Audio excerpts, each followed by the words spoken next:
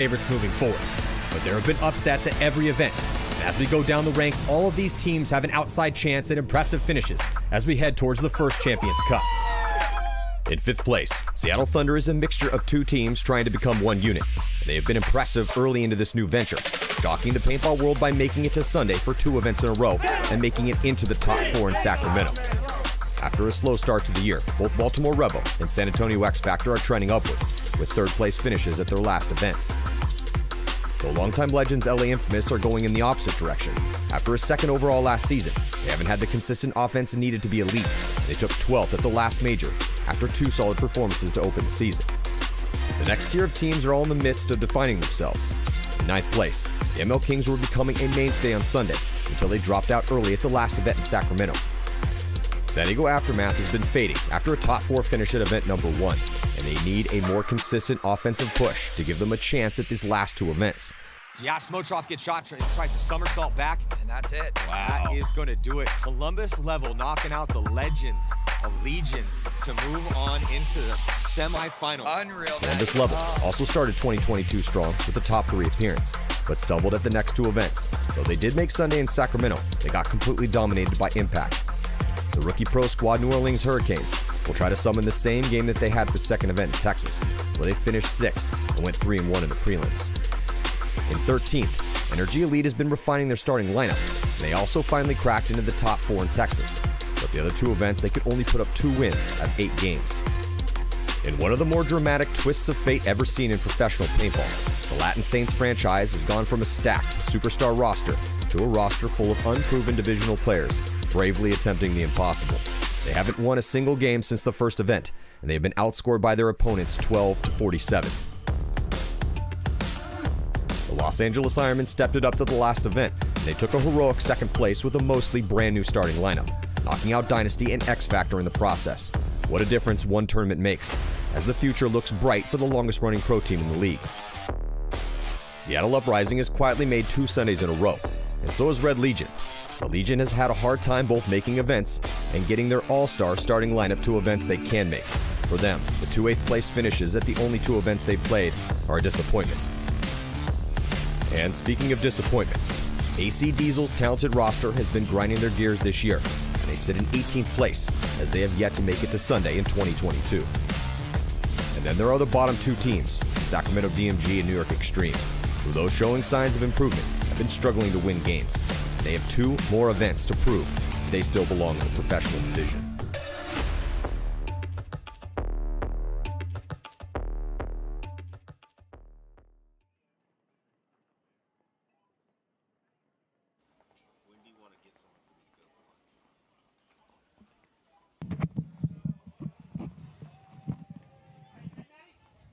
Yep.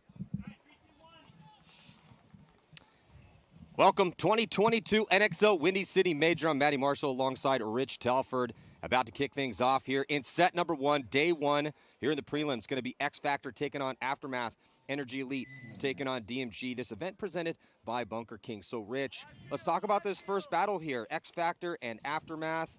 You know, X Factor has really made a push these past couple events. Had a really rough start to the year, but man, past couple has looked really good. Aftermath just trending the opposite way. So big moment for both these 2 teams. Yeah, definitely kind of going opposite directions, right? Aftermath, it's going to be interesting. Obviously, Mike's not here.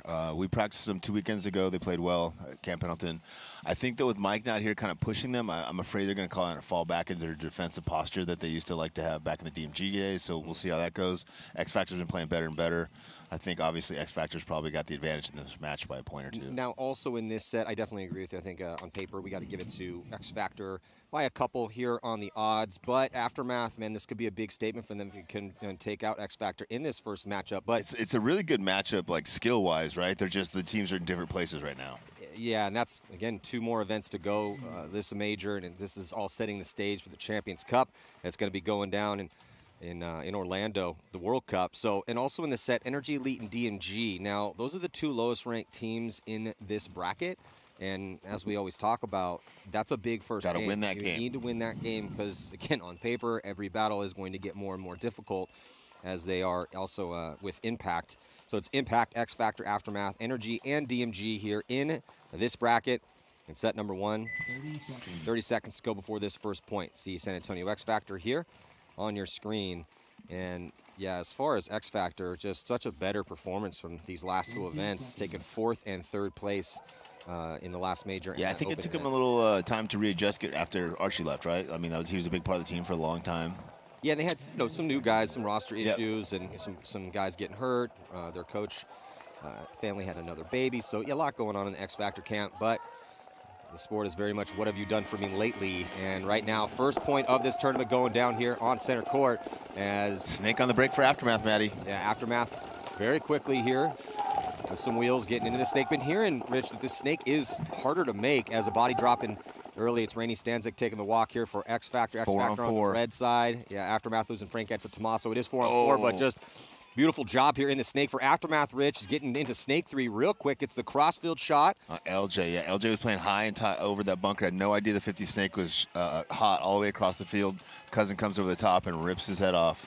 So 4-on-3 advantage here for Aftermath after a big move to the snake on the break. Yeah, Aftermath here seizing the advantage in this snake, and we had talked to a lot of teams and players that felt that the snake side was a little bit more slower developing, and you could see that Parrish maybe thinking, okay, there probably isn't going to be somebody that far up in the snake this quickly in point number 1, but he's probably played a lot of points over there where they haven't been in the snake that quickly. Castro off to the races here, trying to chalk up a couple kills. Ooh, gets eaten up though.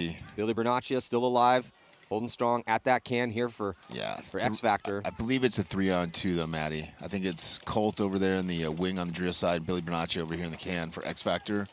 And Aftermath has, I believe, one player in the corner down here, Joe Barrett releasing through the center tower, and one more player in the Drio side. So it's, again, a 3-on-2 advantage for Aftermath. Yeah, it was just Colt Roberts, I believe, in that center. Last player left alive here for X Factor. And point number 1, real good start for San Diego Aftermath. And the knock on Aftermath is all year long has been who's going to step up in the snake. Now, they have had some bright shining lights over there, particularly Hallberg, but what a great first point here for Castro. For sure, yeah, and the question on whether or not you're going to be able to take the snake out of the break has been answered. Yes, you can take it. I think the more the event goes on, the more that shot's going to get dialed in, and the harder it's going to be to take that. I think if you want to take it early in the event, it's probably the time. Yeah, no, that's a great and gutsy play call. So yeah, for sure. I love that play call by Wayne. Yeah, so Wayne Woodruff coming in and coaching Aftermath here for this event. No Mike Kimmin at this event. Now Energy Elite, there on your screen, taking the field, playing against Sacramento DMG. DMG's just been struggling. Now, Energy Elite did make a Sunday, taking the top 4. Their program is really strong. They just don't have a really deep roster, and they don't have a lot of experience. Well, they're and also getting the snake on off the break. Yeah, right different into the run. Snake. Yeah, a little outside and in. Yep. Up for Energy Elite as DMG going to be losing a body early from that center. Energy trying to capitalize on this 4-on-5 situation, taking some ground here on your screen from that red side of the field to kick things off. Yeah, Energy plays consistently well, Matty. They don't come out here and do a lot of superstar stuff, but they play good, solid team ball, and that's why they're able to get the good results that they get.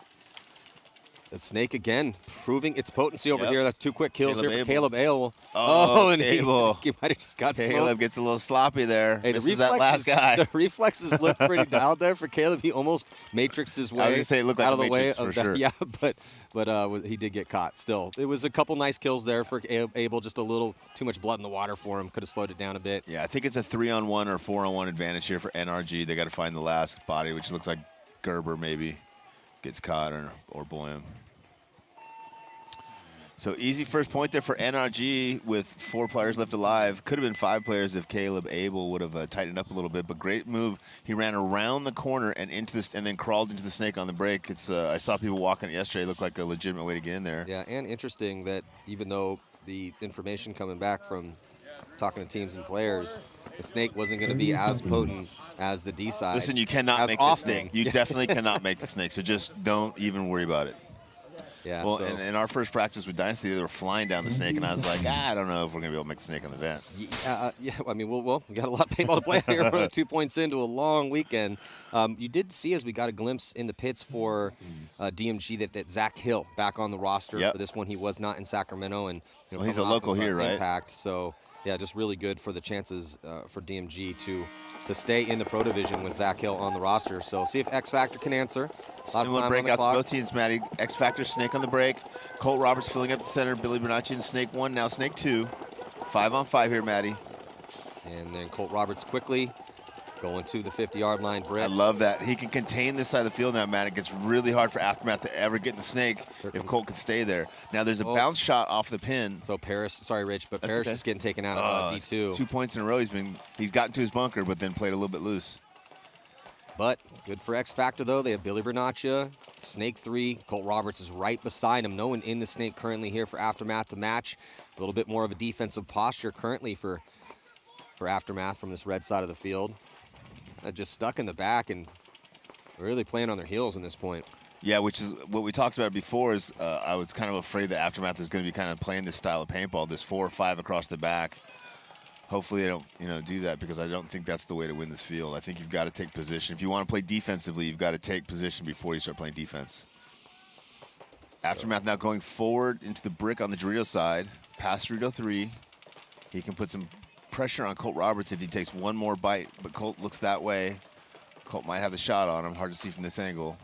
Yeah, beautiful morning here, huh? Yeah, gorgeous morning here in Gaelic Park, a little outside of Chicago, Illinois.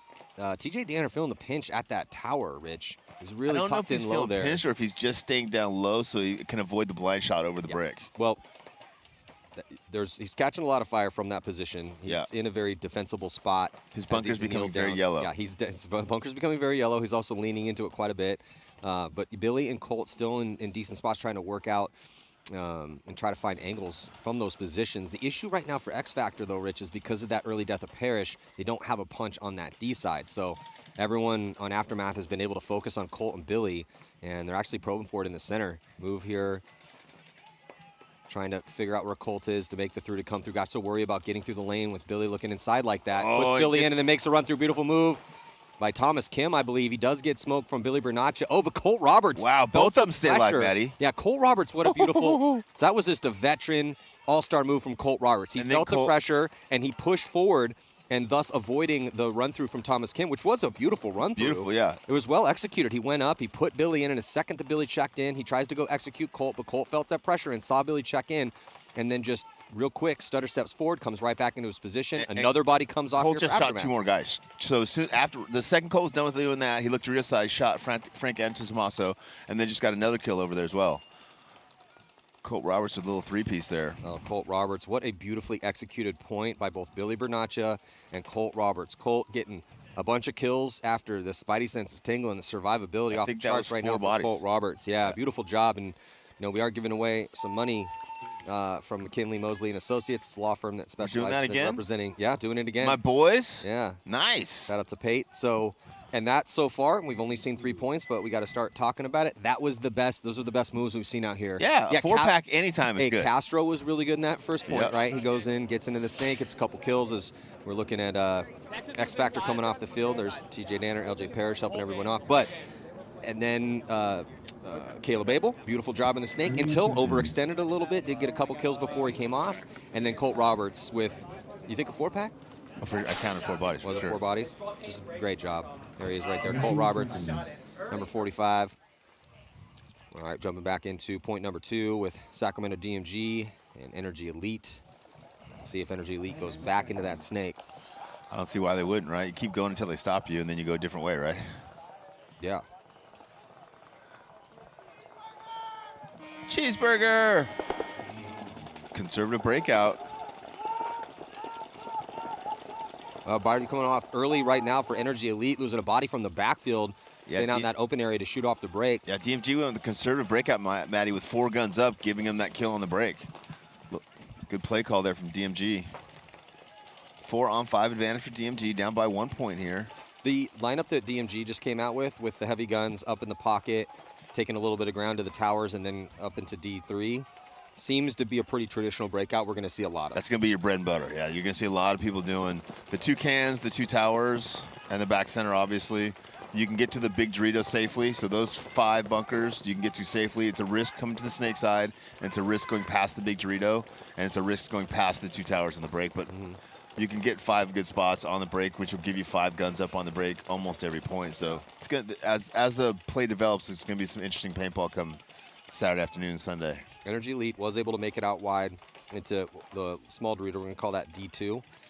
because it's farther away from the start station. Yeah, some people call that the baby, too, because it's the baby Dorito. The baby Dorito. So if you hear baby or Dorito, too, they're probably both talking about the same spot. Yeah, I just tried to use as little paintball jargon as possible because everyone typically has different names for the bunkers. Yeah. You got some similarities, right? So, God bunker's typically the bunker behind the snake. It was kind of unusual. The back center. It was kind of unusual. I was talking to our producer, and he doesn't really get a lot of paintball. Two players left live for energy, and he actually had a good idea, which was kind of a surprise, which was coming up with just universal names for the bunkers. So we call them the same thing. Everybody calls them the same thing. But I mean, look, you as a team, you do, if possible, want to, when you call a code, hope that no one knows what it is. Whereas we will always call it Snake 1, Snake 2. Look at this, though. In the Snake DMG with the legend, the ageless assassin, Shane Howell, with a couple bodies that dropped early for Energy Elite, allowed Sacramento DMG to try to tie this one up. I think Zach Hill going through the middle. With Boyum. So Boyum finishes it off with Hill and Howell. And DMG, a good point job, there. Yeah, if they can survive the breakout, they 5 alive there at the end. So if they can survive the breakout, they can play good points. Well, if you look at the roster and the improvement, you look at the roster. No, I am looking at the roster, Rich. Let's not start getting into it already. Sorry, I'm down. I thought you were telling me to do something. I've had my coffee, man. I'm ready to go. I don't know. Did you have? I'm waiting for my infamous coffee. I'm waiting for my infamous. Yeah. It's the only coffee I'll drink. It is delicious. So the Boyums have both improved greatly. Gerber has also gotten better. Gonzalez is legit. Flies himself over from the East Coast to play with the California team. There's a lot of commitment there. Zach Hill, outstanding, good enough to play on Impact. Yeah, they certainly have the talent they need, right? Yeah. The issue with Tyler Penelio as well, too. Spiegelman, I mean, they have legit talent. They're sitting at 19th overall. It sounds like they're having Extremes at 20th. It's just, do they have enough? Can they get it together quickly? Yeah. They've got the skill, but it sounds like they got a little commitment problem. It sounds like they were having a hard time getting guys to practice and stuff. So they're struggling like, bottom-ranked teams do.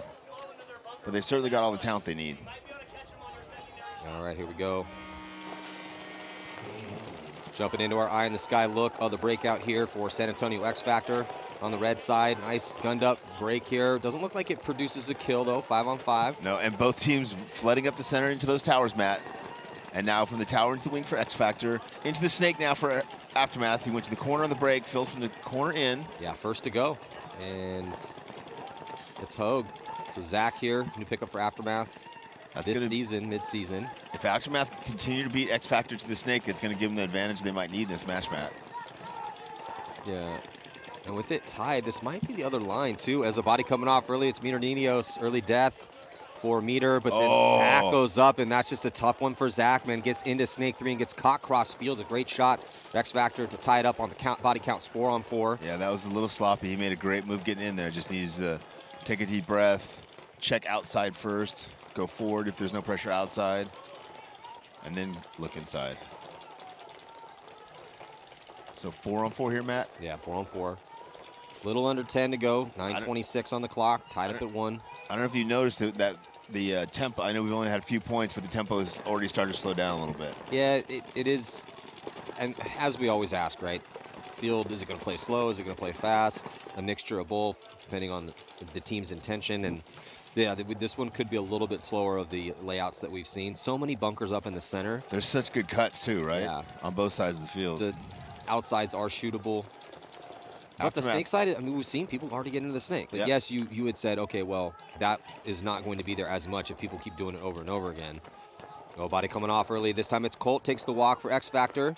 Looking good here for Billy, Aftermath right now as they're up a body. Billy used that as an excuse to get to the corner, Matt. I don't know if you saw that or not. Good move from him. Aftermath moving 2 players up to the center of the field now, Matt, in the center little cube, like the 45-yard. Now the Dorito 45 as well. So Aftermath with 3 bodies up here on the 40-yard line, which, again, is what we think you probably need to do on this field. Now getting to the 50-yard line here for Aftermath on the D side. So center and D side is the strength because of the early death for Hogue. Good read and react, though, is Aftermath going to dive. I think Ramirez in, and it looks like he might be taking the walk. So, yeah, a little bit of a sloppy feel into Snake 1. Good zone control here for X Factor. That does throw away the 1-body advantage. It's now 3-on-3. Problem for Aftermath is that their 3 bodies, though in good position, are very close to each other, and all from center on over to the D side. Yeah, I don't really like that move from Ramirez just because him diving in the snake there kind of puts him head down, and he can't really see very well. Rainey making a big move over there, getting 1, getting 2. Yeah, a little 2-pack here for Rainey Stanzik. And that's going to leave just 1 body. Desperation retreat here for Aftermath as he makes it all the way back into D2. Yeah, it's a 2-on-1. Yep, with Billy Bernacci pushing down the snake side. That was a great move from Rainey. It was. LJ Parrish trying to figure out where this last body is, gunned up, moving forward. And then as soon as Billy Bernacci opens up and gives Parrish the excellent communication, cross field, and that is going to do it. Both bodies left alive here for X Factor to take a 1-point lead with 7 minutes and 20 seconds left to go. Do you want to explain the new start boxes, Matt? In case anyone at home is wondering. You can explain the new start boxes. No, I just asked if you would do it. I know we should get Jason up here. We should. To explain the new. So there's a start box behind the start box to keep you from starting behind the start box. It's a lever. It's very clever. It's a very intricate system. We're in the pits right now with X Factor. Let's listen in. Hey, go around the two. Around the two. They're giving us the round. Hey, don't take the inside. Burrito can. Good communication there from Rainey. Yeah, calm and composed in the pits for a very experienced team. X Factor, legendary squad, champions throughout the years, won lots of tournaments. Past couple seasons been on a bit of a run. Got off to a real slow start this year, but they're looking pretty dialed here. A couple points into event number 4. NRG losing their first player, attacking around the outside of that snake corner again, Matty. It's Caleb Abel, I guess. Yeah, 2 bodies coming off for DMG. Did we get our first penalty of the tournament? They're looking at each other like it is a penalty. Yeah, definitely. Kind of slight finger pointing, and also looks of confusion. Yeah. Shane Howe, Ageless Assassin, making it into Snake 2. Body coming off, though, for Energy Elite from that D side. 3-on-3, Matt.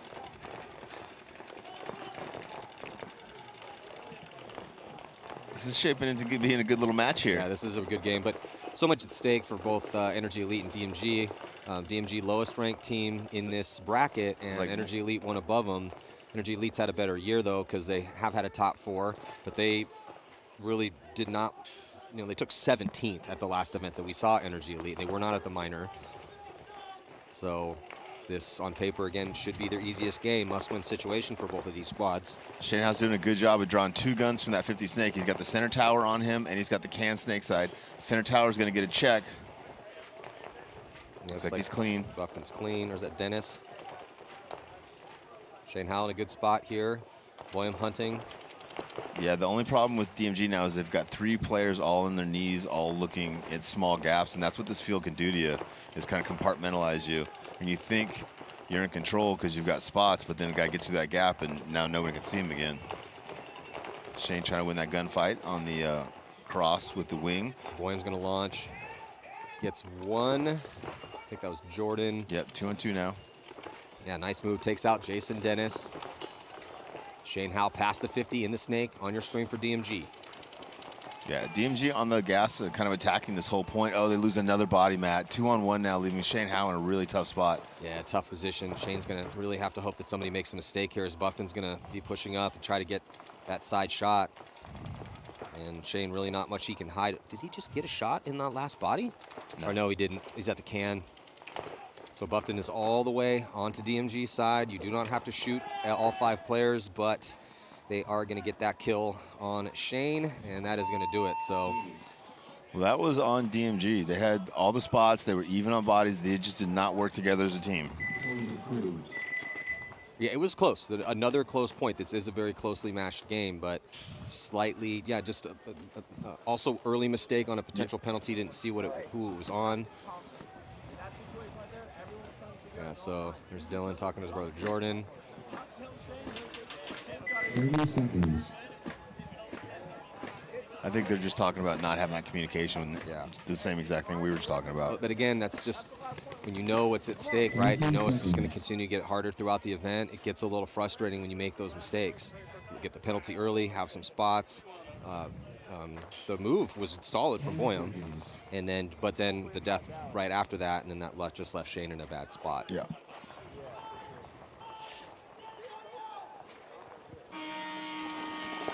X Factor up by 1, 7:20 to go. Huge run for Billy Bernacci, goes out and around the back bunker and ends up getting taken out. Castro again makes the sneak here for Aftermath. Aftermath on the blue side in the red jerseys. I think Anton Malso is gunfighting mightily from D1, trying to move up the field.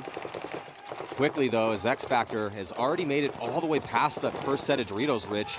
Is that the brick over there? Yeah, he's at that brick, which means he's past the big gap over there on that side, Matt, which means he's kind of free to move up that side of the field at will. Parrish is so fast, so aggressive. Fought for years to improve his game, get good enough to be on a team like the caliber of X Factor, and just loved that pickup. Such an offensive weapon. He's in a real good position. Got TJ Danner finally healthy behind him.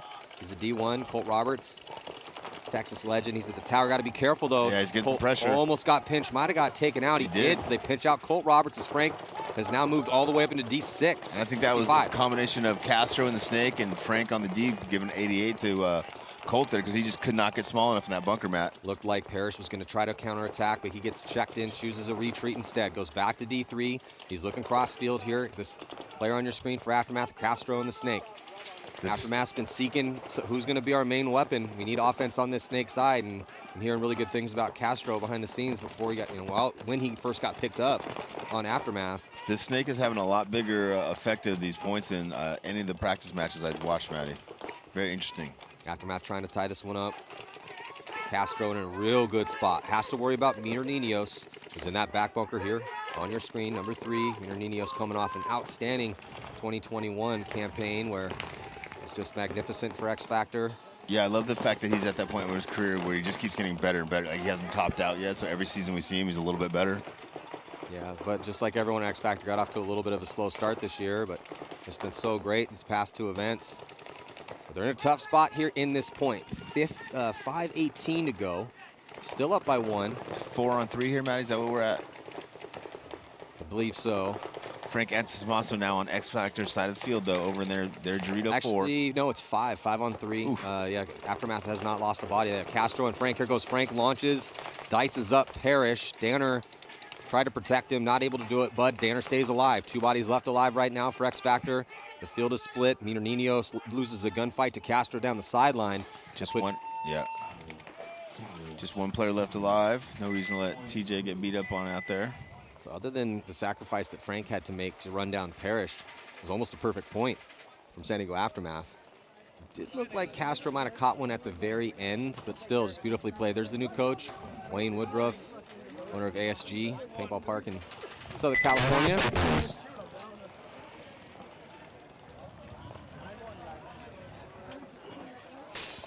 Now, there is a rumor going around, Matt, and you didn't hear this from me, but there's a rumor that we have the head ref mic'd up, and when some crazy things happen on the field, not that anything crazy is going to happen on the field, but if something crazy happens on the field, we might actually get to know what happens. I'm very excited. Something crazy will happen. I'm very excited. It always does. It also, you should probably mic up Jason at some point, too, our commissioner, just so we can hear what all the bad things that people scream at them when they start going their way. I hate you. Right in the snake again with DMG, getting in there early, pushing forward. Energy holding back after losing Caleb Abel on the break last point. 5 on 5 here, Maddie. DMG with a slight advantage, being in the snake first. Energy moving up the center of the field, going to the wing on the Dorito side, looking snake side. They're going to cut down that angle. DMG player getting a check over there on the Dorito side. Yeah, we've seen the potency of the snake. Oh, here comes a flag on DMG. Yeah. Penalty assessed on hit. DMG. It looks like Zach Hill drawing that penalty. Pulls out Boyum. Dylan, I believe, taking the walk. His brother Jordan's still out there. They still have a player in back center, and they still have this body here in the snake with Tyler. So DMG once again kind of shooting themselves in the foot there, Matty, with another penalty. Yeah, minor assessed. DMG, Zach Hill, really giving a big boost here to Energy Elite. Going to be extending this lead to 2 shortly.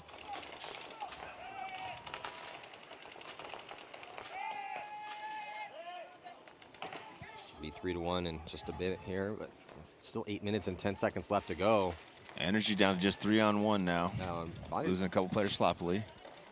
Yeah, need to kind of spread the field out if they can, but it is just one body, so 3 on 1. Yeah, they know it's a 3 on 1, so they're just going to pressure. There he goes.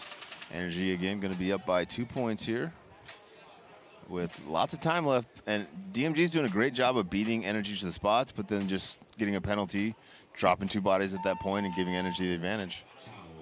Yeah, I mean, they pretty much have been really relatively close points, but just a little bit more constant. I wouldn't say constant, but enough mistakes that it's costing DMG. In the pits now with Energy Elite.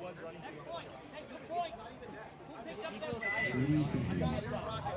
Just a heads up on that, because he was on his, literally dove, came up and ran into his Jason Dennis, veteran, been around for a while. Caleb Abel, Beard. Oh, Bowen. Trying to keep everybody calm, taking some deep breaths, and yeah, like they seem to be working well in the pits together here. They're a really mature team for not being together for that long and not having a lot of veteran guys. They do a really good job on that program. X Factor going with that same 2-1-2 breakout, but releasing up the center with Billy Bernacci this time. Cousins again in the snake, but getting a check. He is clean. Billy sees the check, sees the referee check him now. He's in a position now. If Cousin goes around, Billy's got that shot on him, Matt. He can shoot down the outside of that wing there and catch Cousin trying to go forward. Billy definitely knows he's there and he's looking for him.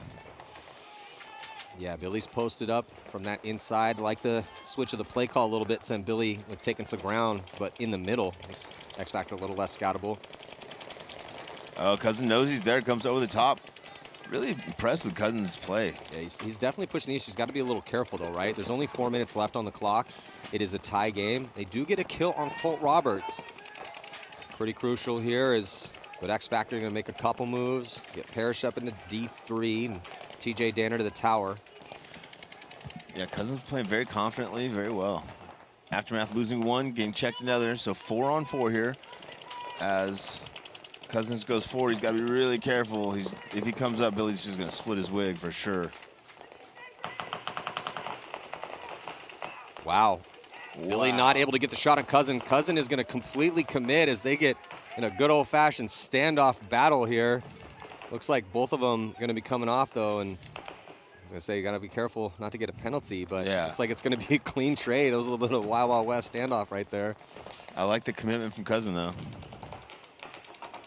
He was very committed to making sure. Yeah. But Billy was like, wow, kid, you really just going to... Are you kidding me? You're not going to go in. Do you know who I am? You're not going to go in. I'm Bill Bernacci. All right, we can do this. Hallberg with a really good fill out to the snake corner for Aftermath. Aftermath with 3 players left alive. 1 here in the corner, 2 on the Drio side. X Factor pushing the issue, though, after they got the thorn on their side. Cousin taking the walk for Aftermath, and now the past the 50-yard line with here with Parrish. Joe taking the walk. LJ going to finish this one off, so nicely executed finish by Rainey Stanzik. Parrish and TJ Danner, consummate survivor, is always in there. Very seldom do we say the words, oh, there goes TJ Danner with an early death. You don't really hear that too much. Nope. But yeah, Parrish is looking good on the D side, and good to see Rainey back and healthy. Yeah, I loved him filling in that snake. Let's get a look at this replay. You can see Billy Bernacci, Cousin completely commits, leaning in. Obviously, Castro telegraphing his move with making that bunker lean so much. But Billy trying to stay alive and get the crisp kill on Castro, but then he eventually has to totally commit too. Trying to get the penalty, looking around, see if the ref can make the call. He was just trying to ride or die with it. Yeah, Billy literally just said, yeah, he's just trying to ride or die. Let's listen in. 10 seconds. Somebody else ended up Superman. Energy on the left, DMG on the right. Energy up by 2. DMG struggling the last 2 points with penalties. They've been taking the spots that they need to take in order to win the points, but unfortunately getting penalties. Energy now snake on the break, crawling right to the 50. I don't think DMG has any IDs in there. Oh, Hal's going to come off. Oh, they know he's in there now. So, a couple deaths here for DMG. Not looking good. Down to 3 bodies. 7 minutes on the clock. They're down by 2. Just too many mistakes right now, Rich. Yeah, and now Caleb Abel is on DMG's side of the snake, doing some work, catching another one. That's 2 kills for him so far. Oh, that's not Abel, that's Bowen, I think.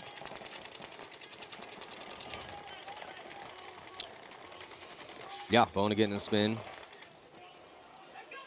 I mean, Energy is going to be, we talked to their owner, Alan, and he had said that they would mostly be running with a starting 5. But that they have a pretty deep roster. 5/6. Or 6. Yeah, 5/6. Obviously, only 5 can take the field at one time, but If you're a quitter. so it also good. It looked like that was Weaver that, even though they had a pretty dominant point out there, won that one pretty convincingly and easily, still having discussions about tactics. not just patting each other on the back. No, Hey, great I mean, job, guys. We're up by 3. So important, Matt. It's good that you bring that up because it's one thing that the teams need to work on is constantly refining what's working, right? Every time they go out and get another look, if they're not getting new information and sharing that information with each other, they're not improving. So although they might be a little bit better, the other teams are a lot more better. So you got to really have those conversations, and you see the really top-level teams and the top-level players always having those conversations. Sometimes, almost too much, but super important. The low-ranking teams, oftentimes you'll just see them walk off the field, kind of yell at each other a little bit, fill up their pods, and go back on the field without making the adjustments. Aftermath, again, big bite Snake on the break, but he gets caught this time, Matt. Oh, and so does Billy Bernaccia, so 4-on-4 with both Snake players taking a walk early. I think you're going to see more and more of that. Yeah, they're both risking it, both teams trying to send bodies into that. Snake off the break with Castro and Bernaccia, but a couple times now they've been picked off. But when they've gotten in there, the payoff's been big, right? It has been pretty decent risk versus reward in this Snake so far in set 1. X Factor with a 1-point lead, 2 minutes and 15 seconds left, and it looks like a penalty going to be assessed on Joe Barrett. Number 50 there for Aftermath. That pulls off Frank Anson Tomaso. There goes Thomas Kim. He takes the walk, and Hallberg runs out to his death. They need to concede this point immediately here. Yeah. They're squandering precious seconds. But all those guys died so fast that it's going to put him down by 2. Yeah, they're yelling at Erickson to blow the horn. So definitely wasting a few, I'd say maybe a good 5-6 seconds there. Because now they're going to be down by 2. Under 2 minutes to go. It's a tough order. X-Factor's going to spread the field, lock it up. Put a lot of pressure on Cousins to get down that Snake. Shoot, Cole. Let's walk and go, yeah? Let's walk and go. Come on. 30 seconds. And at the start of this game, Rich, we had discussed that both agreed that we felt with the way things have been looking that if, gun to our head, who do you got? Well, I'm going to take X Factor by a couple. Yep. Sure enough, 2 minutes left. It's X Factor up by 2. So, but this is just our question to Aftermath. Okay, guys, you have your roster's great. You guys have been working really, really hard this year, but X Factor is back after a couple stumbles early on. What do you got, right? Well, and do you have enough offense? Right, and Aftermath doesn't look bad. No, I mean, they're doing all the stuff they need to do. They're just a little bit off. And in this bracket, again, it's Aftermath. Well, first is Impact. They're the #1 ranked team in the bracket. Then X Factor. Then Aftermath, Energy, and DMG. Still a lot of paintball to go, and Ryan Brand, coach. Some of the best hair in the game. What do you mean some of the best hair in the game? I got you, Ryan. Gotta kill people. Matt's just They're gonna jealous. play into our hand, right? 30 seconds. Very jealous. He was trying to get his wife to shave his baby's head just so he's like, all the Marshall men are bald. Like, no. Poor little kid. 20 seconds. I don't know. I mean, my dad had some pretty good hair for a while. For a while. He's really old now, so. Yeah, I mean, for 70 years. See if DMG can mount some offense without some penalties, Matty. Yeah, they've definitely started to leak in a little bit with the penalties for DMG. So if they can play clean. More time left in this one, though, so they have some time. They can clean it up and mount some consistent offense with 6 minutes and 40 seconds left to go, down by 3. They do risk a body to this Snake, but he's going to take the walk. Here comes a couple secondary moves forward. Went into the wedge for DMG. They do shoot a body. 4-on-4. Shot in on one of the players for Energy Elite. I think that's Dennis taking the walk. Energy Elite in very defensive positions, Matt, with 3 players in the 2 cans in the back and 1 player in the Dorito. DMG moving up the center of the field, now the Dorito side of the field. Energy's up by 3 points, just trying to sit on their lead, grind this up. DMG dropping another player, Matt. Yeah, and they know the count. You can hear kill 2 being called by Energy Elites. They know there's just 3 bodies left alive for DMG. Yeah, it's nice when you're on the opposing side because when you shoot a bad guy, he has to walk past you to get to his pit, so your count's real accurate. If it's not, your communication field awareness is horrible. Both teams communicating well, and again, Energy is not looking to score any points here, Matt, right? They've got 4 bodies alive. They're in good defensive positions. Yeah. They want to grind up as much of this 5 minutes and 40 seconds as they can. Yeah, take the point if it comes, right? Obviously, but you can just see their body language in, like you said, no hurry. They're up on bodies. They have a good, decent cushion of a lead, 3-point lead already. And it's great to be able to do this. Switch from offense to defense. Now take the time to really learn your shots, really dial in your communication, have a long, slow point. Let the 1 or 2 guys that are in the pit on the line rest a little bit. Let your pit crew guys kind of catch up. Then if you lose this point, you come back and play a fast point again. But if not, you've just eaten up 2 or 3 minutes and won a point. Huge advantage. Oh, DMG now moving forward on the Dorito side of the field. Yeah, Zach Hill down bodies, trying to go into the guns Yeah, he put a lot of pressure on that cross tower. He just didn't get the kill. Well, maybe he did. Running referee coming in to check out Buffton. Looks like he's still clean. There's Jordan's past the 50 here. Or no, so Jordan is at that. Dylan's past the 50. Jordan's at the wedge. There's Boyams everywhere. Lots of Boyams. They're in some good spots to help protect Zach. Bill is past the 50 here, really putting a lot of pressure. Finally gets that shot on Buffton. Energy burns another minute off the clock, though. Yeah, I mean, you're right, Rich. If they could just, even if, look, I know this would be a great point for the confidence of DMG and help their spread, winning a low body point, and they are in good spots to do it. But if Energy with the 2-point lead could burn another minute off and then come back and win this next one, it would be okay. Yep. Down to 4 minutes left. And Energy has no pressure here, right? They're up by 3 points. Clock is ticking. They're very confident that they can go out and beat DMG if they play aggressive point. So they're just sitting back, talking it up, shooting their guns, locking the lanes down. DMG's got to figure out how to get past this cross. Yeah, and DMG needing 3 just to tie. Really is going to have to start hitting that gas pedal and take some risks shortly here. Yeah, I think that boat may have sailed. Yeah, I mean, they already have been taking risks. The fact that they are down to the 3, it was 3 on 5 for a bit. Now I believe 3 on 4, 3 on 3. Actually, it's 3 on 3. Here comes a big run through from Boyam. Gets 1, not able to get 2. Doesn't draw a penalty, but then Zach Hill eats up another body. 2 on 1. They know exactly where he is. Caleb rolls out snake side. Caleb goes a little too far, gets caught. DMG going to win this point with 3 minutes left, down by 2. Yeah, that was a well-executed low body situation. Great job by Zach Hill to get things going on that D side, and that's why he's getting paid. Yeah. And then well-executed by both Boyam brothers. And not to be critical, right, because you're right, that was executed perfectly. I feel like they could have done that a minute and 30 sooner, right? They were in those 3 positions for a long, long time. Yeah, I mean, I understand what you're saying, but I just think that knowing you absolutely have to win that first one to even have a chance with the comeback, and they'd still have 2-ish minutes left to score 2 points, so they got to do it again. It was well executed. They did it safely. Oh, yeah, they did it as safe as they could have. I mean, obviously, still was risky to win a low body situation running the guns. They were posted up shooting lanes, but 10 seconds. different scenario here. Well, it is a 2-point spread. How much time is left? About to find out. San Antonio X Factor taking on Aftermath. Aftermath going pretty heavy guns, streaking bodies out wide here on the breakout. And yeah, just 1 minute and 51 seconds left. Is Aftermath going to run into some guns? They do lose Frank Antetomaso with the run out wide on the D side. They don't shoot anybody. It's 5 on 4 in favor of X Factor. I like that move. Aftermath to the big brick on snake side. I don't know if X Factor knows he's in there or not. He can shut down the Dreer side of the field from there. But again, Aftermath going forward into defensive positions doesn't really make sense when you're down by 2 points with less than 2 minutes, right? They've got Joe and not sure who else. Hallberg's at the 50, and he's looking for it. His body language tells me he wants to try to continue to improve his position. He's wrapping around. He's trying to create some sort of offense, but eventually, at a certain moment, you need 2 to tie. You just have to put a guy in to make a move, right?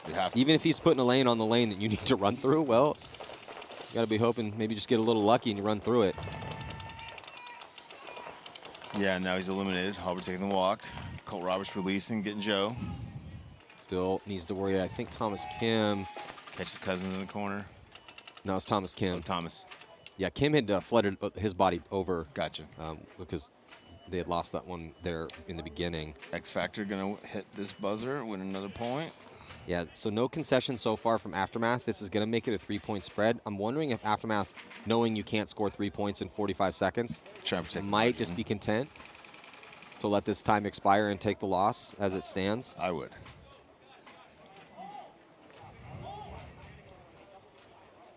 I think looks like they're talking about it right now. If they haven't done it yet, then they probably should just let the time expire. Take the 3-point loss. Base.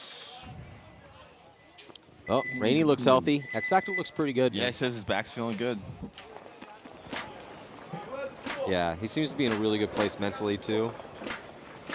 And that's dangerous for the rest of the league because Rainey is healthy and focused. He is one of the greatest out there. Yeah, such a big asset to any team. Yeah, and if you guys haven't heard, we got an all-star game. What? Team Martinez versus Team Brettauer going down Sunday afternoon here in Chicago. Snap. Yeah, and Hormesis putting up $5,000 for the MVP of the all-star game. Don't be modest. Tell him who else The is putting up another rumor five. is true. Rich Telford come in with a big fat $10,000 check. Yeah, and we also have a courtesy of McKinley Mosley and Associates, a law firm that specializes in representing businesses and individuals in claims against insurance companies. Right now, Colt Roberts is in the lead. Oh, DMG taking a flag. Minor penalty. Going to be kind of academic. Less than 3 minutes, down by 2.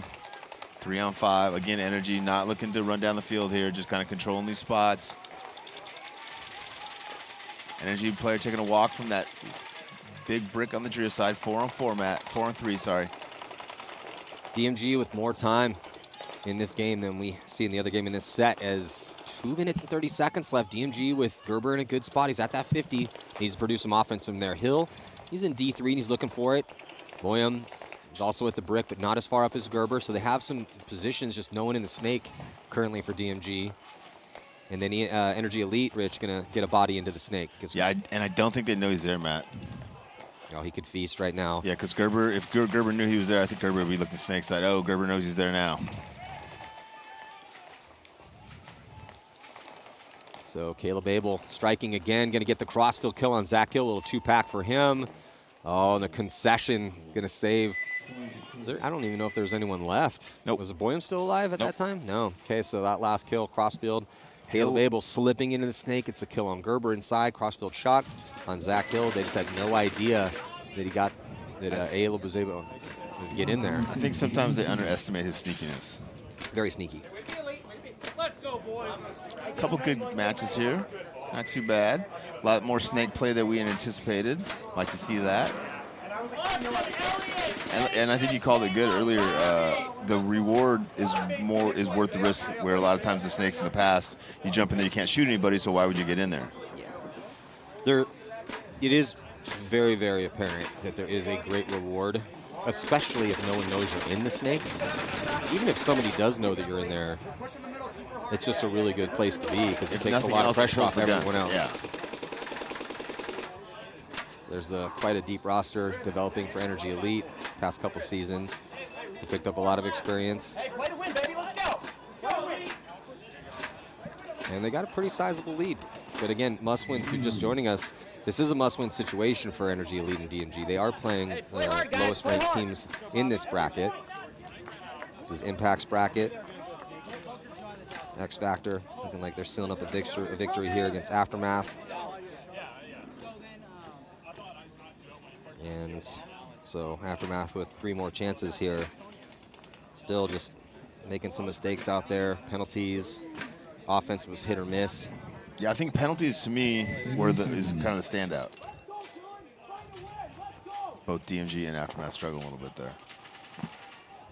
It was interesting because when we started out set number 1, didn't see any penalties for maybe 3-4 points, and then all of a sudden they started coming, one every single point. Look for a full send for DMG.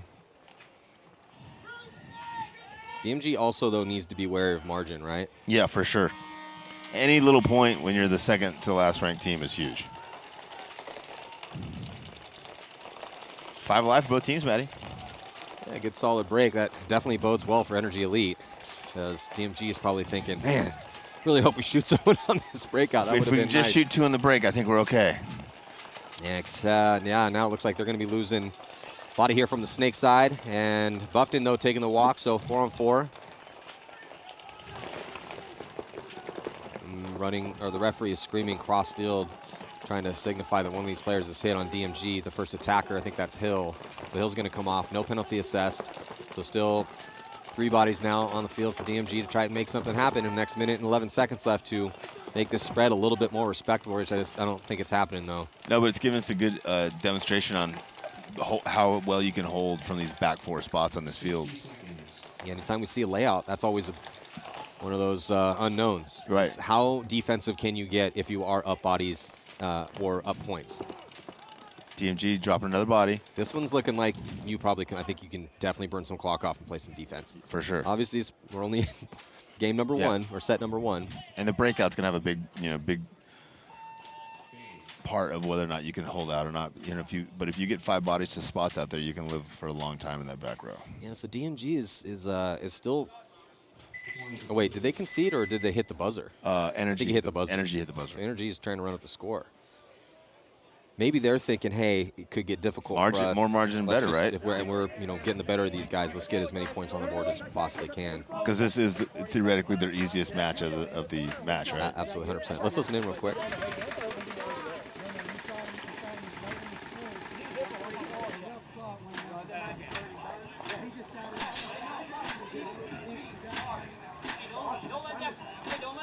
Next point, guys. Careful for this shit. Careful for this shit, guys. Hey, I enter down, please. John, Kyle, Jason, Elliot, Austin.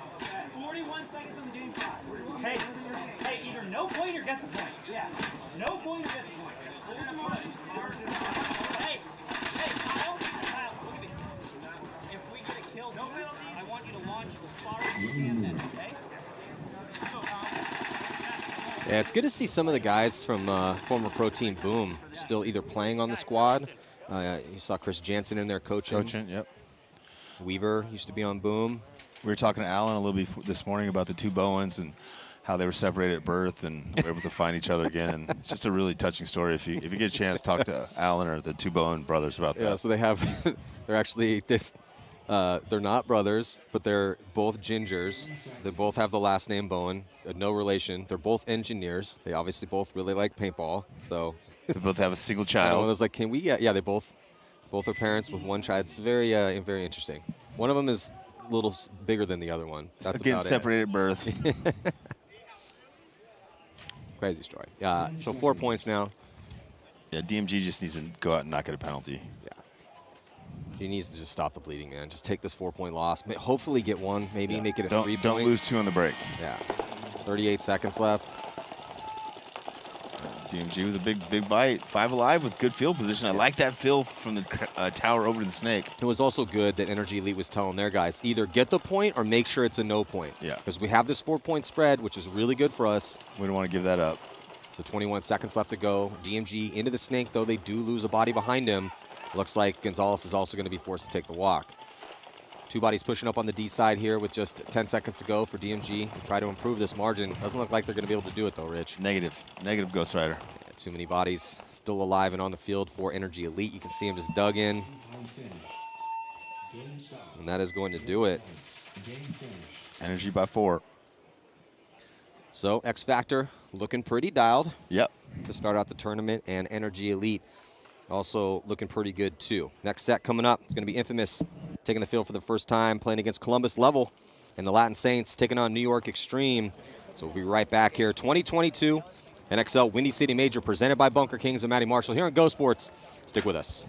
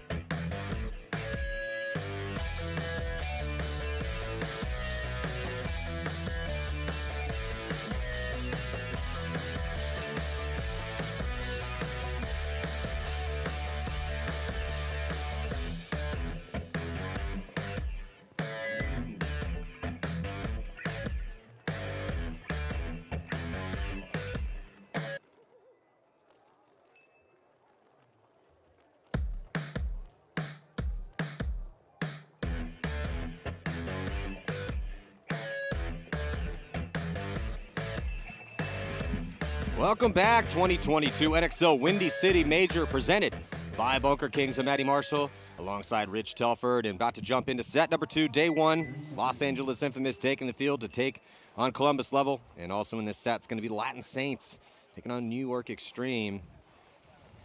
Infamous Level, what do you think, Rich? Level, kind of a little hit or miss this year, 3rd and then a 7th, but also a 14th and 18th in the middle, so just don't know what we're going to get with Level. I feel like they do well, though, when they come off of a practice against Heat. And I believe they were practicing against Heat for this event. So that's the secret. I wasn't supposed to tell anybody that, but I think that is cat's out of the bag. Jumping into point number 1 here is Level. Snake on the break. Now they get Danny Schonauer right into the snake. Level starting from the blue side, but matching that, Los Angeles Infamous.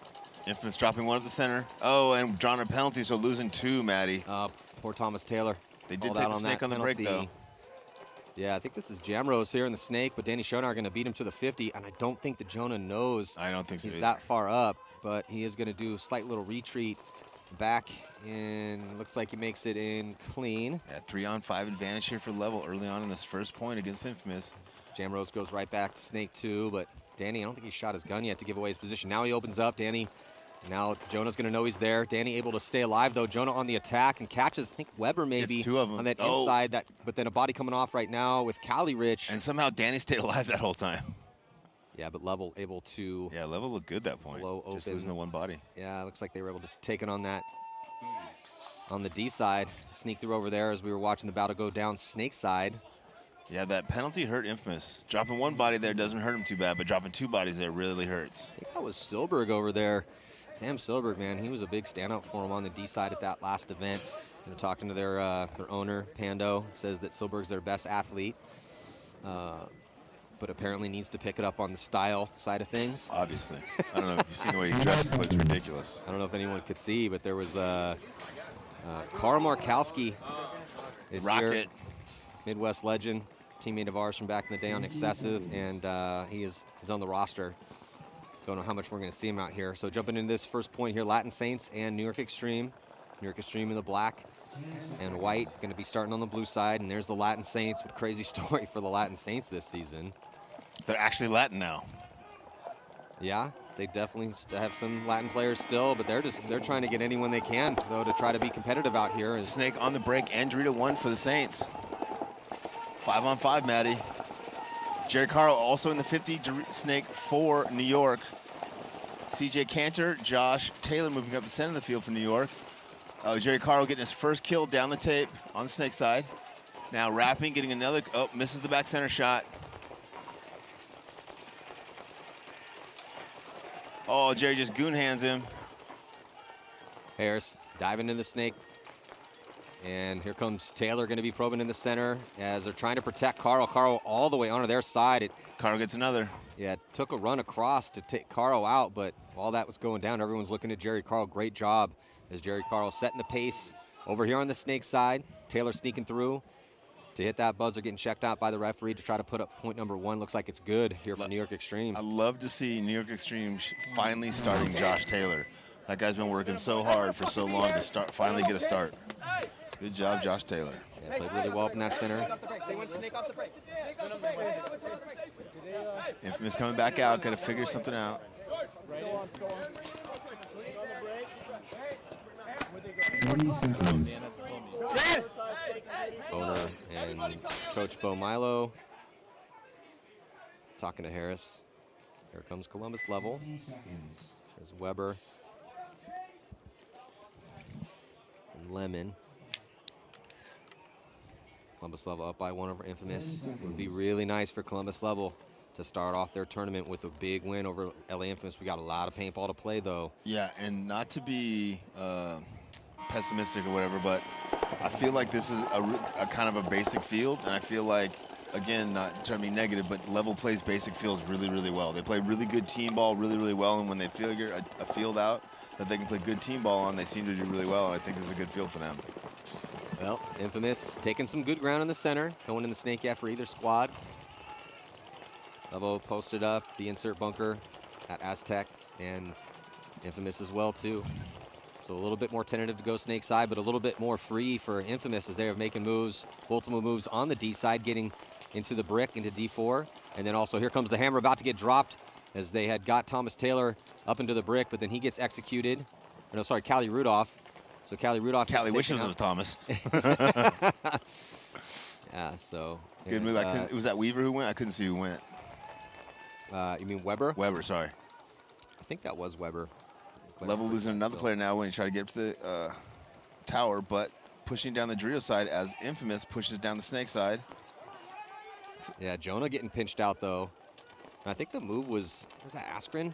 Level loses their Snake player. I mean, Dorito player at the same time, but big bite over here on the Snake side, Maddie. Yeah, Danny goes all the way Danny past goes him, but he all the doesn't way know where these past. bodies are, or he would have already shot player in the center here. Now he's going to get that free kill. But the D side completely blown open, so it's going to be a race to the buzzer. Who's going to get there first? He doesn't know. Cody's just walking. Yeah, Cody has no idea that. Did he just get that free kill as well there? He did. And he did. So nice job. Danny Schonauer is going to steal the second point here. Oh my God. What an amazing performance. Field awareness and body count, man. You have to know the body count. He got a little lucky. Yeah, 100%. Hey, man, better be lucky than good. Oh, and twice on I'll Sunday. ride lucky to the bank all the way. Yeah, my favorite horse. Yeah, so Danny, yeah, he definitely was. He had the good sense of that he needed to be pushing into the Snake. Saw that first buddy come off, had no idea where that Infamous player was in the center. Got the kill on him. I think it was Askren that had the move to kind of start things off to bunker out Callie. Yeah, it was. There's Askren on your screen. I love the fact it's 1-on-2. The last thing you ever think that dude's going to do is run forward, dive in the Snake, and crawl past you. And when you do that and you're unpredictable, sometimes it really works out well for you. That is definitely one that Infamous is going to want back. Looks like New York's running that same lineup. Yeah, Taylor getting the start again. Caro, Harris. Who's going up the center? Is that Cantor? Saints with a new coach for this event, Michael Gilbert. They lose the body. Saints losing the body, trying to get into the Snake off the break. But Saints do get penetration on that Dorito side early, Matt, and they get past that big gap over there, which is so important early on. Harris Hussein playing the back center for New York there. Just standing up over the top. Should probably look for an opportunity to move out of that bunker into that tower. Saints in pretty good field position on that D side, getting to the brick. Yeah, they got 3 in the back, 1 pushing in that D side. CJ Cannon shooting the cross shot, trying to keep him from going forward. Harris Hussein finally getting out of that back center. That'll give him some better shots over here now that he's in the can, Snake side. CJ Cannon wheeling and dealing up in the middle, trying to put that cube in. Oh, Harris taking a big bite, going after that Snake horn. Did not need to do that. Had Jared Caro in the attack position. Goes for the superstar move and gets shot. Now they have going from a 5-on-4 advantage to a 4-on-4. 4-on-4, 13-12. Neither team with great field position. Currently a little bit better for Extreme, but Saints are going to improve their position and get up another bunker in that center. I like that now that the Saints guys are moving out of the back line and moving forward on it to attack. Yeah, so, but to the 50 with CJ here for New York Extreme. And to the 50 on the D side as well, too. Tackle retreat for the Saints isn't going to work. Yeah, they need Jerry Carney to get in the Snake for New York. Losing Harris Hussein early hurt him. Put him back in a disadvantage. We'll see if Jerry can make up for that. Oh, Saints flying down the Dorito side of the field. Yeah, desperation run. Didn't make it. He did get one. Got to be careful not to get a penalty. Did he get shot on McLean? Looks like he did. Yeah, Josh Taylor picked him up, though. So it's 3-on-2 or 3-on-3 now, Matt? I see 3 New York. I see 2 Saints for sure. Where's the third for New York? I see the 2 in the center. Yeah, and I don't think there's anyone on the Snake. Okay, no. So Jerry must have got shot at the Snake then. So it's just a 2-on-2. Oh, Saints are looking good here.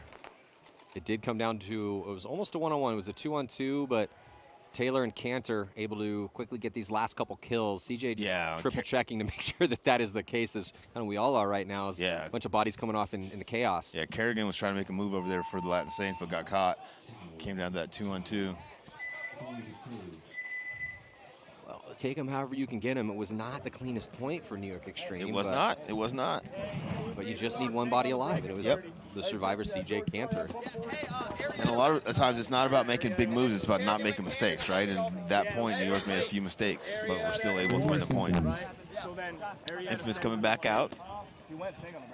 They played there another point against Level. Level's been looking almost unbeatable these first 2 points. Just not making any mistakes out there. Obviously having a big point that last game, going down the Snake side. I do, but But if it's ice the floor, I can play the outside of the White House. 10 seconds. So I want to bait him. Level Let's go, Level! getting both some skill and some luck in that last one here. It's a powerful combination. Yeah, it really is. Infamous going hard 3 Dorito side, Maddie. That's a very different breakout, leaving nobody in the back center. I like that. Yeah, heavy aggressive breakout here, and not a lot of guns off the break for Infamous. Snake on the break again for Level, Matt. Infamous does lose that body going to D2. And yeah, and it's right into the Snake again for Level. It's 5-on-4. Little stumble for Silberg as he scurries into D4, makes it, or D5, makes it clean. That 40-yard line. When the Level player got into the Snake very early on the break, but has been playing kind of defensively, sitting back here in Snake 2 where there's not really any shots. I think he's just kind of getting there to stay alive and slow this point down a little bit. Not really looking forward to going forward and getting damage.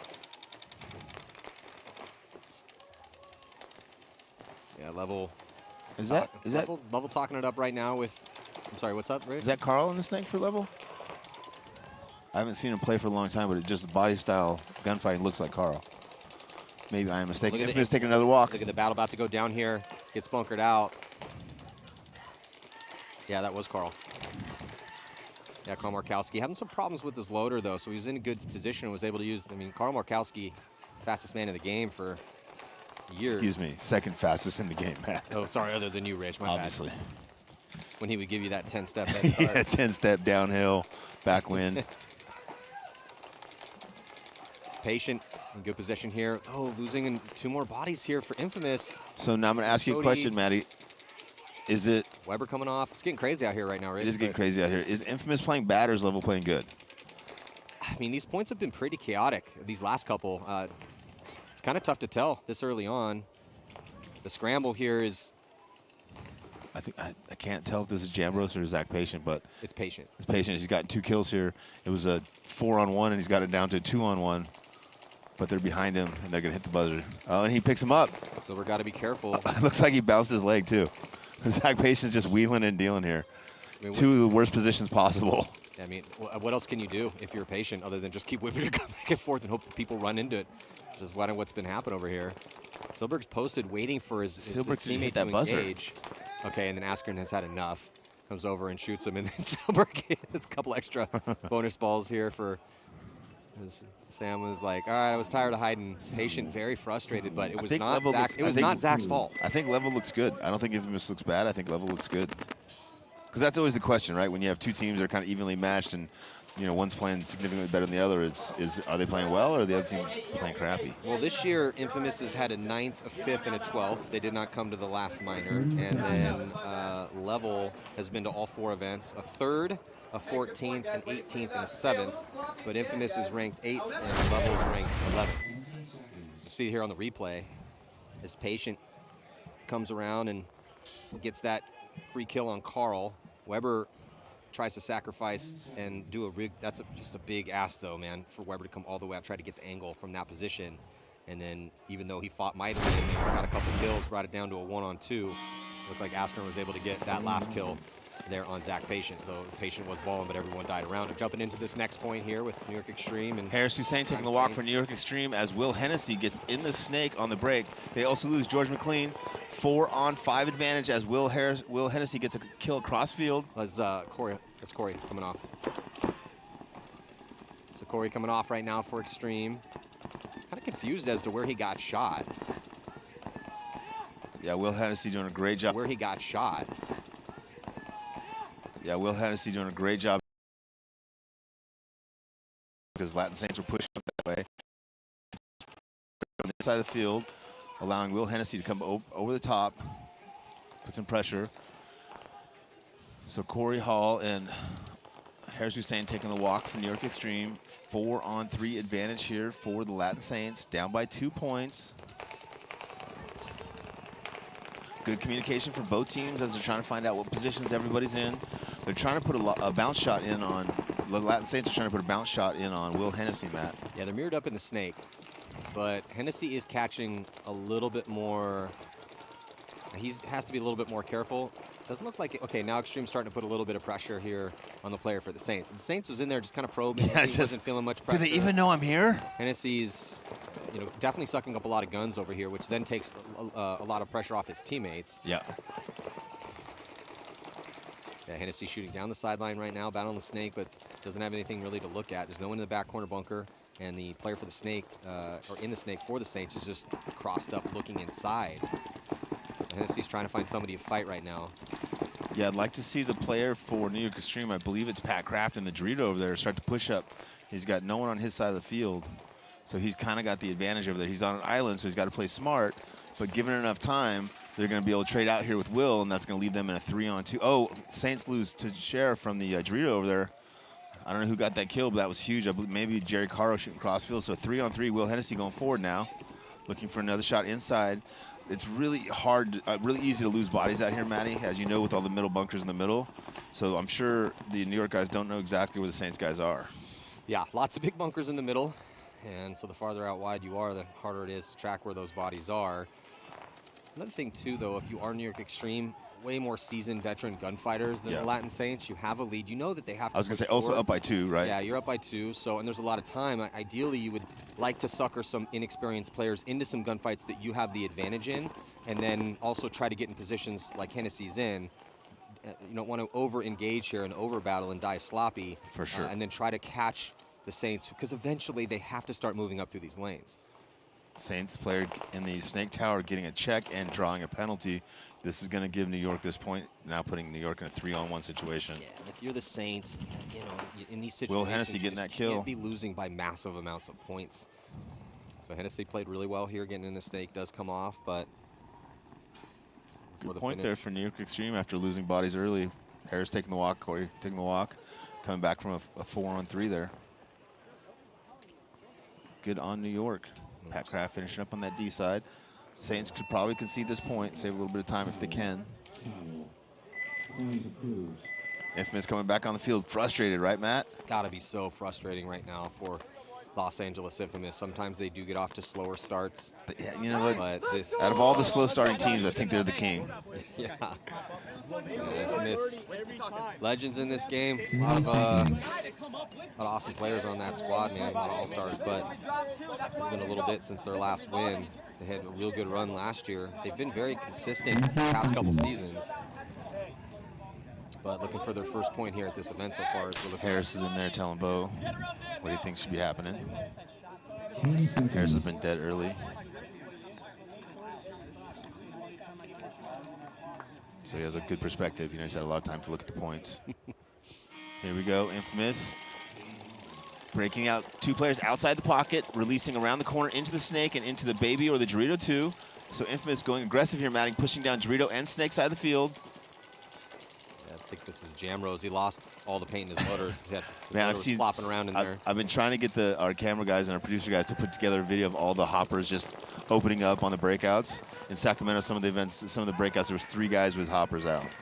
Real good field position again for Columbus Level. This time on the D side, they make the snake early, and they get to snake 1, and then they're very quickly into the 50-yard line. Exactly what we talk about, Matt, right? Like you can zone this field up if you take a little real estate off the break, right? If you take a few spots, get in those spots, you can definitely lock this field down. It's hard to do from the back line, but man, if you get to the 2nd or 3rd line, it gets much easier. Jamrose is trying to explore him. He's going back and forth from snake 1 to snake 2. Well, there's a really lot of time anyone left to shoot at from this position. Yeah, there's definitely a lot of time left. So they're not, 12. yeah, they're not panicking, right? Oh, look, Jammer's going to start throwing bunkers around or pods around, trying to get someone to come get him. That might work. I like the way Infamous has 1 player here in the snake and then 1 behind him in the corner. I believe it's Callie Rudolph in the safety in the corner there, so that Jambros can go forward, clear out if he needs to, and then Callie can roll right back in there and eat up that real estate. He's doing great at communicating back there. Big voice on Callie. Yeah, I love the 5 spots that Infamous is in. Offensively and defensively, they're probably in the 5 best spots on the field. Yeah, this is certainly where you want to be.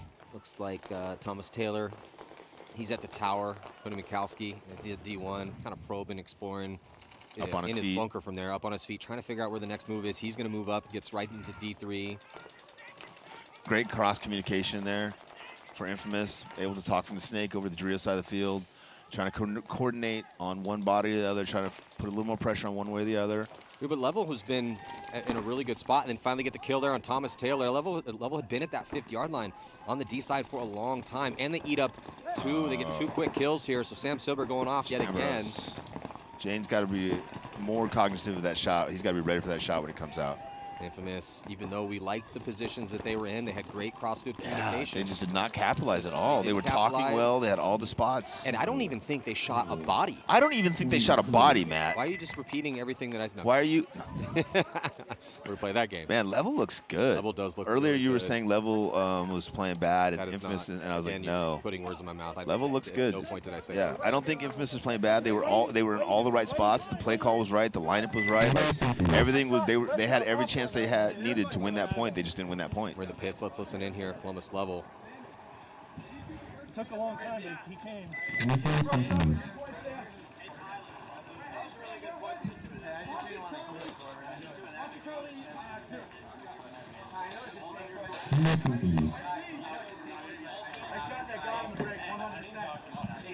Latin Saints coming back out with New York Extreme.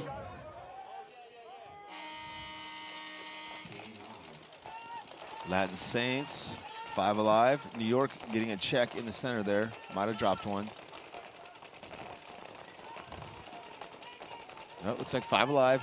Big point for Latin Saints right now. Yeah, Rich. Latin Saints doing a good job of getting the 2 players to the center 2 towers there.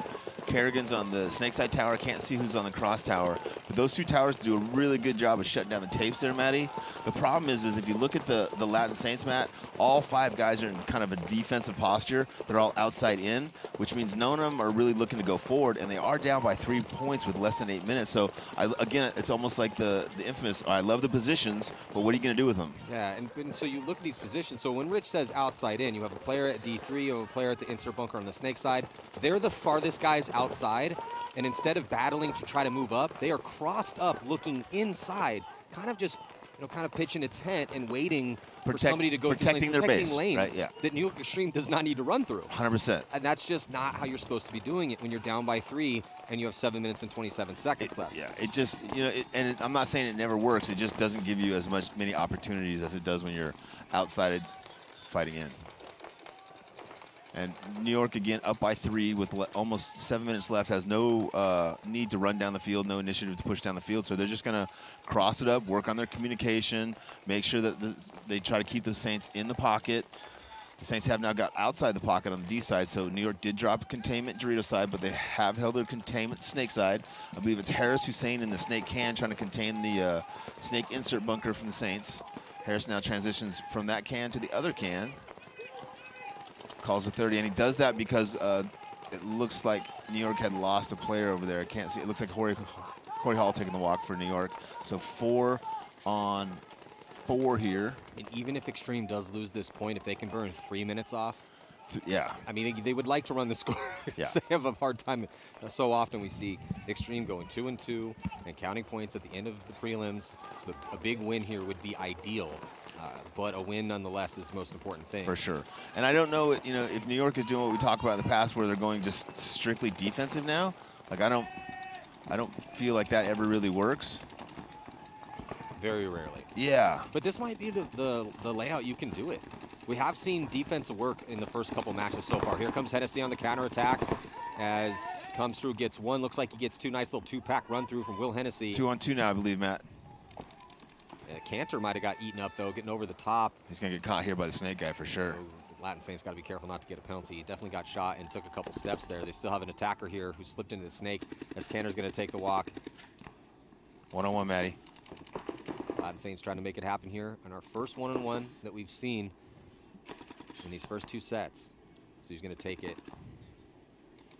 Is that Harris? Yep. Yeah, so Harris Hussein. Can't see who this is because it doesn't look like any of the Latin Saints players have their names on their backs. No. And Harris is actually a really, really good one-on-one gunfighter. He's a great gunfighter, man. He can't move as well as obviously some of the other guys, but one-on-one gunfighting, he's really strong. Yeah, Harris, he's a hell of a gunfighter, and though he's not the smallest guy, his timing is really good. That's why he's able to play at this level. He's got to be careful, though, as he's lost him. He's just going to dig it, got to head check that. And the Latin Saints going to outplay Harris Hussein here. Got to keep that head on a swivel when you're in a one-on-one. I mean, I like the moves that Harris was making, but if you are trying to make the guy lose you, right, that's always the game plan in a one-on-one. You try to make the proactive moves and then have your opponent lose you. He doesn't know where you are. But I bet he has an excuse why he lost that one-on-one. I bet you $1. That's going to be one that Harris Hussein wants to get back. But they did burn a lot of clock off. Yeah, they did burn a couple minutes. Also, first 100 customers. Use the promo code gosports10. I've seen those bags. They're nice. Bags, they really are. Yeah. Yeah, Travis, don't leave any of those laying around because I will definitely snag one of those. I know. Be careful. They are a sponsor, but just behind the scenes when we're just hanging out, everyone loves those. Yeah. They should bring them up here so we can display them on camera. They should bring 2 of each of them so we can display them carefully. That would be great. Yes, we would love some display bags, quote-unquote display, a.k.a. going to be my bag. In yeah, that's how we're going to display them at the airports, you need a new bag. At the events.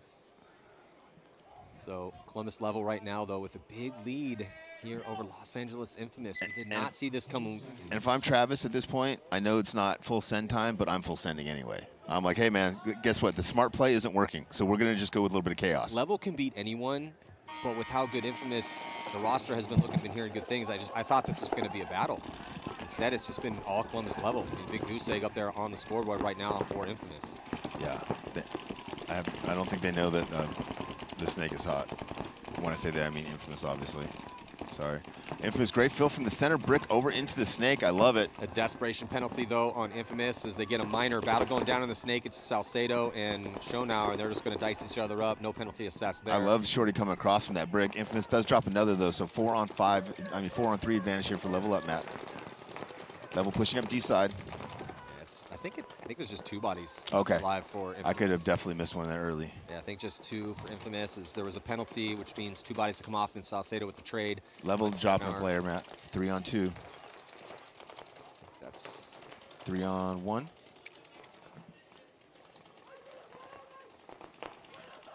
Infamous forced to still attack, even though they have only 1 player left alive over there, being down by 4 points with just under 7 minutes left in this match. Well, it's Mr. Consistent, Weber.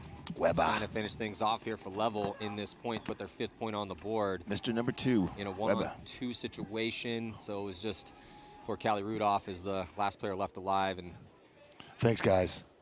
Again, wishing it was Thomas. Definitely a story often told for Infamous over the years. They are down bodies. It's either Cody or Callie. Yep. Yeah, man, I'm scratching my head over here, and I'm sure Infamous is too, because like you asked, you know, what, 2 points in, 3 points in, is level just looking this good, or is Infamous looking bad? And I think level's just looking this good. I agree with you.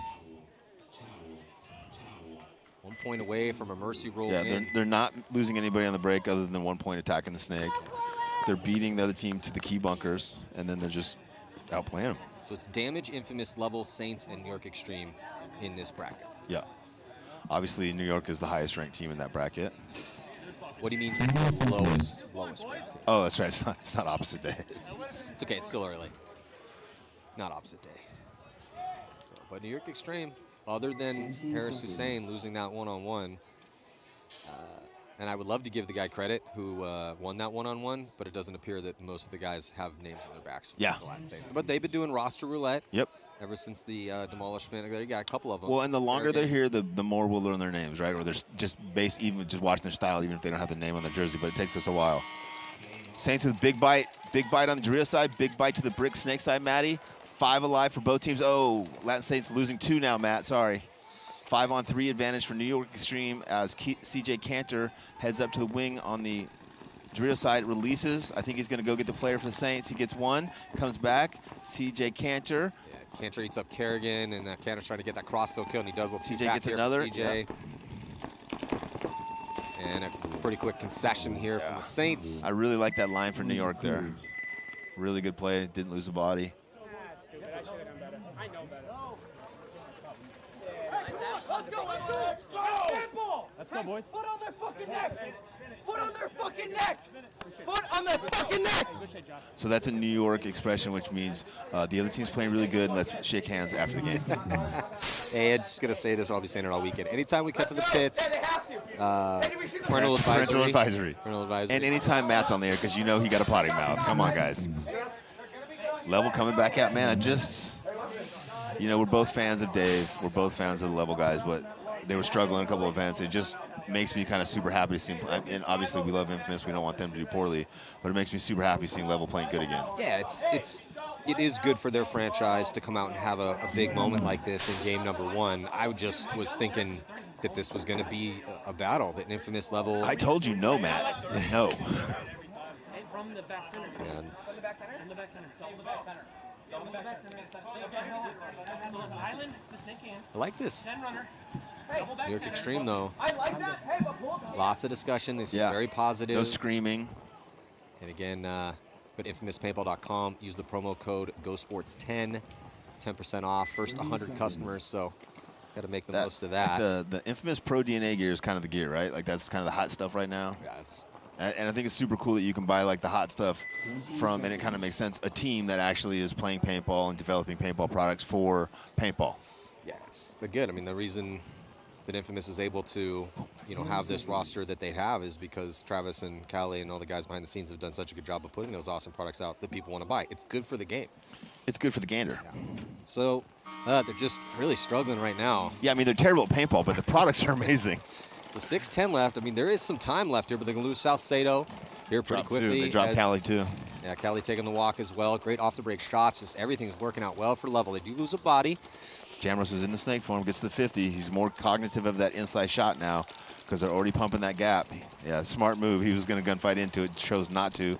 Went to the outside tape. Jonah's going to get some help here as Infamous pushing the issue in the snake. Looks like they got Patient alive over on the D side as well, and he's going to move up and get near the 50-yard line. They're going to try to... It looks like they do. The loader just got scalped. Yeah, great job here. His Level could be getting the easy crossroad kill on Thomas. No, but he comes off. Penalty going to be assessed here. Major or minor. Looks like a minor penalty assessed on Level. Door open slightly for Infamous with 5 minutes and 20 seconds left.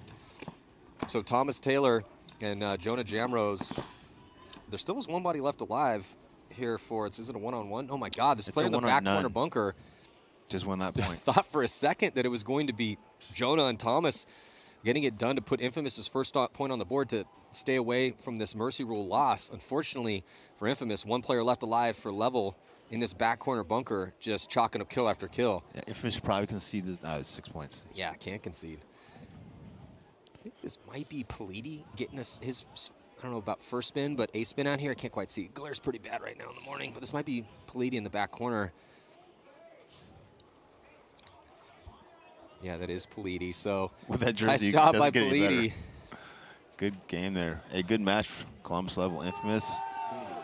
Don't get too down. You guys have figured out. You guys were on the spots. You just weren't able to make it happen. A little bit better communication, a little bit better timing. They'll just be just fine. Thumbs up from the ref. Great job by Politi to save that point. But the mercy roll win up here for Columbus Level. What a great start to the Windy City Major here for Columbus. Now, the thing for them is they got to stay focused, though. Coming off a massive win, they have to play damage next. Yeah, it's a little tougher pill to swallow. But still, doesn't get any better. Harrison Fry taking on his new job as a coach for Infamous. Yeah, poor Harrison Fry. Moving into the second phase of his career. I mean, his age, I'm surprised he wasn't already coaching. Well, and also going to be frustrating here for Harrison is he made the All-Star team. And can't play in the All-Star game either. She's going down Sunday afternoon. And now that he's injury prone, he probably won't make the All-Star games anymore. Now that they know, he's injury prone. Yeah. New York Extreme coming back out with that same line, it looks like. See if they can replicate their success. Change in the breakout, though, going 2 with back center. Satan's go snake on the break.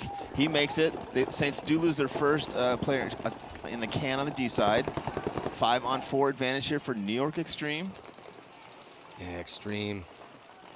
Got to stay alive here in this situation. Might be losing a body from that center. Asking for a check from the referee. I don't see anyone running in there. It's Carl. Carl's just going to launch and trades out with that body in the 50. So no penalty assessed. Good move. Yeah, CJ with a good fill out to the snake, but then gets sloppy, gets shot on the just being too big for that bunker. Like Arietta with that kill here for the Saints, who's in snake 2. The Saints still have a chance here with 3 minutes and 52 seconds left. Only down by 3, but they got to get things going. Yeah, they're super athletic too, so they have that opportunity to make some stuff happen. Pat Kraft with a good fill back to back center there. Well, they still have some work to do here. Is George McLean still alive? 3 bodies actually still alive right now for Extreme. 3-on-3 here, Matty. Yeah, Pat with some nice moves to try to spread the field a bit. And that's something he's kind of been working on, is playing the whole field. This is a much better job of him doing. Oh, and he gets caught. That's disappointing. So 2-on-3 advantage here for Saints as they move forward into New York's snake. George McLean's playing like the snake is not hot, or like he didn't lose another player. Gets caught. 2 guys get shot on the cross there. Saints going to win their second point with 3 minutes left. It took Arietta about 15 balls to finally get a shot on Taylor. Yeah. Taylor's whole side of his head was exposed. It would have been good for New York to try to obviously win this match 6-0. They've given up 2 points here to the Saints. Yeah, but look, the most important thing is that you do get a win. Yep. It's just going to get harder from here on out for New York Extreme, because if you're looking at it is a tough road for New York Extreme, because they really, with Level blowing out Infamous and Level being the 3rd ranked team in this division, so it goes Damage, Yeah, they look number 1 super soft. Damage, Infamous, Level, Saints, and Extreme. Now, New York Extreme will do things like lose 3 games in a row and then beat a Houston Heat. So they're just one of those kind of head-scratcher teams where I just can't quite figure out where they are mentality-wise, Yeah. and why they will do things like that, play poorly and then go and beat a Houston Heat. So it just, but they're working on it too. They are. Saints coming back out. We are in true Xball format here, which means we'll have 2 minutes between each point. You gotta get up there quick. Only 2 teams now rotating in this, no longer split deck. They got a chance though, man. I mean, if they can just keep doing what they've done, and now the thing though is that Extreme is going to need to be making some more mistakes, right? For the Saints to really have a solid chance. For sure. Well, we got McLean, Cantor. Looks like Corey Hall's going to get a spin. Harris Hussein back out there, and Will Hennessy. Yeah, I'd like to see Extreme go back on the gas. They do seem to play best when they are playing on their toes. It's almost every team in the league. That's how it's fun to play, right? I mean, I think that's how most of us, there's a few standouts, but most of us enjoy playing that forward, offensive, aggressive. There's the Latin Saints here on your screen. Going to be on the red side. New York Extreme on the blue side. Not a lot of time left in this match, but a 2-point spread. Definitely enough time, if things go well for the Saints, for them to come back and tie this one up. Extreme really needs to start running the score up to send Hennessy out wide, and he makes it clean, and he goes right into the snake. Nice job by Hennessy, and it looks like the first body drop's going to be for the Saints. 4-on-5 situation here in favor of Extreme. New York is consistently dialing in that kill on the Drio side of the field. They're letting the snake go, but they're getting that kill on the Drio side. Trade out there from Saints and Hennessy, so 4-on-3 advantage for New York as Harris Hussein fills the snake corner. Saints still have 1 in the snake, 1 in the Dorito 2, and 1 in the snake can. Yeah, Saints just, the sense of immediacy has to be here. Saints lose another player, Matt. 2-on-5 and 2-on-4 advantage here for New York as Harris Hussein fills the snake. Yeah, they let Harris get in there, and they also let McLean move up. A little slight tactical retreat here for the Latin Saints to get back to snake 1. Harris Hussein is just down the sideline. Sniper command, Harris Hussein. Not shooting his gun, not communicating. McLean at the 50-yard line, goes. now past it. Here comes a big move from Harris. That's what he needed Careful to not do. to get a penalty. No one even puts a ball on Harris. Harris dices up Arrieta, and McLean blows open that D side, and now that spread getting a little bit bigger here for the Saints. 5-3, a little swagger in Harris Hussein's step. I'd like to see him have like 4 or 5 more of those points before he starts swaggering. I mean, I'm gonna say I'd like to see the swagger already, because I feel that he does play best when he's got a little swagger in his step. So you're saying more swagger? More swagger, yes. Yeah, honestly, I don't care about swagger. I just the good play either way. Let's get a look here at this replay as Harris Hussein comes down, gets the drop on Arrieta. You see Arrieta was looking inside.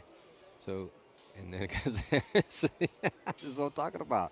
This is the New York Extreme that we know and love. They haven't had the best showing this year, currently sitting in last place, but when they play well, they do have that swagger. They are entertaining for sure.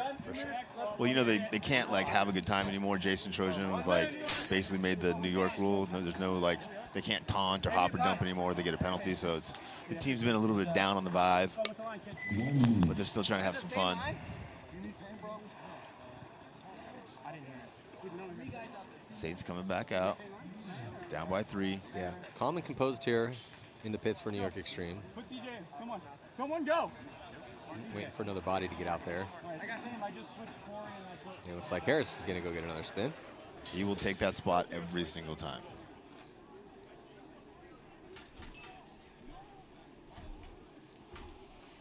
"30 seconds before the start of this next one. Yeah, still only Probably 4 out there. There's our Probably fifth going to for see a New couple York. points, more points out here. Next set is an important one for Aftermath as they dropped their first game to X Factor, and they are going to be playing Evanston Impact, who takes the field for the first time. X Factor will be playing against Energy Elite, and both those teams have a win.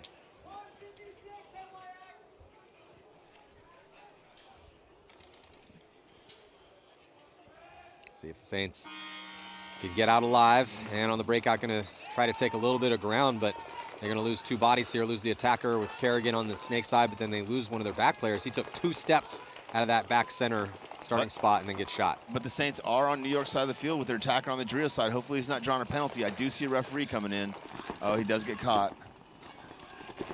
Only 1 Saint player left alive. He's in back center. New York's going to probably win this point. Oh, this is great for New York Extreme. If I'm New York Extreme, I'm thinking, yeah, man, just keep running right at our guns. Oh, that poor last player for the Latin Saints caught about a dozen. Harris Hussein still playing the back center for New York, now leaving. New York playing good at that point, though. 5 bodies left alive. Not sure why Harris was still in the back center there. It's being careful. Yeah, but you can't get your swag in the back center. Point approved. And now he's going over to the VIP, maybe sign some autographs. No, the photographers are over there. Oh, okay. I was like, that's not where the pit is. Where's he going? He's just hanging out with the refs. Hey, where are we eating later? And New York is playing well here, but like you said, Matty, every match for them gets harder after this one, so they've really got to be having those small conversations we talk about and constantly improving these same game plans, going out and playing a little bit better each and every point. Yeah, it's with New York Extreme, knowing that you're playing the team that you need to beat the brakes off of, having this 4-point spread is solid. Now, they just need to go in these next games knowing that because they have proven that they can beat teams like Legion, like Heat. So we've seen them beat the top teams in the world. Okay, well, they have to, now they got to do it right now again. They got to try to find a way to beat Damage, beat Infamous. And the way Level's playing, I mean, Jesus, Level just absolutely obliterated Infamous. It didn't let Infamous score a point if you are just joining us. That game's already done here in this set, and Infamous is currently having one of those very sober, somber meetings. So head scratching going over there, like, what the hell just happened? That's got to be, frustrating. Such a stacked lineup. Bo Milo in for New York. Oh, here we go, Bo. Don't hurt your knee, Bo. Bo only played a few points in practice because he's been super busy moving his family. Immediately took the starting position because he just went in and did exactly what we asked him to do. Shot on the break, stayed alive, went to the tower, shut that side of the field down the whole time, and communicated the whole time. I'm like, Bo, if we could get 4 other dudes doing that, we could be doing pretty well out here. 20 seconds. Latin Saints, what do you think? Full send? I mean, I would say you probably should be concerned about margin, but why not, right? Giddy up. Yeah, it's not going to get also any easier on paper for them, and they need to still just kind of be figuring out who their guys are. So, yeah, and also just try to have some fun out here, man. Yeah, at least have some fun, right? Saints with 3 to the 40/50. 1 trailing behind him in the tower. They do lose their first attacker on the D side. 4-on-5 advantage here for New York. Under a minute Saints to go. Drop another 3-on-5 advantage here for New York. Saints definitely dying on their swords right now. Yeah, and I'm sure New York would like to get another point or 2 here if they could. Comes Greg Montalvo. He's at a good spot as he might be able to get the free kill on Carl. As Carl comes through, Greg's got to put some paintballs in his gun. There comes Greg Montalvo, comes through, stitches up Carl, and then he gets taken out. Plenty of time for Josh Taylor to go hit that flag. 1 player left alive for dips in from the insert bunker into the snake, gets caught inside. New York with 3 players left alive. 4 players left alive. George. Did McLean just get a shot on a team kill? Yeah, I think Pat Calf got it. That looks like he bounced. He's fine. So 4 players left alive there for New York. Bo Milo, Josh Taylor, George McLean, and Pat Kraft Jr. Good point there for New York. Going to be 7-2 in this match.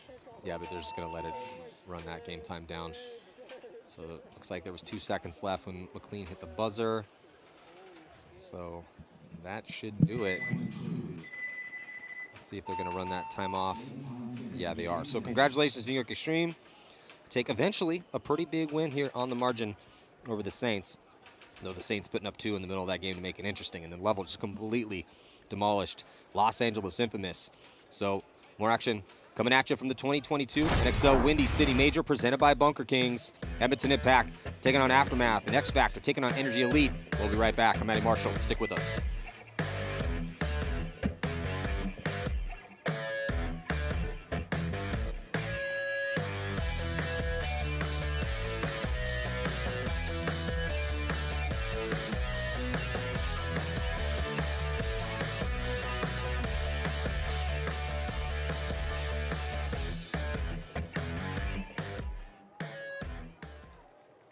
With just 2 events left in the 2022 NXL season, let's take a look at the state of pro paintball and the hierarchy of merit that has materialized through the battles at the 4 events so far. At the end of the season, a prize awaits: the very first NXL Champions Cup and the $40,000 that comes with it. 4 dominant teams sit at the top of our sport, names that many fans have become familiar with over the past years, as they have proven yet again to be the best of the best. And then look at this finish. Archie is refusing to give on the bigger man here. Goldman, they're unstoppable. They haven't lost a game in 2 events. Unbelievable historic performance here yet again from San Diego Dynasty. Completely dismantle Houston Heat. San Diego Dynasty is in the #1 spot. The boys in blue have been on a run the past 2 seasons, as they have chalked up 4 major victories in a row, 5 of the last 9 events. Their potent mix of experience, aggression, and lethal creativity have earned them the right to call themselves the best team in the game, at least for now. Houston Heat sits in 2nd overall, though it has been over a year since they hoisted a first-place trophy. They have been a pillar of consistency, making it to every Sunday, and the worst they've done is 6th place. Heat keeps losing close games to stop their run on Sundays, but their roster contains some of the biggest superstars in paintball, and they are well overdue for another win. Edmonton Impact's going to win this game here. I think they have enough bodies. Is Jacob Edwards going to be able to hold them off? Impact and Damage are tied for 3rd. They have both put up wins in 2022. Tampa Bay Damage, after a 10-year drought, finally brought home another victory in dramatic fashion. The final game in Texas came down to one-on-ones, and they did it running 2 different lines, proving the talent and the depth of their roster. Oh, and Jacob Edwards dropped the coast-to-coast shot. First time since in about 10 years. On the other hand, Edmonton Impact was able to ride a small roster to victory at the open event in Sacramento. In the final 3 games of the tournament, Impact outscored their opponents 18-1. They should be at full strength the rest of the year. That full roster is a murderer's row of all-stars. So based on what we've seen so far, these top 4 teams are the big favorites moving forward. But there have been upsets at every event. And as we go down the ranks, all of these teams have an outside chance at impressive finishes as we head towards the first Champions Cup. In 5th place, Seattle Thunder is a mixture of 2 teams trying to become one unit. They have been impressive early into this new venture, shocking the paintball world by making it to Sunday for 2 events in a row and making it into the top 4 in Sacramento. After a slow start to the year, both Baltimore Rebel and San Antonio X Factor are trending upward, with 3rd place finishes at their last events. The longtime legends LA Infamous are going in the opposite direction. After a 2nd overall last season, they haven't had the consistent offense needed to be elite. They took 12th at the last major, after 2 solid performances to open the season. The next tier of teams are all in the midst of defining themselves. In 9th place, the ML Kings were becoming a mainstay on Sunday, until they dropped out early at the last event in Sacramento. San Diego Aftermath has been fading after a top 4 finish at event number 1, and they need a more consistent offensive push to give them a chance at these last 2 events. Yeah, Smotroff gets shot, tries to somersault back. And that's it. Wow. That is going to do it. Columbus level knocking out the legends of Legion to move on into the semifinals. Unreal. Columbus level also started 2022 strong with a top 3 appearance, but stumbled at the next 2 events. Though they did make Sunday in Sacramento, they got completely dominated by Impact. The rookie pro squad New Orleans Hurricanes will try to summon the same game that they had at the 2nd event in Texas, where they finished 6th and went 3-1 in the prelims. In 13th, Energy Elite has been refining their starting lineup, and they also finally cracked into the top 4 in Texas. But the other 2 events, they could only put up 2 wins at 8 games. In one of the more dramatic twists of fate ever seen in professional paintball, the Latin Saints franchise has gone from a stacked superstar roster to a roster full of unproven divisional players, bravely attempting the impossible. They haven't won a single game since the first event, and they have been outscored by their opponents 12-47. The Los Angeles Ironmen stepped it up to the last event, and they took a heroic 2nd place with a mostly brand new starting lineup, knocking out Dynasty and X Factor in the process. What a difference one tournament makes, as the future looks bright for the longest running pro team in the league. Seattle Uprising has quietly made 2 Sundays in a row, and so has Red Legion. The Legion has had a hard time both making events and getting their all-star starting lineup to events they can make. For them, the 2 8th place finishes at the only 2 events they played are a disappointment. And speaking of disappointments, AC Diesel's talented roster has been grinding their gears this year, and they sit in 18th place as they have yet to make it to Sunday in 2022. And then there are the bottom 2 teams, Sacramento DMG and New York Extreme, who, though showing signs of improvement, have been struggling to win games. They have 2 more events to prove they still belong in the professional division.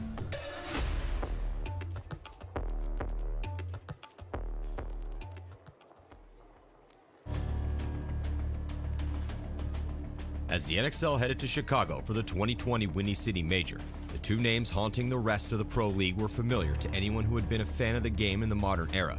Edmonton Impact and Houston Heat, with their wins at the first 2 events, were on familiar ground. These 2 teams have always been on the tip of everyone's tongues when talking about the best teams in the world. Again, they had proved their supremacy early on in the season.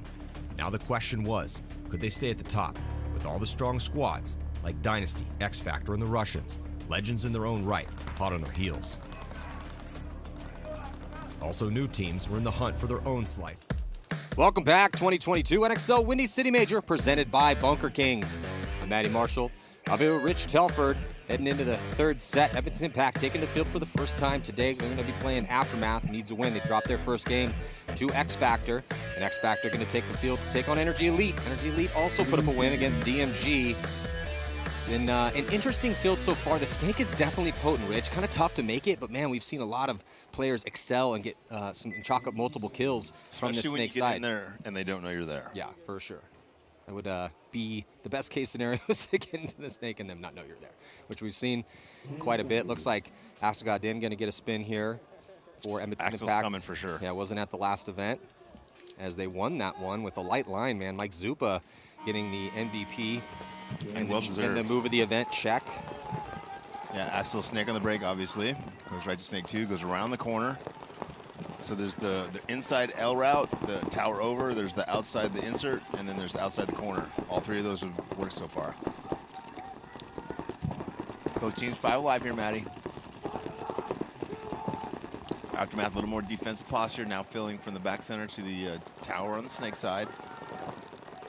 Yeah, Aftermath looking pretty dialed here, trying to control zones. And Axelgodin now past the 50-yard line. He's onto Aftermath's side, and I don't think they know he's there yet. Yeah, one of the things the top Snake guys really do a good job of, Matty, is not touching their bunkers. You know, they get right to that bunker, but they don't touch it. So if you're looking just from across the field and you don't see that bunker move, you don't necessarily know if there's a player there or not. But if you see it moving back and forth, it kind of indicates usually that there's a player there. And he's able to switch back and forth, inside, outside, over the top without ever touching the bunker. Yeah, Axelgodin, good communication. Also Impact, really good field position in the center of the field as well, too. Jackson, he's now past the 50. Looking real good, man. They're dicing up Aftermath players. And here goes Godin. He's going to launch. Just looks like 1 player left alive for Aftermath. He's going to get tapped out pretty quick. Great job by Laval. Great job by Matt Jackson. And Brandon Cornell on that D side as well, too. Those are just a great point all the way around for this first line here for Edmonton Impact. Yeah. Classic controlled Impact paintball. So now going to see X Factor take the field here for the first time in this game. They played really well. I feel like we just saw them. We did, but they played really well against Aftermath. But Energy Elite played really well against DMG. Yeah, this will be a good test for both of these guys. Yeah, I think still on paper, got to give that one to X Factor by a couple points. Yeah, so then it's up to Energy Elite to make a statement. Now, Energy Elite does have a top 4 performance this year. They took 4th place at the 2nd event. And the only thing I've been kind of critical of Energy in the past is sometimes when they play the top teams, they get a little frustrated, and when they get a little frustrated, they tend to play on a little bit and draw some penalties, and they're a good enough team where they don't need to do that. They just need to play through it. Both teams 5 alive here, very similar situations. Neither team taking Snake on the break. X Factor making a couple moves here in the center of the field with Billy Bernaccia. I like this. They've done this a couple times. They take Billy, they put him in the center instead of the Snake. He has been in the Snake quite a bit. Energy Elite goes hardcore pocket play with heavy guns to try to produce kills early, but it cost them a body, actually, as their first attacker on the D side is going to take the early walk, and then there goes Miner Ninos on Rainy Stanzik on quite a bit of a delay, but makes it safe into Snake 1 here. That's the second time he's done that slow delay into the Snake, and nobody knows that he gets in there, and then he's able to produce kills out of there. Energy did catch him right there over the top, though. But yeah, both teams starting off kind of in the pocket, hoping to shoot the outside guys in the other team. Neither of those teams going outside, so no one really dying early on the outside, and that forces the bodies up the middle, and X Factor got up the middle first with Billy Bernaccia. He can go to that center cube and kind of cut off either the Dorito side or the Snake side, and that's what he's done. He's now cutting off the Dorito side of the field, so there's no penetration Dorito side at all for Energy. As Rainey sneaks down the Snake, goes past Snake 2, inches his way up to that 50. Yeah, he's trying to be very careful not to hit that bunker and telegraph his position so he can try to get a free angle, free kill here. Talking really well across the field to Billy Bernaccia. Billy Bernaccia's passing that information across. Now that Billy knows he's got some teammates up on the 40 and 50 with him, he's able to kind of switch back and forth in that cube and use his vision a little bit better to see both sides of the field communicate. Parrish is looking for it too. He's feeling no pressure for X Factor all the way into D4 at that brick, and he's just popped to top now for about 20 seconds. No one still shot at him, so look for him to try to move up. Little bit of a slower first point here in this match. Yeah, but this is real. It's been really good though for X Factor. They've been dominant here on controlling the pace of this one, right? Really putting Energy Elite on their heels. It did start with a very defensive point #1 game plan for Energy Elite. They dropped that body out early, cost them that they get up there. They did take some ground in the center. I mean, they do have a body at the brick, but other than that, really no offense for Energy Elite and feeling a ton of pressure. I mean, if Parrish can sit over the top of that key spot for a minute and a half, that's a rough one for Energy Elite, and then Buffton takes the walk now. Man, Rainey just made such a key kill on Buffton there. Crossfield from Snake 1 to Dorito. That was huge. And now here comes Parrish. Parrish is going to launch as Dennis gets shot out of that brick. Yeah. And then another body coming off as well, too. Not looking good here for Energy Elite, so it did take them about 3 minutes, but... Yeah, Austin getting shot there was the linchpin for that point. What a great point. Just complete control here for X Factor. Amazing across the board. Rainey played great here in the Snake. Parrish outstanding with Danner over there. Billy Bernaccia and Colt Roberts. So starting line looking completely dialed here. Yeah, and I love watching Colt and Billy play different positions that you haven't seen play well and just excel at those positions, you know? Yeah.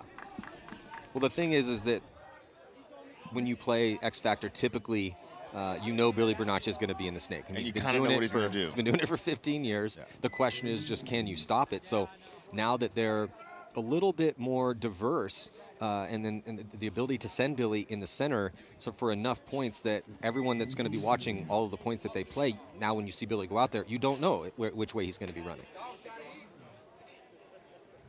So Aftermath needs to step it up here. Next line for Edmonton Impact coming out with Matt Derula. There goes Zupa, MVP from the last event. Man, Zupa was just absolutely outstanding. In my opinion, with Aftermath and Impact here, Aftermath has to play aggressively. If they play a slow, methodical game against Impact, Impact's just a little bit better at that slow, methodical game, and Impact's going to end up kind of taking away this match. I think Aftermath needs to threaten with the Snake, threaten with the Doritos, and then beat Impact up the center of the field.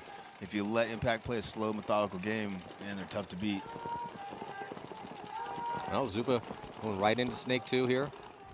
Frank Antomaso taking the early walk over there on the Dorito side for Aftermath. 4-on-5 here early for Impact. Impact up by 1, 13 minutes left in this match.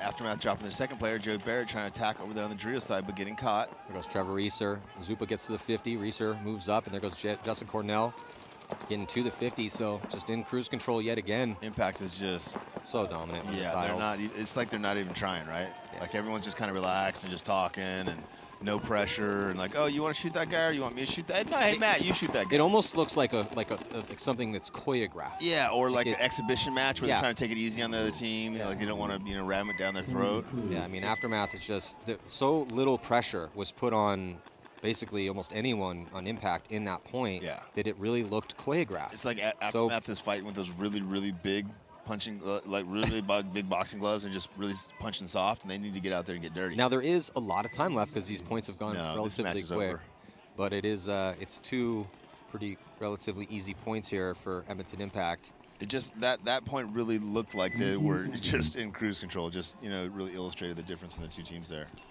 And I think Aftermath can beat Impact, but I don't think they can beat them by sitting back and playing a long, slow, methodical game with them. Yeah. At least not right now. And they have their whole line here, Impact, and also they got Wimet back as well too. So I thought Mouse was only flying in for Sundays now. Yeah. I don't see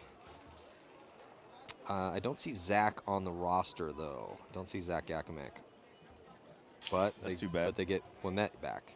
Yeah, Justin Cornell, Wimet. Yeah, no, you have neither one of the Yakimeks. I mean, it is Edmonton Impact. We're in the pits. There's Big Dave Baines. Been leading the squad for years. Just an amazing all-star team put together by Bart and Dave. There's a lot of good players on that team, but there's a lot of really good brain trust on that team, too. A lot of really smart guys. J-Rab, Bart, Jacksons, Trevor. I mean, you got a lot of smart guys that can really contribute, not just on the field, but also off the field. And that's a big part of the game, man. Absolutely. Ideally, you would like to have as many intelligent people surrounding you as you possibly can, as long as everyone will listen to each other. Man, if we could get a couple up here in the booth, it would be amazing. Energy 2-1-2, Austin over the top. So Caleb around the corner and into the snake. So speaking of dialed, Rich, we were talking about Impact. X Factor looked equally as dialed in their first point. See if they can keep it up, though. Dude, I don't know if Cole Roberts knows that the snake is hot. Looks like he does. Cole Roberts going up to Billy now secondary wedge. Snake for X Factor, Matt. Yeah, a couple coordinated secondary moves here for Colt Roberts as he gets to the wedge in the middle. And Billy Bernaccia now back into the snake after playing the middle on that first point. Little 5-on-5 sitch here. But Energy Elite was the first to go to get to decent field position, 50-yard line here. But now they're in a very similar situation, Matt. They're both in kind of the same spots. Both have that wing over the Dorito side. Both have the snake. 5 players for both teams. They both have the Dorito. They both got the snake can. And they're actually all mirrored up in the exact same spots. Let's see who can make the other team flinch first, or who makes the first mistake. Will it be Energy or X Factor? Colt Roberts is looking a little froggy over on the Dorito side as he does release to the 50 over there. Gets in there clean. He's put some pressure down tape at the Dorito player for Energy. Forces him to look inside now. Snake player going back and forth. Can't see who it is. I'm assuming it's Caleb Abel. Oh, Energy dropping their first player from that Dorito side, Matt. Got shot out of that Dorito one. Oh, but Colt Roberts gets shot across from that snake player from Caleb Abel. Yeah, great job of Caleb going back and forth there, Matt. Man, he gets so creative in there. I love that he has really bolstered and boosted up his creativity in the way he plays the game. One spot. He used to be a little bit more one-dimensional, but he is getting really creative. Yeah, I really like the past couple seasons. Billy Bernaccia, also a very creative snake player, and that's the battle going down here in the snake currently with Energy Elite, Caleb Abel, and then Billy Bernaccia. Yeah, Energy did drop another player left, though, so only 3 players left alive for Energy. 3-on-4 advantage here for X Factor. Billy Bernaccia battling there with Caleb Abel. Cable telling his teammates, hey, there's Billy in the 50 right in front of me. If you guys can keep him from running me, that'd be great. No one really stopping the X Factor players on the Dorito side other than the X Factor players on the Dorito side. You have TJ Danner over there. He's got somebody in front of him. I'm assuming it's LJ, but I can't really see. But yeah, it is LJ. Yeah, the only one person stopping him is the cross can. So one of those two needs to put him in. They need to go forward because they've got the ball. Good communication here for X Factor. Yep. Parrish improves his position. Billy making wait that snapshot on Caleb. Right down the tape. Oh, and he gets him. Oh, great job by Billy Bernaccia, the snake legend out here. Wins the battle with Caleb, and then immediately gets on the attack and gets a nice little second 2-piece here so far. Can he get 3? Yep. He does. He trades that on last body, but beautiful job. Billy Bernaccia, a little 3-pack here. Again, there is a $500 at stake for Move of the Prelims, courtesy of McKinley, Mosley, and Associates. It's a new sponsor, law firm. If you're looking for somebody to represent you in claims against insurance companies, your business, or just your person, hit him up. I love that move from Billy, but still, LJ had that ball. It was 4-on-3. There was 2.5 guns on Billy, and Billy goes and shoots the last 3 guys. Yeah, I mean, Billy got a 3-pack, and the first one he had to earn. Okay with it. The first one, let's do a little replay here. So here's the first one. He's been working on him for a while, so wins that gunfight with Caleb Abel, and then gets the nice read and react. See another look at that gunfight win, left-handed. comes and gets the free kill there on the can, and then great. has to gunfight with Austin. And so a little trade there with Austin, who had a pretty good reaction himself, because it looked like Billy was going to get the drop on him, but he kept his head on a swivel, so he did trade out. Yeah, Austin's actually got good field awareness. He always sees the field, kind of puts himself in a position to try to win or pull the point back. Let's see if Aftermath can launch some offense, Matt. They certainly need some. That's been their problem. No, 5 across the back. Interesting. Interesting. Impact with Snake on the break. Yeah, with Axel got in, back into the Snake here on the attack and making it in pretty easy. Yep, looks outside first. Now he's looking inside. So J-Rab releases to watch over him on the inside. Rich, again, Impact the first to go.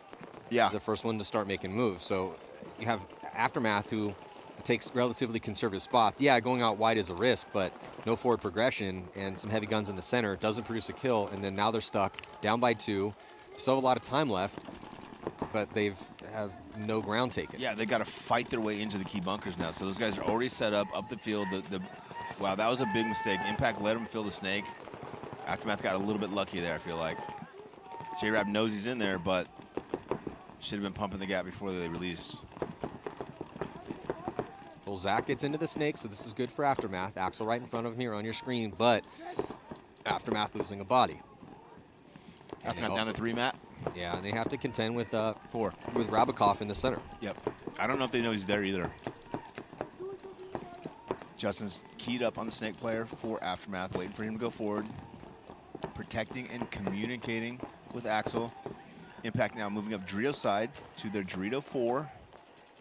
Aftermath dropping another player, so Aftermath down to just 3 players left alive here. Big advantage for Impact, already up by 2 points. 3 guys on the 50, another key elimination there. Yeah, Zach tried to get creative on the inside. I like the route that he took. He just did not make his shot. And Justin was smart enough to keep that beat on that moment. And then here goes the close from Axel. He's kind of in a spot where he has to force it a little bit, right? You're talking about Zach? Yeah. Yeah, 100%. He didn't really have You could tell he didn't want it. He kept trying to move around and try a smart way to do it. He's like, I guess I'm just going to have to do it the hard-headed way. He didn't have a lot of options there, so made the best of it. Now there is, as we are early on in this tournament, but one of the big stories here is the way that Pro Paintball works currently in 2022 is we have the Champions Cup that will be going down at World Cup. And so if you win a major tournament, we're at the 3rd major right now, you get a bye into the top 8. Dynasty has won the first 2 majors. In fact, they've won 4 majors in a row. So whoever it is that prevails at this tournament gets a pretty big gift that they earned by having to play a little bit less paintball and getting an easier go of it once you get to that Champions Cup. And there's $40,000 at stake at the Champions Cup. So, I mean, we are still early on, but if Impact continues to play like this, Rich, I mean, they're obviously a favorite because they won the last event and it's Edmonton Impact. They're looking like a dark They look horse about to as me good as you possibly could look through the first couple points. Definitely looking like a Telford dark horse. Well, Billy Bernaccia taking the early walk. Signs of life right now for Energy Elite, down by 2. That's what Energy needed. Billy's been really consistent over here for X Factor. NRG also getting into the Snake mat and taking the 50 Snake with Caleb Abel again. So Caleb goes past the 50, which I love. If they're not in there, you should go as far forward as you can go. Oh, he gets caught. I don't know who he got caught by there, Matt. Yeah, Caleb just a little too much there. I think he might have got some bad information because as soon as that happened, he maybe it was a team kill. He definitely shot in his back. So he spun around, frustrated, so either got little TK, little team kill. Little TK. Or he got some bad information. Regardless, frustrating for Caleb Abel. Which also counts as a team kill. Energy Elite here on your screen at that 50-yard line brick. X Factor with the early death of Billy Bernaccia has them playing slightly more defense than they probably wanted to here. Yeah, as they've taken D1 and looks like they were going to get in the Snake. Peter Ninos. And Energy can't afford to play defensive here, right? They're down by 2 points, less than 8 minutes. They've got a guy in the Snake corner. He's looking inside. They've got a guy in the Dorito, but he's not looking to attack. The tower guy is now moving back from the tower to the center. I mean, Energy's just not playing like they're down by 2 points with less than 8 minutes left in the match. Matt? Yeah, I think maybe not feeling much of a sense of urgency quite yet because they do have that full 8 minutes. Maybe if they drop this next point, but way meter, I mean, so So Meter's gotten in here. Does he know that that body is crossfield? He doesn't, and that's going to cost him. I thought for a second that Meter knew that body was at the brick, but instead of looking inside and getting that free kill, and he knows it now. Head shaking as he walks off in frustration, knowing that left that kill on the table here. Yeah. The old adage in paintball is it's always better to give than to receive. And he much would have rather given some lumps to the guy crossing the brick. Energy communications dipped a little bit, not talking quite as much. Energy with 3 players left alive, one in the snake insert, one in the baby Dorito, and one in the cube on the Dorito side looking inside. X Factor with one in the wing on the Dorito side, one in the cube on the Dorito side. Well, that's only 2 that I can see, so it might be a 2-on-3 advantage here for NRG as X Factor repositions with, looks like LJ. Yeah, 6:28 left to go here. Eye in the sky on your screen, trying to figure out. You see those players on the red side for X Factor with much better field position on the D side, but they are just matched up. Energy Elite at that 50 brick, down by 2, time ticking off the clock. No one on the snake side for either team, no one in the snake. Oh, here comes the battle going down there on that D side. Parrish trying to send it, try to get a shot, and it looks like that's going to cost him his body, so great little read and react on the defense. And then that cost TJ Danner, so the body's also dropping here very quickly for San Antonio X Factor. And Energy Elite's in this game now. Great job by Elliot Weaver. Yep. Get checked out by the ref. Yeah, Energy pulled that one back. Wow, we got ourselves a match here, Rich. So you're telling me there's a chance? Definitely is a chance. Weaver getting, Bowen getting cleaned off. X Factor. Let's get a look here at this replay. So this was Meter Ninos. Billy had dropped early, and then Meter just did not either check off on that. He definitely didn't check off on the center. He would have got that free kill. So that allowed Weaver to just stay alive over here. And then Weaver gets that to 2-pack now. I think that was a 3-pack for Weaver out there for Energy Elite, because he was the one that got the kill on Meter. So Weaver not quite saving Energy Elite yet, as they're still down by 1, but making this one a match with a little under 6 minutes to play. Energy Elite sitting on a win. Here we go. Already, as they took down DMG by a decent margin. Jumping back into this next one here with San Diego Aftermath down by 3. There's no offense for Aftermath. Aftermath snake on the break, 3-1 on the break, Matt. Shoot 1, so 4-on-5 advantage for Aftermath. They've got real estate and a body advantage. Their first advantage here so far in this match. Yeah, Castro finally into the snake in this. He had a couple real nice looks in that first game. It was a loss. But he was one of the reasons they were able to put up a couple points by getting into the snake and getting some couple, 2-3 packs. Yeah, Castro's, he did the hard part. He got in the snake. Now he needs to go forward and get some eliminations. Brandon Cornell taking the walk for impact. Should be even on the count, 4-on-4 right now. Actually, no, I didn't see anyone die yet for Aftermath, so it's 5-on-4 in favor and I think it's San Diego Aftermath. Frank is now moving up into the Dorito side for Aftermath, Matt. So Aftermath with 2 attackers, one on the Dorito side, one on the snake side. Yeah, Frank's in a really good spot all the way into D5. And they're only down by 3, so they've got plenty of time to come back in this match. They can win 3-minute points easily. Now, we talked about, Rich, in those first couple games that we saw, that defense was working a little bit more than it normally does. Yeah. Will it work when the best teams are playing the best teams? Once everyone's figured the field out, I don't know. But Aftermath or Impact getting a check here. Yeah, Castro past the 50-yard line. Looks like Laval's going to be taking the walk here for Impact. Zupa tries to get in the snake. Castro eats him up. No one on the snake side at all. It's going to put a lot of pressure on those last couple players here for Impact on that D side. This should give Castro some confidence over here on the snake side. He's doing it against one of the best teams in the world. Going to get that kill too, and yeah, looking dire in this point for Impact. Signs of life from Aftermath. Going to be only down by 2. Great job by Castro. Gets into the snake. Yeah, thank you. Keeps his wits about him. Played aggressive. And also great job by Frank Antetomaso on that D side. Taking some ground early. Great survivability, though, from pretty much everyone on Aftermath on that starting line. That's what they need. They need more of that. We're in the pits right now with Aftermath.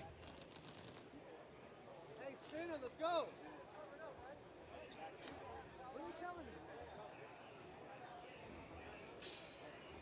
30 seconds. There's one new pickup. Zach, and then you got Ramirez. Energy Elite 23 seconds to go before the start of their next point here. Gets X Factor. See what Energy does if they pump that gas again. Sending the hero from that last point, Elliott Weaver, back out. Is Caleb Abel not in there? I think that's interesting. I think they're sending Bowen in instead. And X Factor pretty much just been riding this starting 5. Vernaccia, Roberts, Bowen snaked the Stanzik, break. Danner, and Parrish. Bowen did the around the corner run, made it in there clean. Both teams with 5 alive. Energy first in the snake. Rainey and Colt Roberts both releasing to the center wings. They can shut down the Doritos and the snakes from there. They now know that the snake is hot because Snake missed his first shot on Colt Roberts. Colt communicates to Rainey. Rainey switches his gun outside.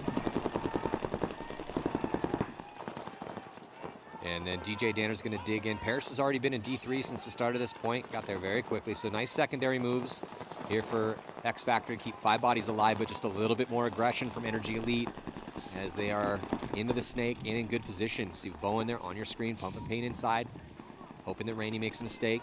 Yeah, Rainey's trying to use that pin to block him out, but got caught. A little too much there from Rainey. Cost him that death. He overestimated his own sneakiness. 4-on-4 as Energy drops their first player out of the back line. Yeah, it's a tough death there for Energy Elite. Only down by 1, 5 minutes to work with. You just got yourselves in a high body situation and immediately throw away back to a 4-on-4.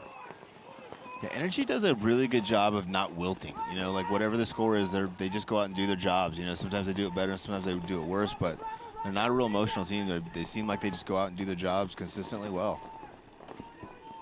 X Factor now moving up the Dorito side of the field, though. Oh, Colt Roberts gets caught slipping there, a little bit sloppy. Bowen gets shot out of the snake now for Energy. Believe it's down to either 2-on-2 or 3-on-2 with X Factor advantage. X Factor's calling 33, which means we've shot 3 of them and we've got 3 of us alive. 33. 2 attackers on the Dorito side, LJ Woodley and TJ Danaher. That's LJ Parrish. LJ Parrish, sorry. Oh, LJ gets caught sloppy inside. If that's Weaver again. Great move on whoever that was. He might have got Billy, too. I think, well, the ref is, I think, trying to pull Billy out. He got Billy, like, where am I shot? Yeah. So Buffton's still alive for Energy, and Danner's still alive. Might be a 1-on-1, unless, no, I think there's 1 more body. Yeah, 2-on-1 in favor of Energy. Yeah, the baby over there. TJ goes forward. I like Austin's this. cross shooting. Yeah, I like this, though. TJ trying to get Austin to lose him. Austin's shooting slightly behind him. I don't think that Austin knows he's at that 50. I think he thinks he's at D4 or D5. Yeah. Now he knows where he is. Yeah, nice job by Austin to clean that one up. I think he just shot TJ in the pack. I'm pretty sure I just saw that. No, he just shot behind him the whole time. Well, did he really? Yep. Thought I saw something. Yeah, I was watching the line. Yeah. I'm like, can you not? But I'm farther this way than he is, so I could see it. Well, TJ's totally tunnel vision on the guy in front of him and kind of had to be at that point in time because he was feeling so much pressure, so he had to just keep tucking in to stay alive. So Buffton got a game. Closed nicely here. We got a game. We do have a game tied up at 2. Energy Elite, like you were kind of speaking about here, Rich, is that they don't seem to fold mentally. Yeah, they're strong. They don't really have a lot of young, inexperienced guys on their squad anymore. I mean, these guys have been here for a little bit. They're all, you know, for the most part, they're all grown men with regular jobs and families. Yeah. So they've got the experience. They've been on Sunday. Yeah. Top 4. There's Buffton on your screen in the pits right now. Let's listen in here with Energy Elite.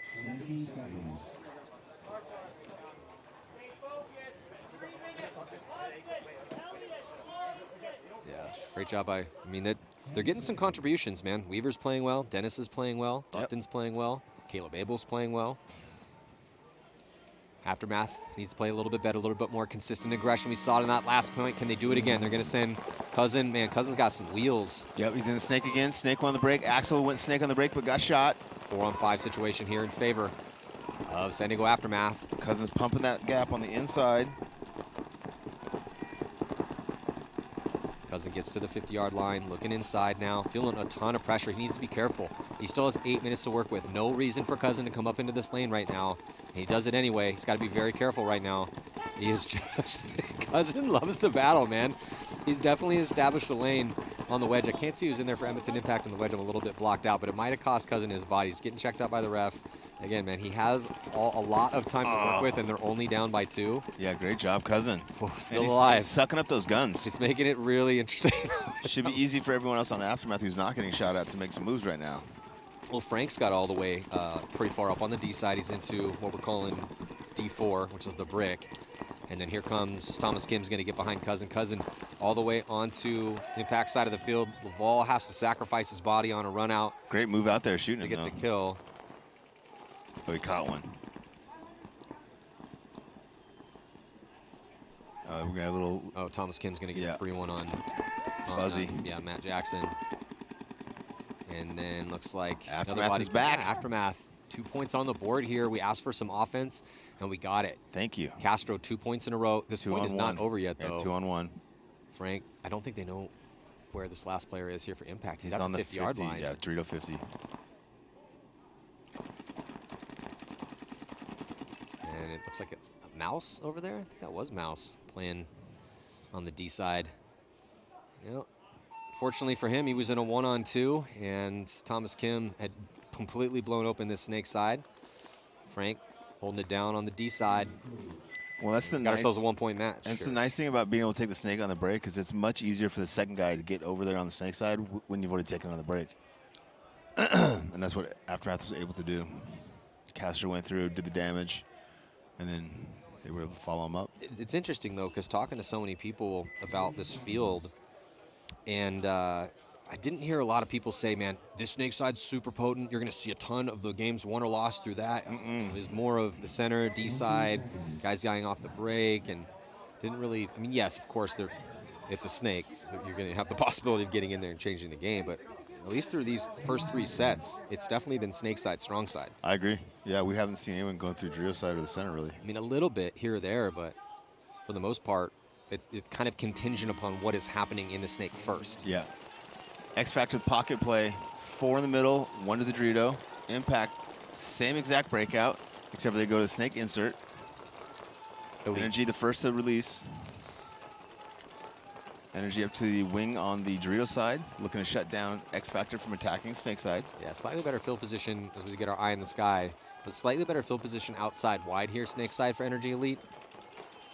But now better for X Factor. But LJ gets shotting on the Dorito side, so 5-on-4 advantage for NRG.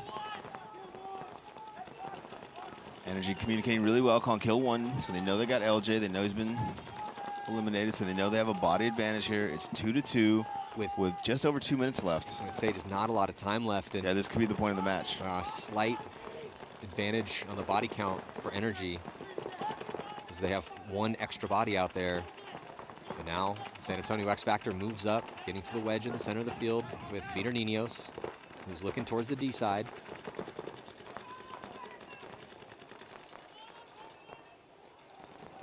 Two minutes left. Still tie score.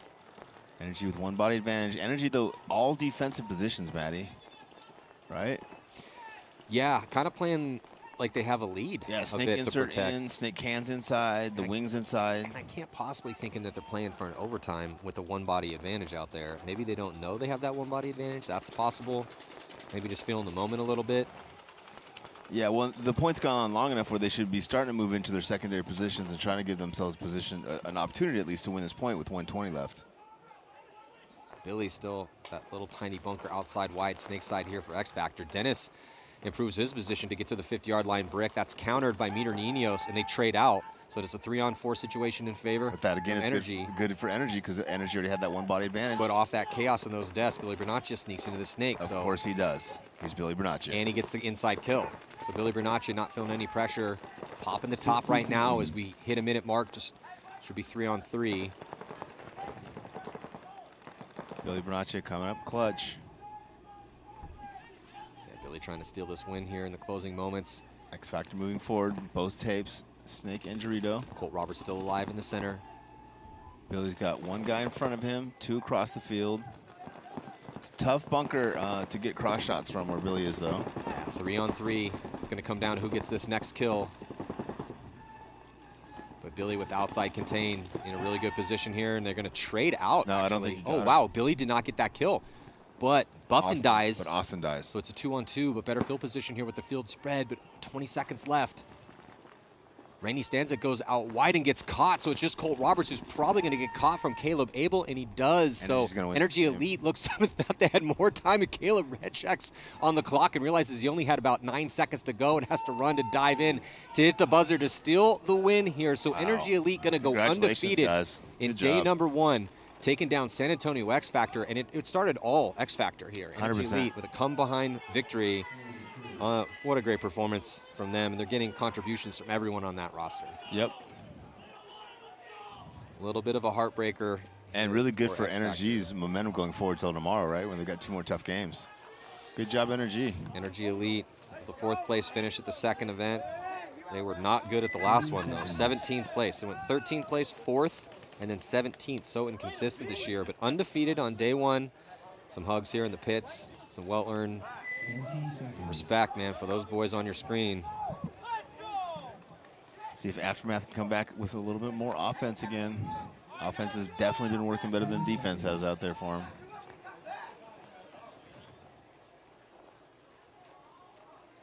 Energy Elite going to be playing Impact and Aftermath tomorrow. On the breakout. Impact Dorito 3 on the break. Aftermath Snake 2 on the break, obviously, with Castro. I think Castro gets a kill, too. 1 player walking out from the Snake corner for Impact, so 4-on-5 advantage for Aftermath here as Zupa takes an early walk. So signs of life from Aftermath. With still a decent amount of time considering they're only down by 1. Referee is checking Castro out, though. Be really big for Impact if they have to put a ball on Castro. It looks like he's alive and good to go. Ton of time left in this match, Matt. Still 6.5 left. Yeah, I see Matt Jarula on your screen. Made it out wide. Brevinson Impact with the death of Zupa. He's on an island over here on the Snake side. Yeah, as you can see, it's a very small bunker, so it's very challenging to gunfight out of there. So you have to really make your decisions really carefully. You don't want to engage in a gunfight unless you're really dominant. Now they mirror up with him in the corner, Aftermath does. That's going to put more pressure on Jarula down the tape as well.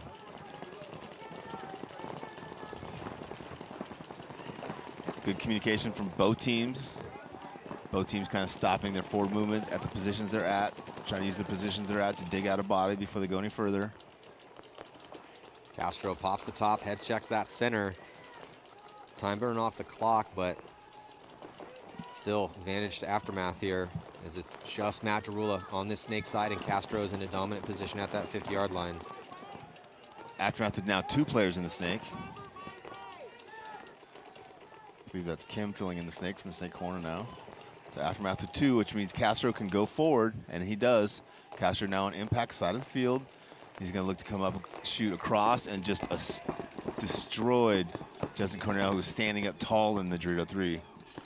He might have gotten caught by Mouse, though, but nope, Mouse misses him.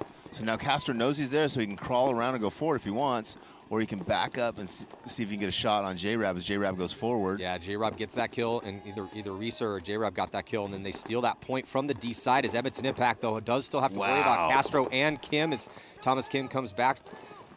Try to make something happen to try to get a bead on Justin Rabikoff. Not able to do it, so Trevor Reeser. All they had to do was stay alive over there. Hey, Trevor Reeser and Justin Rabikoff, with the survivability of Brule over here in this corner, pays some dividends for Edmonton Impact, and they extend their lead. So 4-2 going to be the score in this one. That was a real big point for those guys. Yeah, that was huge. Still some time left, and we'll be in X-Ball.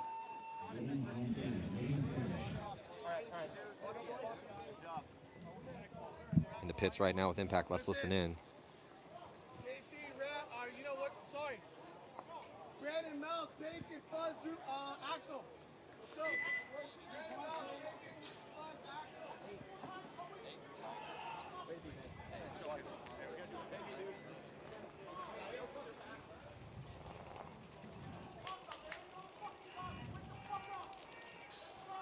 Yeah, so, and also remember to presenting sponsor go to bunkerkings.com. Get free Supreme gloves or free Fly gloves with a $30 purchase. Head on over to bunkerkings.com. Also putting up some money for the MVP.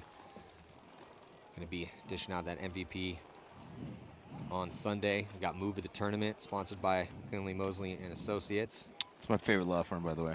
And also a bunch of money being put up for the MVP of the All-Star game. Just love we got some new sponsors trying to get some money to these guys out here playing the game at the top level. About time. It's about damn time. Thank you guys for supporting the league and the sport that we all love. Yeah, and $40,000 at stake at the Champions Cup in World Cup that everyone's essentially fighting for, to see how they're going to shape up here at this event for those seed points to head in, make it a little bit easier. Teams that win major events. We are at the last major event before the Champions Cup, so whoever wins this one's going to get a nice bye. Impact looking pretty dialed, but Aftermath, man, it is impressive that we've seen some offense out of them, though. Hey, when they're on, man. And when they play offensively, they can beat Impact, but when they play defensively, I don't think they can. I think they're figuring that out. 10 seconds. Castro definitely a bright light there for Aftermath. Oh yeah, Castro's looking really good. Pick up a kid and get that good that fast. He is scaring me a little bit in some of these engagements because he's just riding the line, but they've been down points, so he kind of has to. Well, and you kind of expect that in a young guy anyway, right? Yeah, but that's what we want, right? We want that hyper aggression, which you can then dial back 100% and refine a bit. But now they're losing two bodies. So Aftermath dropping bodies, two bodies coming off on the attack on the Snake side. Axel Godin gets eaten up though as he tries to get to the 50. We're down to 4:20 on the clock. No one in the Snake side at all for either squad. Battle going down now on the D side and in the center. Aftermath does filter a body the back corner on the Snake side, try to stop the bleeding over here, and maybe move up the field here once all those guns shift towards the center and the D side.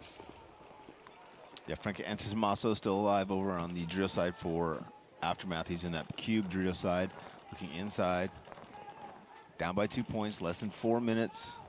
Impact with no emphasis to go forward. Up by 2 points, they've got 3 bodies left alive, good spots. Shooting their guns, staying alive, communicating. Aftermath now filling the Snake. Thomas Kim. From Snake 1 to Snake 2. I'm not sure if Impact knows he's in there. We've talked about it earlier, but when you can get into the Snake without anybody knowing you're there, you have a lot better opportunity to do damage. Impact now filling the corner, so they must know Thomas Kim is in that Snake. And with Impact with a 2-point lead, I mean, ideally, burn as much of the clock off as you can. As Frank's at the 50. Thomas is on your screen here looking for it, trying to get to the 50, looking for those kills inside. Drabikov ends up getting pinched. Impact filling the Snake now from the Snake corner. Yeah, it was a nice fill from Jackson to get into the Snake. Oh, Thomas might have caught one through the crack. No, looks like he's good, he's clean. Jackson improves his position to get to Snake 2. Trying to get it the beat on Frank Crossfield. Thomas with the retreat back from the 50 to the Snake 2. Good communication from Barrett. Do they know that Matt's in there? I feel like they don't know Matt Jackson. They do now. Oh, they do now. Thomas Kim just caught a glimpse of Matt Jackson. He's screaming Snake. Didn't yell the position of the Snake. And Goldman takes the walk from the D side. It's not looking good for Impact, as they do have 2 bodies still alive out there, though. Maybe a 3rd one in the center? No, I think it's just down to 2. Yeah, I can only see the 2. The Q. Oh, Frank gets shot, though, 2-on-2. 1-on-1. Thomas going to run down. Does bring it to a 1-on-1. I think it's just Brandon Cornell and Joe Barrett. Someone's getting a coin. Yeah, somebody's getting a red and gold coin courtesy of Hormesis. It looks like it's going to be Joe Barrett. So Joe Barrett gets the drop there on Brandon Cornell.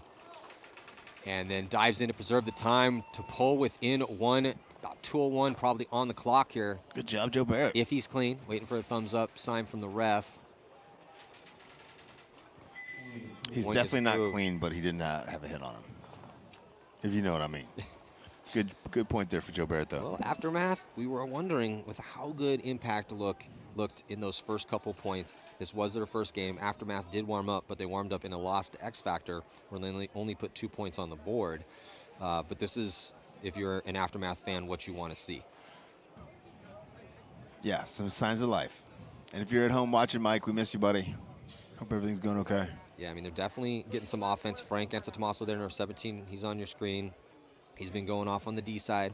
Joe Barrett just saved the day by winning a 1-on-1 and having some great communication. That was a nice move by Thomas Kim to bunker out Jackson.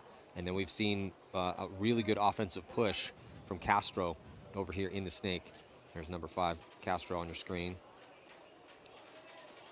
So they also have Zach, new pickup, Snake player, also offensive minded, but they've been rolling more with Castro because you know, you got to ride that hot hand, right? Yep, for sure. He's earned that spot right now. And it should free up some opportunities for his defensive, for his Dorito players, right? I mean, if you got a guy flying down the snake, like you do with Castro, the guns kind of turn that way, the energy kind of turns that way, and usually when that happens, a good deep guy will pick up the ball and run with it. Yeah, the way that this is one of those good old-fashioned seesaw battles back and forth, so you'll have the snake side or the D side. Whichever one is the first to go, the guns are going to shift. That opens up opportunities on the opposing side. I mean, that is the way this game is supposed to be played. It's a much higher percentage move to be moving into spots when you're not being shot at than it is when you have to gunfight your way into a position. For sure. So Impact trying to hold on desperately to this lead in their first match. Never want to drop the first one. It was starting to look like it was going to be a 6-0. I mean, they could not have looked better in the first couple, but it's credit to Aftermath, who instead of just succumbing mentally to the pressure, have decided to respond the opposite way and toughen up. Well, good on him. So Aftermath coming back out. Looks like 40 seconds to go before the start of this next point. Ericsson's in. They're sending Troy in. Yep. Castro's in. They sit. So Castro's in. I'm blocked out from that other guy. Frank's in for sure. Frank and Barrett are back out there. Kim. Thomas Kim. And Erickson, I think. No, they're going with Zach. Oh, okay. Hogue.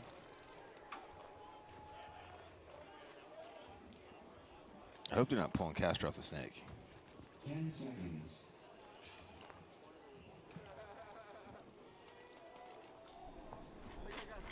I think they did. I don't see Castro out there. Maybe needs a breather. He's 12 years old, Matt. He should never need a breather. 5 alive for Aftermath. Impact with 5 alive. Impact releasing. Nick Laval goes from the can to the tower, takes a seat.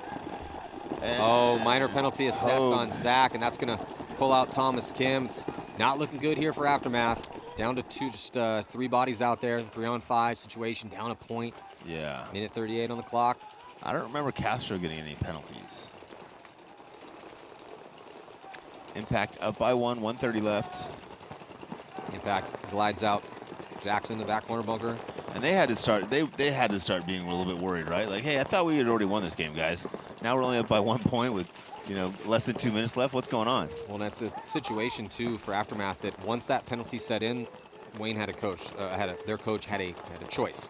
And it was, do you immediately concede that 5-on-3, yeah, only down by 1, and then give you the minute and a half to score 2, or you just hope that your 3 can pull it out against the 5? Or you try and protect your margin, right, and just try to let it go and not lose. Or you protect margin and hope that yeah, you only lose by 2. Joe Barrett fighting mightily in that center, about to get double bunkered though. His Aftermath lost a couple more. After Impact is gunfighting each other right now. Yeah. Might want to work on the communication a little bit.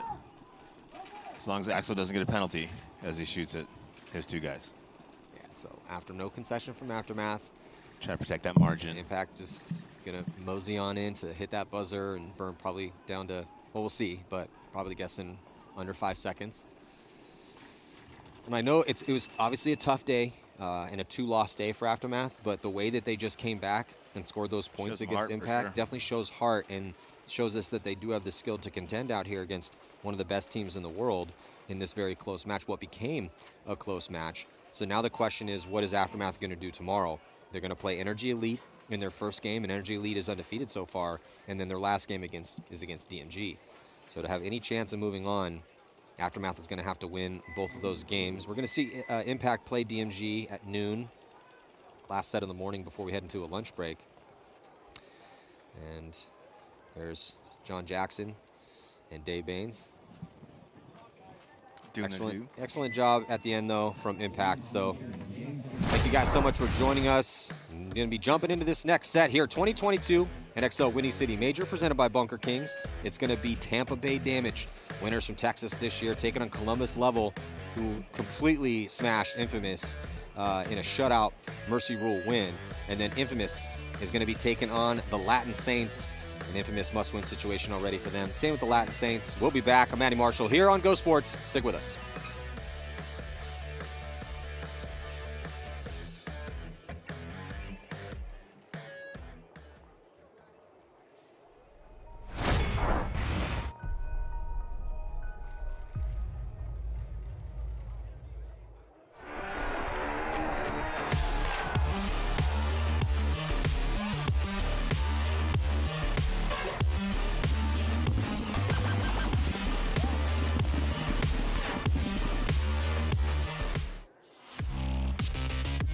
Historically, the Chicago event brings out the beast and the best, as it has always been one of the hardest events to win, since you are deep into the season. And there are no more excuses. Every team has had time to sharpen their skills, refine their lineups and their weapons. All eyes are on the top teams as favorites at the battle that's about to go down in the Windy City. San Diego Dynasty sits in the #1 spot with 4 major victories in a row. Houston Heat is in second overall, though it has been over a year since they hoisted a first-place trophy.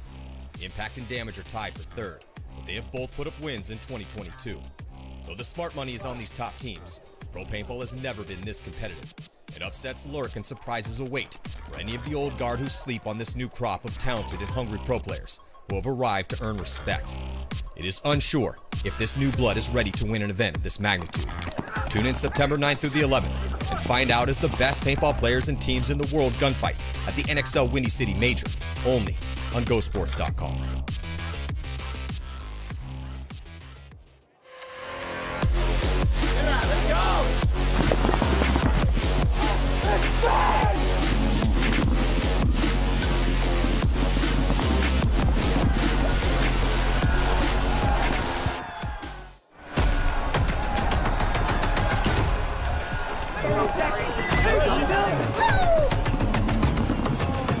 It's hard, but we're doing it together.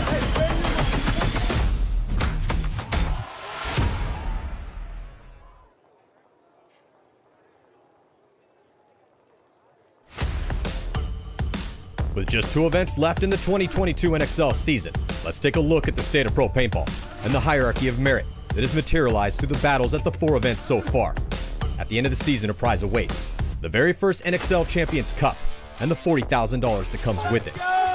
4 dominant teams sit at the top of our sport, names that many fans have become familiar with over the past years, as they have proven yet again to be the best of the best.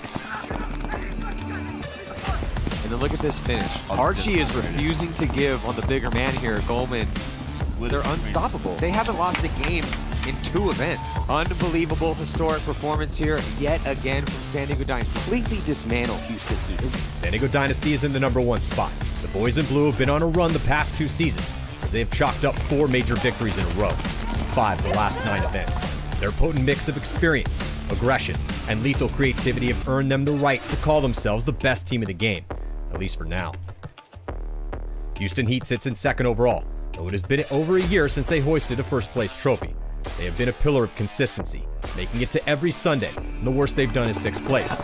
Heat keeps losing close games to stop their run on Sundays, but their roster contains some of the biggest superstars in paintball, and they are well overdue for another win. Edmonton Impact's going to win this game here. I think they have enough bodies. Is Jacob Edwards going to be able to hold them off? Impact and Damage are tied for third. They have both put up wins in 2022. Tampa Bay Damage, after a 10-year drought, finally brought home another victory in dramatic fashion when the final game in Texas came down to one-on-ones. And they did it running 2 different lines, proving the talent and the depth of their roster. Oh, and Jacob Edwards dropped the coast-to-coast shot. First time in about 10 years. On the other hand, Edmonton Impact was able to ride a small roster to victory at the open event in Sacramento.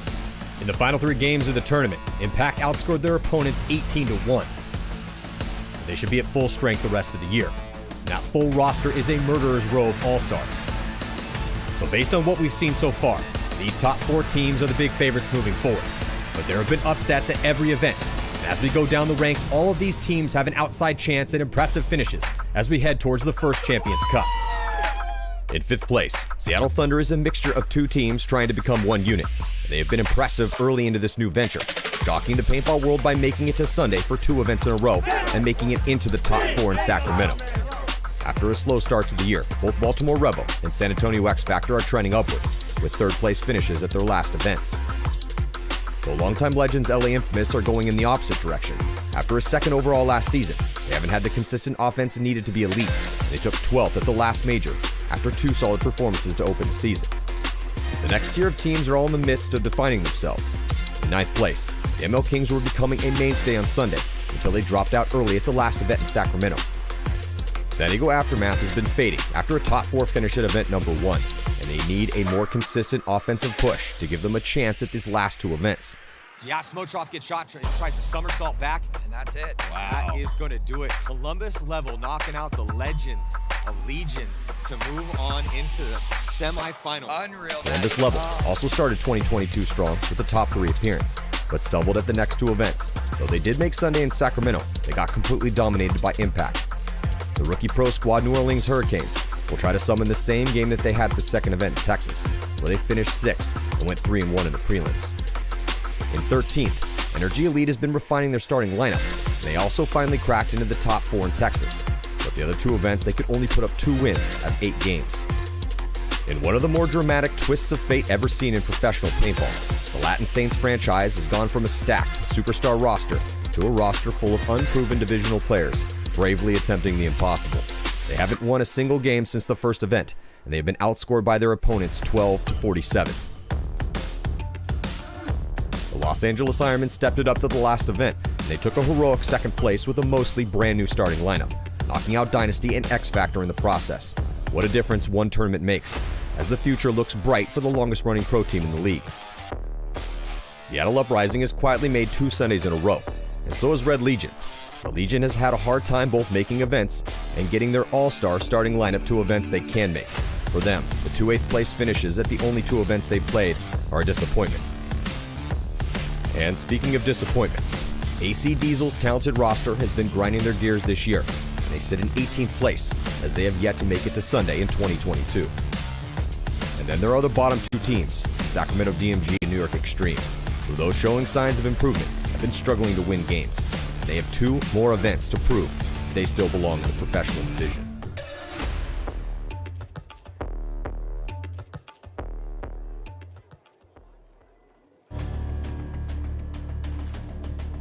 As the NXL headed to Chicago for the 2020 Windy City Major, the 2 names haunting the rest of the Pro League were familiar to anyone who had been a fan of the game in the modern era. Edmonton Impact and Houston Heat, with their wins at the first 2 events, were on familiar ground.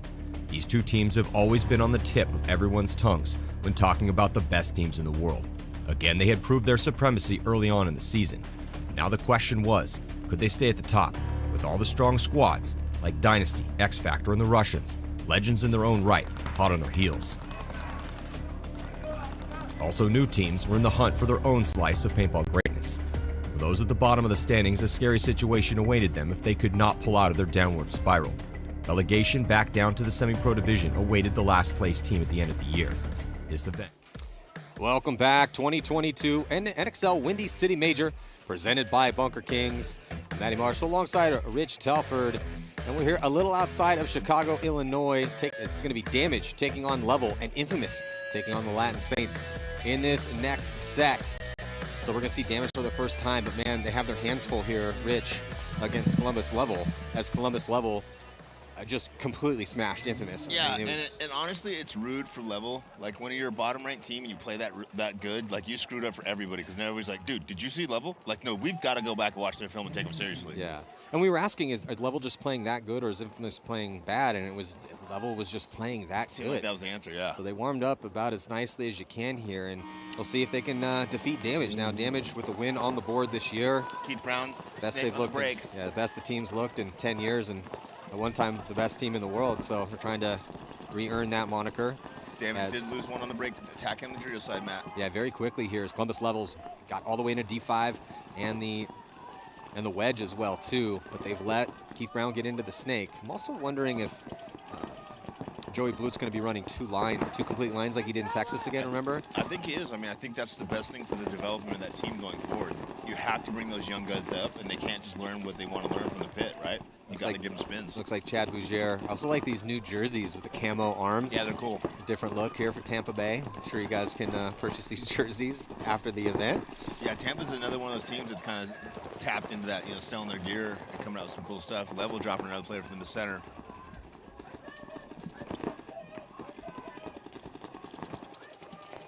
Yeah, so Level uncharacteristically losing a body early. Their survivability had been off the charts, and for the most part, in their first game against Infamous, but the thing that they really excelled at, Rich, was the scramble. Yeah. When the game plans get tossed out and you just have to have read and react moves to determine the outcome of a point, that's when they were thriving. Yeah, they read and react really, really well, and they seem to fall. Like if they have to go one way or the other, they go offensively, and that seems to work out for them. The communication, though, right now coming from the Tampa Bay Damage side, I feel is amazing. Non-stop communicating, shooting their guns, applying pressure. 2 players now in the snake are down for damage. Keith Brown in front. Well, Keith's getting a little bit of help. Got a body right behind him. Level with 2 in the back cans, 1 in the Dorito 4 over there. Level filters the body out wide. Mr. Consistent on Columbus Level. Weber always seems to be in the right position at the right time. It's out to that key corner there. That guy keeps the guy from wrapping on your side of the snake. Oh, did he get the kill? Yeah. He got, like well, we got a kill on Keith. But oh, he just misses Jason Edwards, too, as Jason transfers. But does he know if there's 2 in the snake, though? Probably not, right? Yeah, because the Weber also took a little bit of core sample here. And I think they just lost another body. Oh, Weber's going to catch Smith sleeping. They actually end up trading out. Got to be careful not to get a penalty there. Yeah, Smith got the penalty. Just another well-timed play by Weber. I believe, Matt. One-on-one, I believe. Yeah, looks, is it Jacob? Because I didn't see Jacob come off. Or maybe not, because they're someone's talking. Oh. Well, Jacob was, so it was Jacob Edwards. So the hero in a one-on-one in triple overtime in Texas to put the win on the board for Tampa Bay Damage, but he gets eaten up here in this one-on-one. I mean, he used to be good at one-on-ones, but have you seen him play one-on-ones lately? Yeah, so. Level to win in this first point here. I think that was Silberg. Yeah, I think so too. Yeah, Sam has just been holding it down so over there good for them the past 2 events. He was really good for him in Sacramento, very consistent on the attack, and had some really solid points for him in this first one as well too, and now he's going to win a one-on-one against the legend, Jacob Edwards. So, yeah, Level just continuing to look outstanding out here. What are we going to see differently from Infamous, Matt? That's the big question on everybody's mind. Literally, everybody's messaged me and said, ask Matt what he thinks Infamous is going to go differently. Well, we didn't really see, we saw uncharacteristic early deaths from some of those guys. They also didn't seem to be putting the aggression together at the same time on both sides of the field. And then they were just losing too many gunfights. So it almost seemed like they had the beginning of the game plan and they hadn't figured out the second and third steps of the game plan. You know, they kind of figured out, hey, these are the 5 spots we want to be in, but what should we do to get past these spots? And then, you know, how do we close? See if they can change it up. Again, Infamous not able to put 1 point on the board in their first match. Oh, they're going to get a kill. Losing play on Snake. Yeah, so go heavy guns. Not taking much ground here to start things out, but going to be producing 2 quick kills. Going to be 5 on 3 in favor of Infamous to start out point number 1. Yeah. This is going to give Infamous a little bit of gas in their tank, right? If they can go up a couple points here early, should give them some confidence. Get them on the attack. Oh. Can't see this. Thomas taking the walk from the center. Early walk. Yeah, Thomas, even though in the high body situation, trying to take a lot of ground in the center, just a little bit too much too early. And that's the way end up getting clipped. That's the way this field plays, Matt. You can kind of play safely up to the 50s, but really the wings are the safest spot. If you go forward to the 50 or into the other wings, you get real vulnerable. Can't see very much, and the other team comes and gets you pretty often.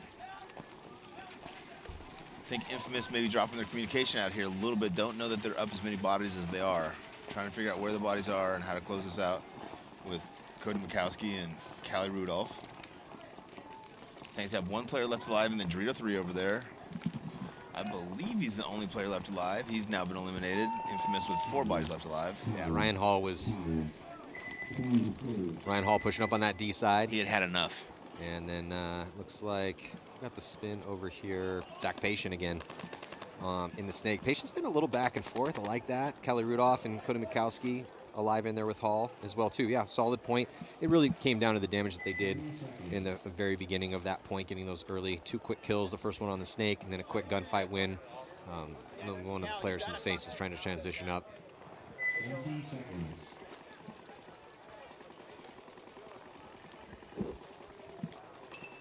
So Level taking the field here with 10 seconds. looks like Lemon, number 21. Weber getting back out there. Kramer's getting a spin. Danny Schonauer.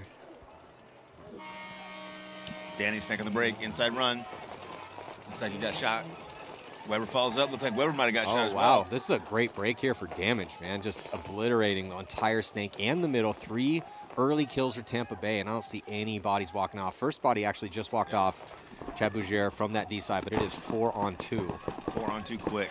And Keith's at the 50. So this one should be easy work for Tampa Bay to tie it up.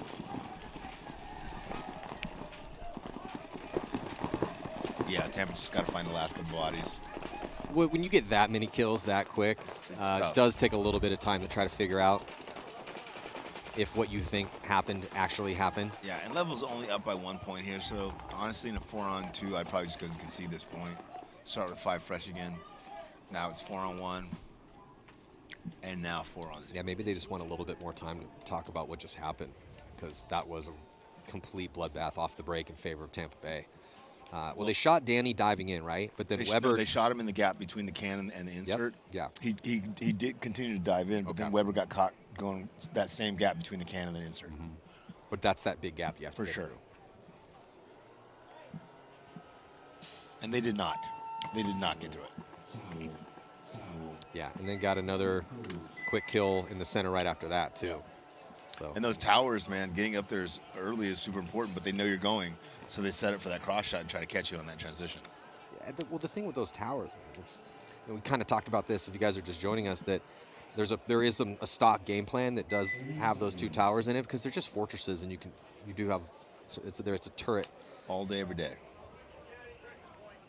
In the pits right now with, I like those new jerseys, Tampa Bay Damage. Got Horn and Lackey, 2 of the new pickups. You had Waring come back into the fold after being on the team for back in the day. And then Los Angeles Infamous. Up by Looks like Rudolph and Patient again. So Travis has been announced a couple points in a row. He's going with Patient. Going to use Patient's wheels to try to get out wide. Callie begging that he shot a body on the break, and there is a body coming off from the snake side here. The Latin Saints and 5 bodies still alive for Infamous. Callie then secondaries up to try to shut down that D side. Patient all the way to the snake 50 on the break. And there goes Thomas Taylor as he moves up into the wedge. 4-on-5 in favor of Infamous. Kerrigan gets shot. Did not know the snake was hot.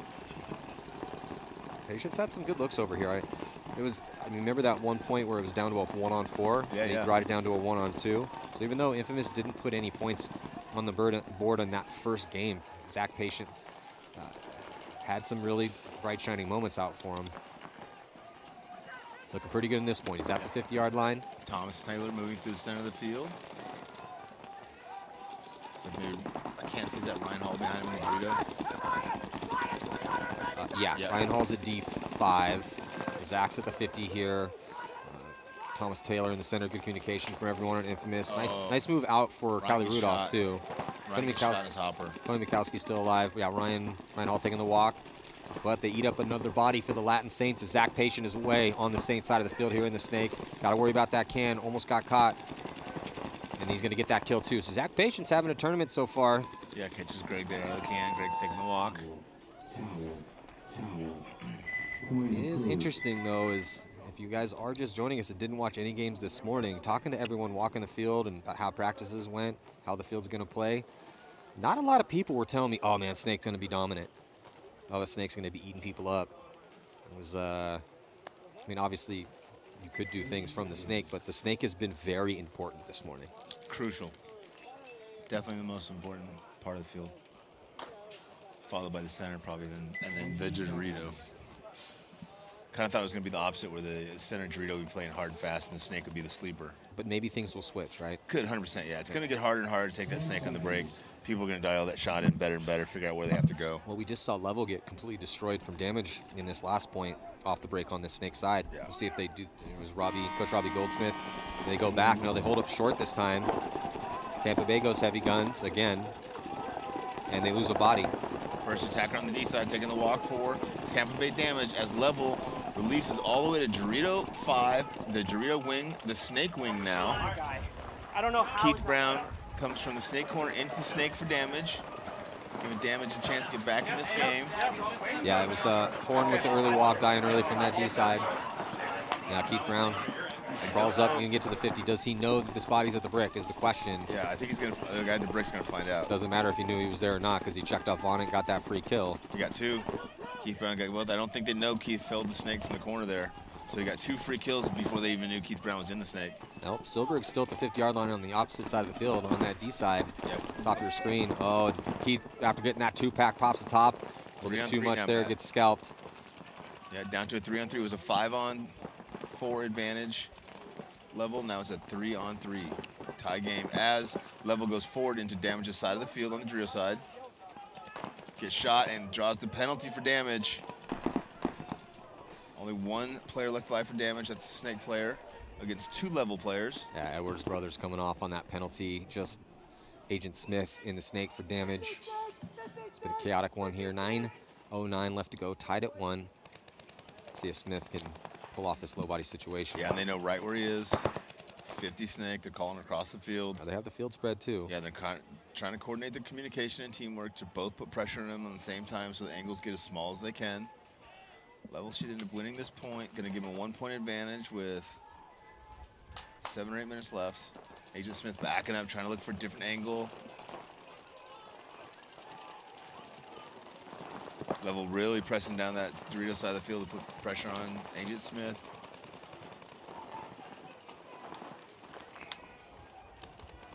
Level player in the corner. Got to watch the move down the tape. Oh, look at this. Smith He comes gets through. caught.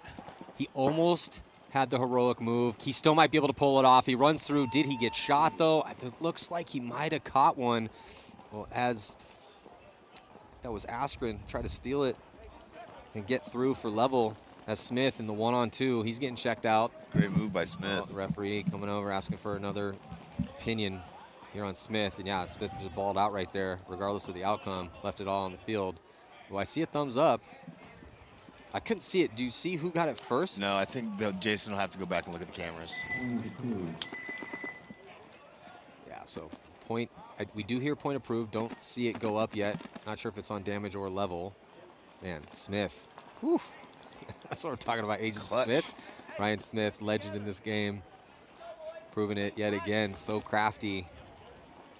He was in a really bad spot. If Smith did steal that one, that's one that Level's gonna want back. 20 seconds.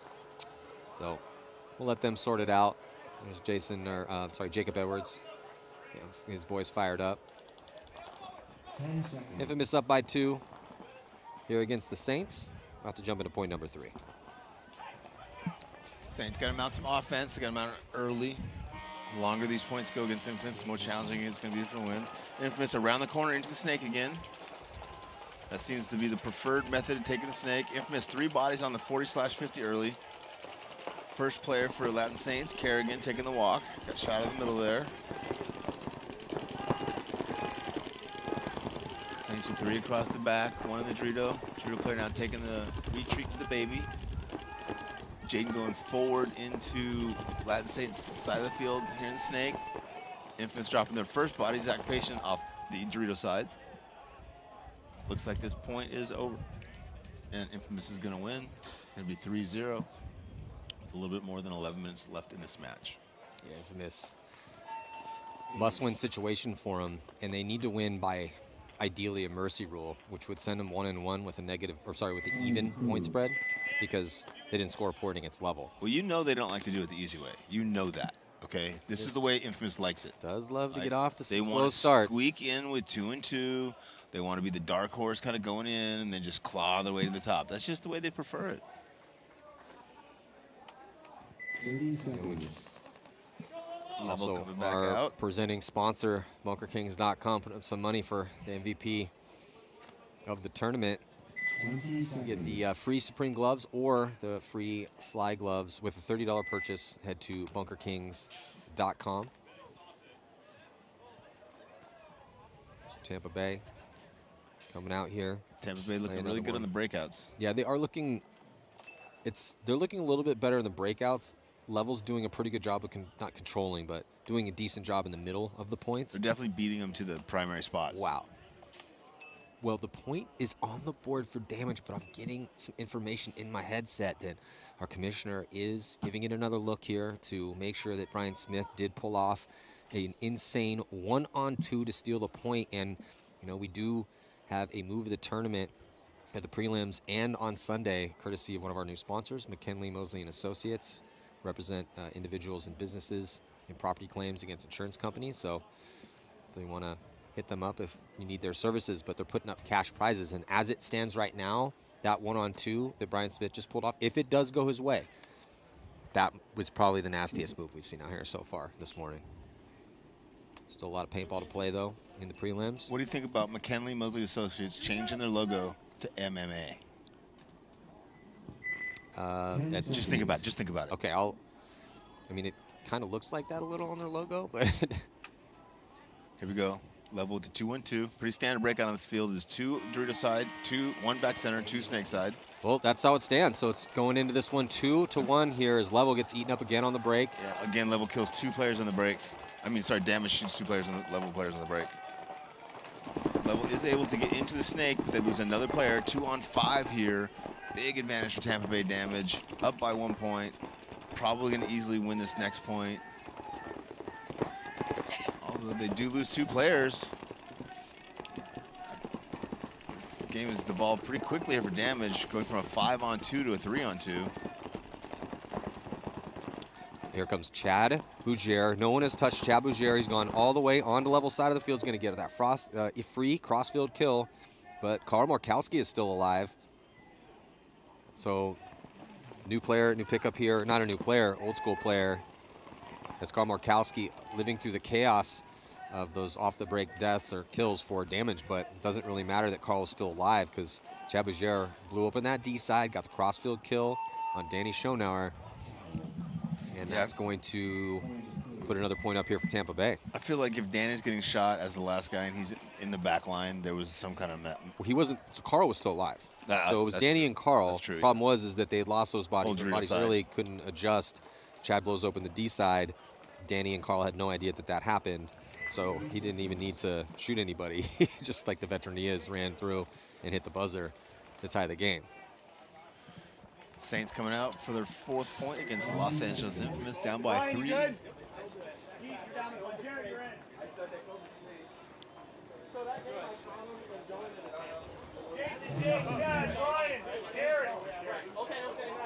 There's Joey Blue, coach of boys from Tampa Bay Damage. The lead over Columbus Level. Also, Latin Saints need to make something happen here. 11:41 to go. Kind of getting beat up by Infamous a little bit in this one. Saints dropping one and getting the penalty. That's going to help things out. Nate Schrader getting a spin. He's going to go and get into D2 pretty quick. Saints down to just 2 players left alive, Matt. I'm sorry, just 1 player left alive. Jonah Jamrose. The old 5-on-1, 5-on-0 now. Infamous going to win this and be up 4-0 with a little bit more than 11 minutes to go in this match. Excuse me. They're trying to keep us on schedule. Appreciate that. Appreciate that. Try to help out with that lunch order. Yeah, we were going to do Chipotle, but now I think we're doing Taco Bell. Just love how we're saying on the Mexican tip, man. Just pick the Mexican food. Everyone knows me, knows I love Mexican food. California strong. I mean, if I had to choose Taco Bell, I'd probably choose Chipotle, but beggars can't be choosers. That's right. That's right. Good shooting off the break. Yeah, so, yeah, you could hear Thomas Taylor, good shooting off the break. They have been shooting laser beams off the break here in this game. Yeah, when you're playing 5-on-2, it's pretty easy. It's pretty easy. I'm not getting any pressure out there. Are you feeling any pressure? No, I'm not feeling any pressure either. Are their guns working? Are you sure their guns are working? Shooting 2 buddies on the break every single point. Different situation in the Damage and Columbus Level match. Level, though, starting to let Damage pull away with this one. Yeah. You need to keep those heads on a swivel a little bit more. This is a crucial point for Level. Yeah, split screen breakout here on your screen is Level starting from the blue side. Damage losing a body early. The thing that I think is going to hurt Level right now, Matty, is that point where they lost the 2 guys going through the snake gap. After that, they've kind of gone soft snake side. And if Damage takes the snake away from Level, it's going to hurt their offense significantly. Damage not able to shoot a body on the break and lose one themselves, but they do get player here in the 50-yard line in the snake looking cross field. So it's 5-on-4 in favor of Level, but Damage does have the best field position. and a 2-point lead. Well, they lost their snake in.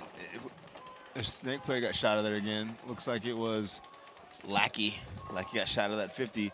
He's been shot out of there now. Keith is shot out of there. I think they're getting caught on the bounce shot, Matt. Not sure because I can't see the bunker itself, but I can see that they're a little bit confused or a little bit disappointed when they're walking out. Like, I don't know exactly what I got shot from. Good fill from the snake there, from Level. Yeah, so Level into snake 1. Great fill. Great communication from both squads. Yeah, both playing good team ball. Yeah, I was thinking slightly better communication for Level as Weber crawls in. And Weber's getting really good. He really was a standout at the last event. 100%.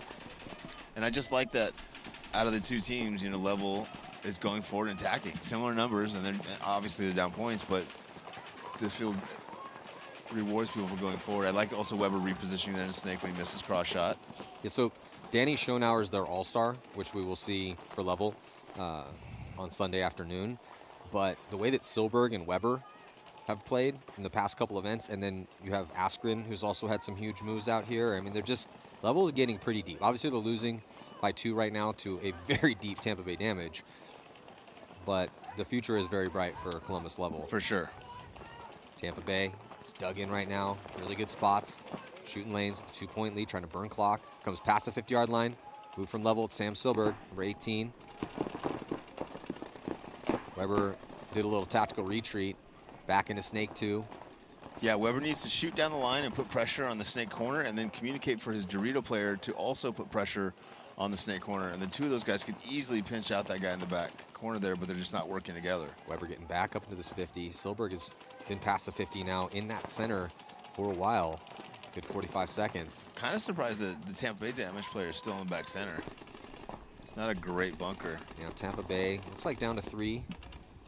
3 left alive out here for Tampa Bay. They gotta have a good crossfield spread, but man, those are some small spots out there that they're in right now. Less than 4 minutes and 30 seconds left, down by 2 points. Columbus Level needs to mount some offense here. Can't just sit in these spots. They're gonna have to cross and go forward past these spots so they can put more pressure on the cross. Again, Damage with 1 in the snake corner, 1 in Dorito 1, 1 in back center. Oh, here goes the move finally. Silberg drops the hammer on Edwards in the center. It cost him his body to do it. We'll see how they're going to major penalty going to be assessed. It's going to be on Sam Silberg. Major penalty assessed on that move that pulls out Weber. They're looking for another body to pull. It's Askren. Now it's a one-on-one. Level still gets the point. Yeah, I was going to say that still puts Smith in a terrible spot back there. He's in the tiniest bunker on the field. As I think that was Lemon. Level finds a way to win, man. Yeah, Lemon had that whole side of the field, so even with the major, that it's tough to get major penalties, but it still works out for Level. So that was a fun point to watch, though. Yeah. It was kind of back and forth when Level down a couple. No, they needed to, and tactical move, major assessed. Thought for a second that would have cost Level, but it didn't cost them. Finding a way to still put that point on the board. 3 seconds. It's when the red bird of death goes up and you're just hoping, please don't pull me out. Please not me. Rufus in there, fixing a hopper. 20 seconds. Helping Infamous out or Level out there. Well, 10 big lead here for Infamous. 10 seconds to go before the start of the next point. Saints need to get something working. Yeah, they're just struggling. Brand new squad, though, man. Just Yep. a noble attempt from anyone that's willing to roster up on that team because it's really difficult. This is the hardest pro paintball league in the world, by far. Saints just haven't found a way to put a win on the board in a game since that first event where they took second with the superstar roster, had the implosion. Those superstars scattered back to teams, and then now a bunch of divisional players trying to make their pro paintball dream a reality. They did pick up a couple more seasoned guys, though, at the last event. Yeah. To make the roster a little bit more stout, but just no answer for anything that Infamous is doing out here.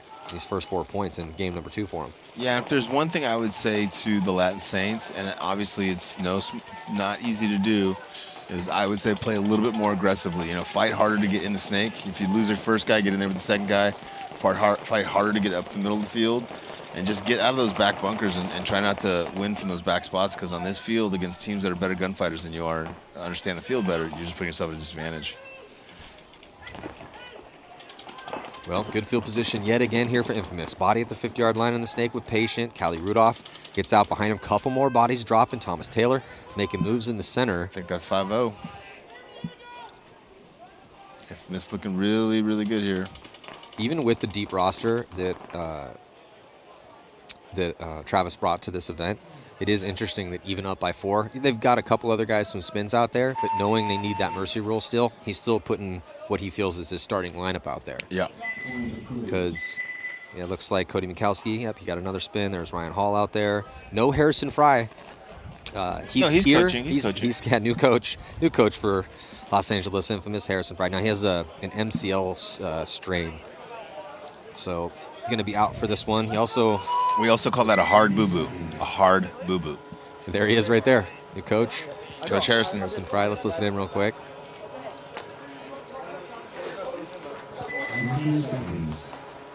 Is Cody limping? Harrison, you ran straight off the side. So Callie, it was a Rambo off the break, but because he went off the side, I didn't see it. Yeah, it is a deep roster, though. You see Nate Schrader coming back from a long shoulder injury he's been dealing with. Got Tim Russell back out there ready to go.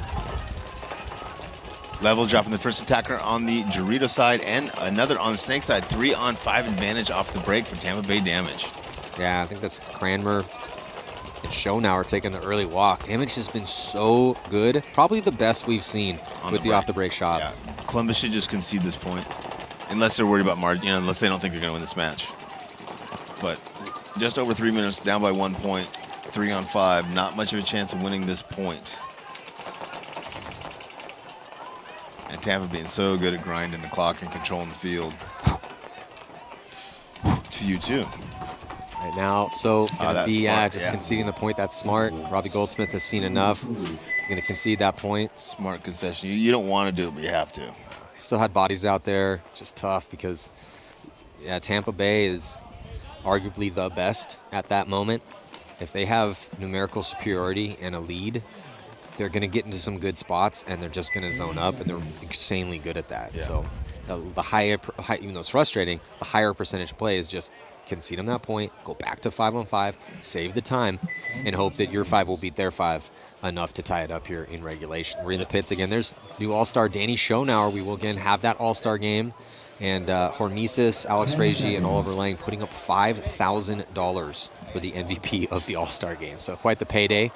Whoever shows up to show out. That's enough to get your head on your friends. Game Saints, big bite, make it to the Dorito. Looks like they might have gotten in there alive, although the player is getting checked now. Infamous going down the snake. Looks like Jambros getting in there, fixing his hopper up a little bit. You know, Jonah's gotten some spins over here, going back and forth with Patient for the most part, but Jonah's looked pretty decent in here. Yeah, he looked inside to that one shot earlier, like his first rep, but other than that, I haven't seen any mistakes. Jonah's looking good. I haven't had any of his mom's cookies, so obviously that's disappointing. Jonah's outside rapping. There's Sean Salcedo. So now with the 5-point lead, Infamous finally getting some other guys some spins out here. Try to put this 6-point on the board, keep everybody fresh. Yeah, it's a 5-on-3 here, so this point and because of it being the 6-point is pretty much academic. Although Saints now sneak into that Dorito 4. If Infamous sleeps on him here, Saints can sneak a point out. Oh, he gets caught. Couldn't see who that was from the Saints, but someone was over there trying to get sneaky, but just gets caught going past the 50. Oh, Kerrigan's taking the walk over there too for the Saints. Saints down to just 2 players left alive, both over here in Snake side, Snake Can and Snake Tower. Yeah, a couple desperation runs here for the Saints.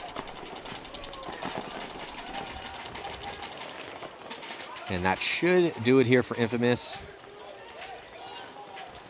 Looks like I thought Jonah might have caught one. He's definitely got something on his loader, but I thought that was rub. Yeah. And then it looked like he was going to walk back for a second. Tricked everybody. Yeah, Jonah's looking good in Snakeside. Yeah, Jonah looked Zach good. is too, though, so that's good. They got 2 or 3 different weapons over here. Yeah. Salcedo's had a couple spins. Pretty much everyone that just played for Infamous looked good. So that's helpful to be that deep. Paul's got a lot of spins. He was snowballing paint in that one. Cody's played every single point pretty much. Yeah, and again, no Harrison Fry. I mean, Harrison's literally on the sidelines hurt. So Impact, or not Impact, Impact's deep too. But Infamous is really deep. So deep. Damage coming back out up by 2. 30 seconds. Well, Infamous did exactly what they needed to do. So now, damage up by 2, slight lead here on level. The issue is time. Well, and I also feel like we're asking ourselves the same question, and I think it's the same answer. I don't think level is playing bad. I just think damage is playing at the next level good. And they're winning either every breakout or almost every breakout by a body or 2. Yeah, damage is off the breaks. Shots is probably as dialed as anyone we've seen the entire morning. So just 3 minutes left to go. Oh, but now level answers back, and they get a kill of their own and take a bunch of ground on that D side, all the way into D5 very quickly, and then double stacking the wedges, and then immediately into the brick. Weber might have got picked off, though. He's asking for a check. I thought I saw something break off of him. See if it left any paint. No one in the snake yet for either squad. Oh, it's going to be, yeah, it looks like Weber's clean. 5 on 4 here in favor of level, and they have a ton of ground in the center on that D side. Next up, it should be Schonauer to try to get into the snake. Here comes Lemon. Lemon going to try to get up to the 50. And it looks like he makes it clean. Another body comes off for damage. Not looking good here for Tampa Bay. Just 3 bodies left alive and no one on that D side. Trying to just burn clock. 2:10 left to go. Looks like level should get this one, no problem. Yeah. Schonauer finally dives into the snake. He's going to crawl rapidly to the 50-yard line and wrap around.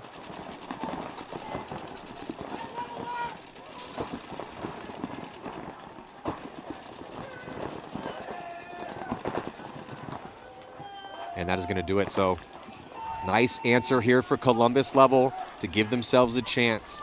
So that's why you make those smart play calls and concede those points and get back to 5 on 5. Good, now good solid coaching. Yeah, because Rich, it's a 1-point spread. It's going to be 4-3 with 1 minute and 49 seconds left. We'll be in Xball, true Xball. We'll be in Xball here with 1 minute and, yeah, just not a ton of time for level. We just saw an incredibly quick point for them right now. So it's let's see if they can summon the spirit twice in a row. But yeah, 2 minutes in between points.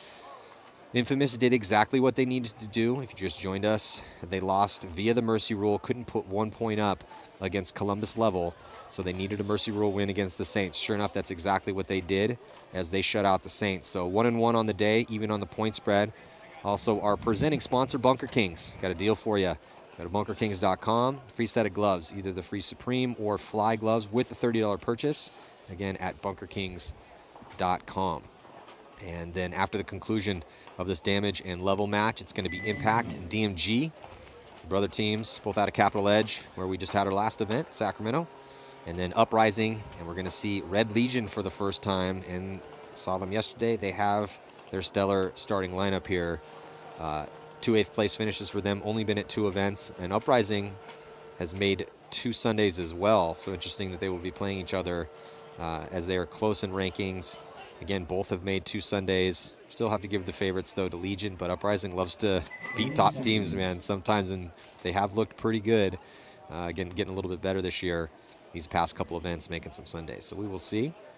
And after that, we'll have a lunch break and then jump into the afternoon brackets. Can't wait. Damage. A little timeout here, so we'll have another minute. Looks like, I think Level called that timeout. So Level's sending out Weber. Looks like Markowski's going to get a spin as they need speed. Lemon, Askren, and don't see the 5th body out there quite yet. Look for either Silberg or Danny. Looks like it's going to be Sam Silberg. He's got wheels. So there's Columbus Level here on your screen. Get 48 seconds to go. Tampa Bay damage as the Edwards brothers, Chad Bougere, Smith and Keith Brown to try to hold it down. get their first win on the board. Game number 1 for them. Level already with a win, trying to go undefeated here in day 1 at the Windy City Major, presented by Bunker Kings.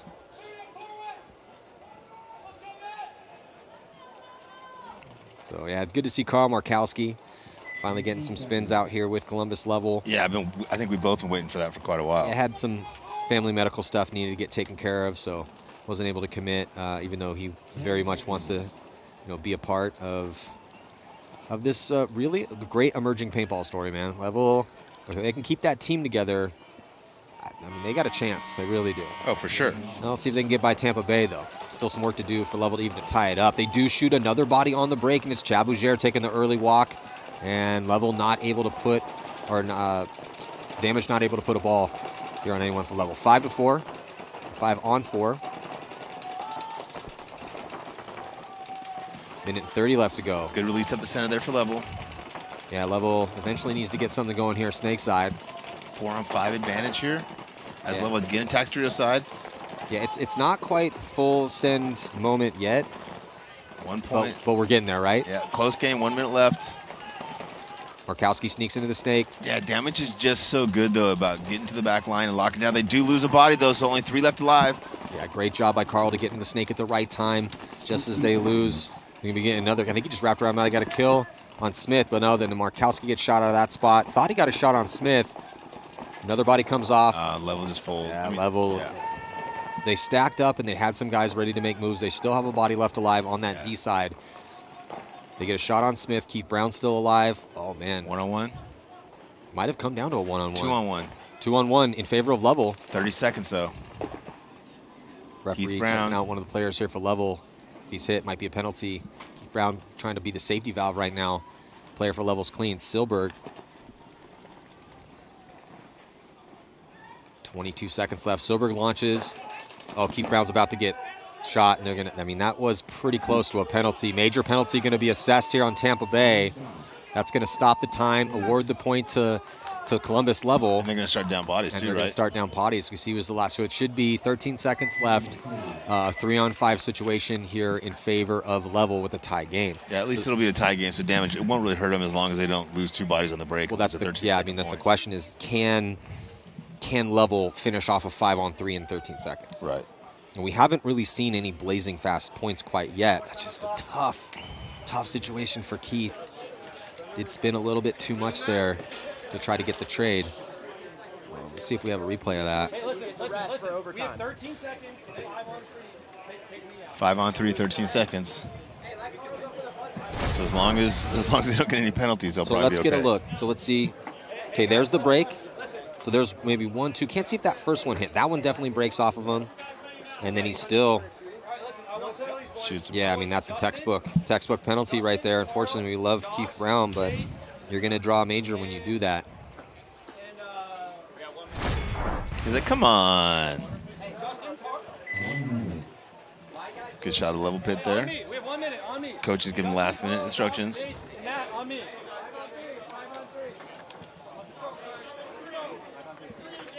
Yeah, I don't see Robbie here. I think is that Tyler that's taken over the coaching reins? I think so.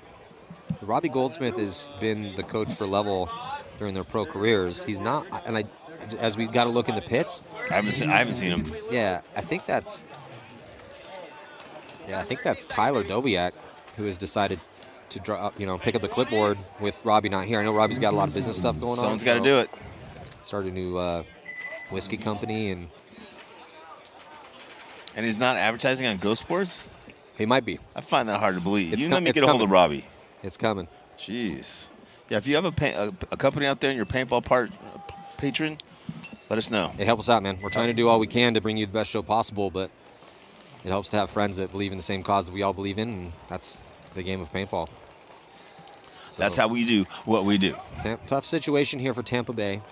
Going to be 3 bodies. I don't think it's going to hurt them. As long as they can fight through this 13 seconds, they should be fine. But they'll definitely making it very dramatic. Yeah, they'll be able to make their spots and hold them for 13 seconds, I think.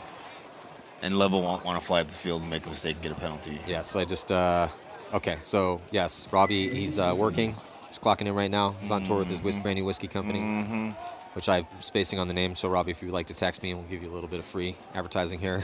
First one's free, Robbie. First one's free. I am still waiting for my bottle, so I can't. You haven't got a bottle? I have not yet. I do like me some whiskey. I have. Yeah, the bottles are beautiful. The case was amazing. They look great. I hear they taste delicious. I don't even drink, so I was just like, I don't know what to do. I haven't had any yet. Yeah, he sent me a couple cases. Oh, you're so lucky, man.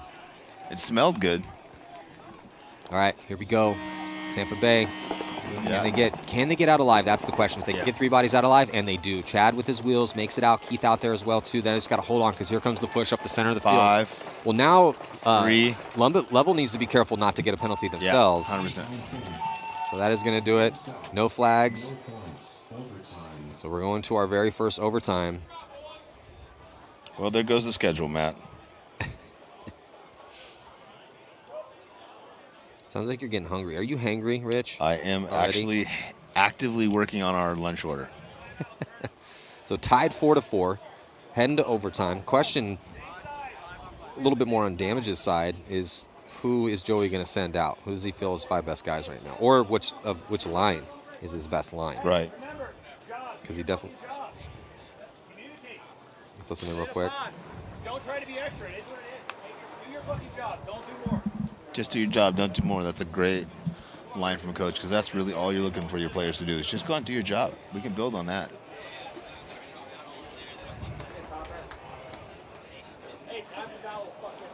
Yeah, I mean, these are veterans that have won championships before. Very calm. Very cool, very collective. Yeah. It's like they're suiting up Keith, sending out Chad. Edwards most likely. All right, there goes Jacob and Jason. And Smith. It's a powerful line. Like the way Smith's been getting in the snake. Obviously, like the way Keith's been getting the snake. Jason Jacobs, super active there in the back.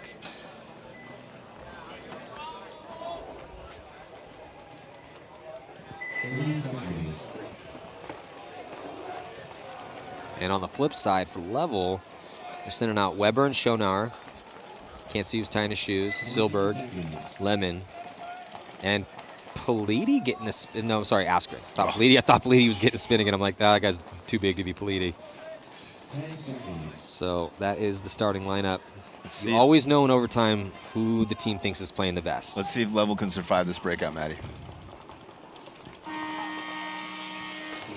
Oh, man, overtime very often does come down to the breakout, and these breakouts have been a little bit of a bloodbath here on this layout. Looks like Level's going to be first to go. Silberg, 5-on-5 break, Rich, and Silberg pushing that issue early on the D side, gets to D5, and then right to the 50. I like the way he's been aggressively pushing up that D side. Level has been beating Damage up that D side consistently. They've kind of been going back and forth over here Snake side, but in my opinion, Level's been doing more damage on the Drill side. I just like how fearless that Level plays the game. They really play like they don't have anything to lose. It's really fun to watch. Silberg's been going off on the D side. They'll risk bodies when they need to. They keep their twos very close to their first attackers. That second attacker, ideally you want to keep them close enough so they can pick up the attack if the one dies, or leapfrog them, and they're doing it right now. So Lemon has made it all the way up to the brick. He's right by Silberg. And you can see that they understand how the field is played and how they have to play off of the people in front of him and next to him, because like you said, Silberg makes the move, then he comes inside to watch the gap. Now, they haven't shot anybody yet, and Damage is holding strong, and Damage is really good at this. So sometimes they'll sucker these younger teams in to making mistakes. They'll kind of, I wouldn't say let you take those front spots. They're going to try to shoot you, but now is the real work. The real work starts for Level as they've made it to these 50s, but where do you go from there? Yeah. Damage is a really good counterpunch team, right? They can sit in these back spots, make a couple good decisions, win a couple gunfights. And it doesn't really look like they're feeling too much pressure. I mean, on your screen you could see Tampa Bay, and a lot of those guys are not being super tucked into their spots. Oh, and they do get a kill. So things are starting to work towards Tampa Bay. That Drito one almost got his head blown off. So 5-on-4 advantage here for Tampa Bay. Where's the fifth body for Damage? We have D1, the can, back center, and I don't know what the fifth one is. Sorry. We might have lost a body. We could have. It might be 4-on-4. Time ticking off the clock. Down to 3 minutes, 2 seconds left. No one in the snake. I'd like to get an angle here. We'll see our eye in the sky. Yeah, I don't see anyone in the snake for either squad. Yes, I think it's snake 4-on-4. It's a snake cam, man. So it's both cans, back center, Drew to one in the Oh, yeah, there's There's 5 on the screen right Yep. there. Yeah, so 5 on 4 in Thank favor you. of Tampa Bay. Thank you in the booth. It's a nice, well, we got a glorious great nice shot, sky right? shot, yeah. Might as well use it to help our old commentators count the bodies. Half the time in this point has been ticked off. 1 body advantage for Tampa Bay with their 5 bodies across the back. Tampa Bay is just so confident that they're going to win these gunfights and make better decisions that they can just sit back here, relax, and be calm. Allow Level to take all the spots and still just shoot them out of there. Well, they have been really good at this, right? Historically, Tampa Bay in these situations. 100%. Them in Impact, this is the kind of paintball they would like to play. Some of the best gunfighters in the game really have prevailed in enough of these instances over the years for us to talk about how good they are in moments like this, even if a more aggressive team will get into some good spots. Well, and we've seen Level get to the 50, but we haven't seen them cross that 50 yet, and they really need to start crossing that 50 if they want to start putting more pressure on the cans in the back center, those 3 spots in the little triangle. Danny does make it into the snake. Danny Schonauer going to be playing in the All-Star game representing Columbus Level. Shooting down the sideline. No one to shoot out there, though. Yeah. Danny's got a strong minute game. 35 seconds left. Danny right to the 50. See if he can produce a kill out of here. Level's been able to get to the spots, but has not been able to produce any kills yet. Oh, Keith Brown taking the walk. Huge kill. Silber gets past the 50 on the D side, gets the crossfield shot. Now Danny putting the pressure in on that first Dorito. This would be a big win for Level, Matty. Yeah, Level's also going to get across the 50. They let Smith fill out. No, they don't. Danny does take the walk, though, for Level as it's getting chaotic. Body dropping. It's Chad Bougier. And then there goes Edwards, runs to his death. Oh, he's lucky to get a penalty. So I think they did enough here as there's still 2 bodies left, and I think everyone on damage is dead. And, yes, Columbus Level is going to be taking the victory here in overtime as soon as they figure out there's no one left alive to shoot. You better call somebody. Little signature celebration there for Silberg. Great performance. Askren going to join him there at the box. Askren's playing well, too. Yeah, their starting 5 is getting legit. Sam Silberg, an outstanding game yet again, man. Really making early running for potential MVP of this event if Level can keep it up. Wow, way to come back, too, right? Yeah. They played so well their first match. They started taking it in this match. It looked like it was going to be all the other guys, and then little by little, they battle their way back. So that is going to do it here. Congratulations. Level goes undefeated, completely destroying Infamous with the Mercy Roll win and then stealing one from Damage in overtime. Infamous, though, got a Mercy Roll win on the Saints, so they're going to be 1-1. One more set to go here in the morning brackets. Edmonton Impact taking on DMG and Uprising, and Legion taking the field for the first time here at the 2022 NXL Windy City Major, presented by Bunker Kings. I'm Matty Marshall and Rich Telford here on Go Sports. We'll be back.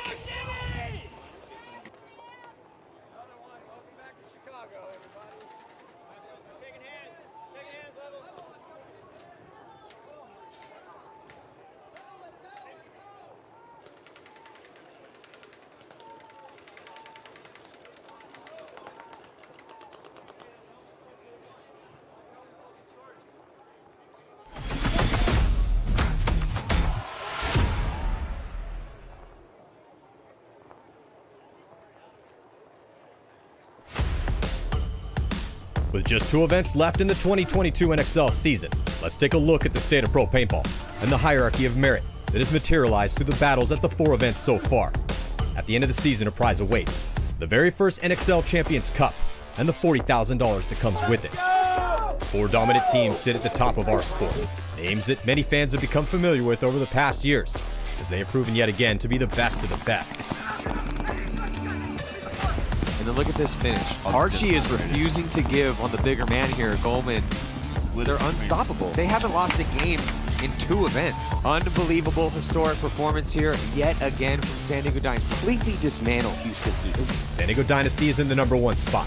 The boys in blue have been on a run the past 2 seasons, as they have chalked up 4 major victories in a row, 5 of the last 9 events. Their potent mix of experience, aggression, and lethal creativity have earned them the right to call themselves the best team in the game, at least for now. Houston Heat sits in 2nd overall, though it has been over a year since they hoisted a first-place trophy. They have been a pillar of consistency, making it to every Sunday, and the worst they've done is 6th place. Heat keeps losing close games to stop their run on Sundays, but their roster contains some of the biggest superstars in paintball. They are well overdue for another win. Edmonton Impact's going to win this game here. I think they have enough bodies. As Jacob Edwards going to be able to hold them off? Impact and Damage are tied for 3rd. They have both put up wins in 2022. Tampa Bay Damage, after a 10-year drought, finally brought home another victory in dramatic fashion. The final game in Texas came down to one-on-ones, and they did it running two different lines, proving the talent and the depth of their roster. Oh, and Jacob Edwards dropped the coast-to-coast shot. First time in about 10 years. On the other hand, Edmonton Impact was able to ride a small roster to victory at the open event in Sacramento. In the final three games of the tournament, Impact outscored their opponents 18-1. They should be at full strength the rest of the year. And that full roster is a murderer's row of all-stars. So based on what we've seen so far, these top four teams are the big favorites moving forward. But there have been upsets at every event. And as we go down the ranks, all of these teams have an outside chance at impressive finishes as we head towards the first Champions Cup. In fifth place, Seattle Thunder is a mixture of two teams trying to become one unit. They have been impressive early into this new venture, shocking the paintball world by making it to Sunday for two events in a row and making it into the top four in Sacramento. After a slow start to the year, both Baltimore Rebel and San Antonio X Factor are trending upward, with third-place finishes at their last events. Though longtime legends LA Infamous are going in the opposite direction. After a second overall last season, they haven't had the consistent offense needed to be elite. They took 12th at the last major, after two solid performances to open the season. The next tier of teams are all in the midst of defining themselves. In ninth place, the ML Kings were becoming a mainstay on Sunday until they dropped out early at the last event in Sacramento. San Diego Aftermath has been fading after a top four finish at event number 1, and they need a more consistent offensive push to give them a chance at these last two events. Yeah, Smotroff gets shot, tries to somersault back. And that's it. Wow. That is going to do it. Columbus level knocking out the legends of Legion to move on into the semifinals. Unreal. Columbus level also started 2022 strong with a top 3 appearance, but stumbled at the next two events. Though they did make Sunday in Sacramento, they got completely dominated by Impact. The rookie pro squad New Orleans Hurricanes will try to summon the same game that they had at the second event in Texas, where they finished 6th and went 3-1 in the prelims. In 13th, Energy Elite has been refining their starting lineup, and they also finally cracked into the top 4 in Texas. But the other two events, they could only put up 2 wins out of 8 games. In one of the more dramatic twists of fate ever seen in professional paintball, the Latin Saints franchise has gone from a stacked superstar roster to a roster full of unproven divisional players, bravely attempting the impossible. They haven't won a single game since the first event, and they have been outscored by their opponents 12-47. The Los Angeles Ironmen stepped it up to the last event, and they took a heroic second place with a mostly brand new starting lineup, knocking out Dynasty and X Factor in the process. What a difference one tournament makes, as the future looks bright for the longest running pro team in the league. Seattle Uprising has quietly made 2 Sundays in a row, and so has Red Legion.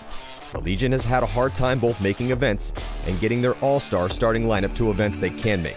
For them, the 2 8th place finishes at the only 2 events they've played are a disappointment. And speaking of disappointments, AC Diesel's talented roster has been grinding their gears this year, and they sit in 18th place as they have yet to make it to Sunday in 2022.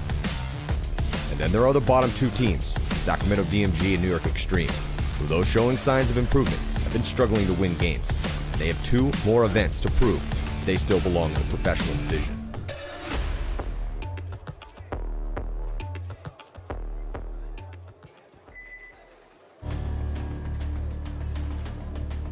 As the NXL headed to Chicago for the 2020 Windy City Major, the 2 names haunting the rest of the Pro League were familiar to anyone who had been a fan of the game in the modern era. Edmonton Impact and Houston Heat, with their wins at the first 2 events, were on familiar ground. These 2 teams have always been on the tip of everyone's tongues when talking about the best teams in the world. Again, they had proved their supremacy early on in the season. Now the question was, could they stay at the top, with all the strong squads, like Dynasty, X Factor, and the Russians, legends in their own right, hot on their heels. Also, new teams were in the hunt for their own slice of paintball greatness. For those at the bottom of the standings, a scary situation awaited them if they could not pull out of their downward spiral. Relegation back down to the semi-pro division awaited the last place team at the end of the year. This event was the last chance to prove yourself before the World Cup.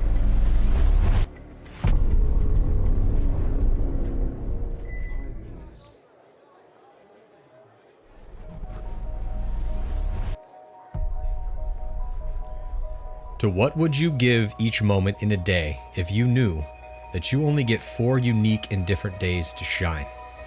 It is such an arbitrary number, 4, to be sure. But the parameters are set. You know the day of your execution or of your deliverance. This is a trial by combat. It's a day to define you, a day to test you, a day where all the torturous hours of training come together, where it's you, your gun, your preparation, your teammates, and your tenacity on display, dissected by your enemies, with your skill, your will to win, weighed and measured. It is your chance to prove to the world that in this small slice of place and time, that you above all others are to be remembered, to be respected. In the sport of paintball, it will come down to Sunday, the holy day, and you get to earn your place in the game. And in 2021, you get 4 of these. So this is the story of many moments, but of 1 year of what happens on 4 Sundays. Hard, they have to, they know it, right? Hard fucking paintball. Malice is just saving the day again, and Malice gets the crossfield shot as well. Guys couldn't make the corner like I was as consistent. They get Konstantin Fedorov back. They have Todd Martinez as the coach. Randy Smith is intent on building a championship team. I got the chills, and I was like, we're going to win this tournament. Pressure's all on them because they're #1 team. We're the 20th place team. Level undefeated, the #1 seed in their division. They have everything to lose, and we have nothing to lose. No one can touch Dynasty here. That was a complete masterclass. You go to bed dreaming you get to play Impact on Sunday and send them home. Then you dream you get to play Houston Heat. Who's the other Titan? Dynasty. There's no better feeling than going up against the big Titans.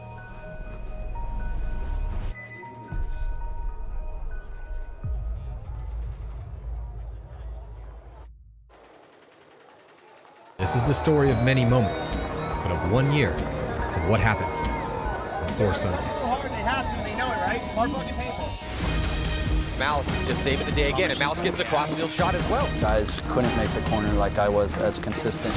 They get Konstantin Fedorov back. They have Todd Martinez as the coach. Randy Smith is intent on building a championship team. I got the chills, and I was like, we're going to win this tournament. Pressure's all on them because they're #1 team. We're the 20th place team. Level undefeated, the #1 seed in their division. They have everything to lose, and we have nothing to lose. No one can touch Dynasty here. That was a complete masterclass. You go to bed dreaming you get to play Impact on Sunday and send them home. Then you dream you get to play Houston Heat. Who's the other Titan? Dynasty. There's no better feeling than going up against the big Titans.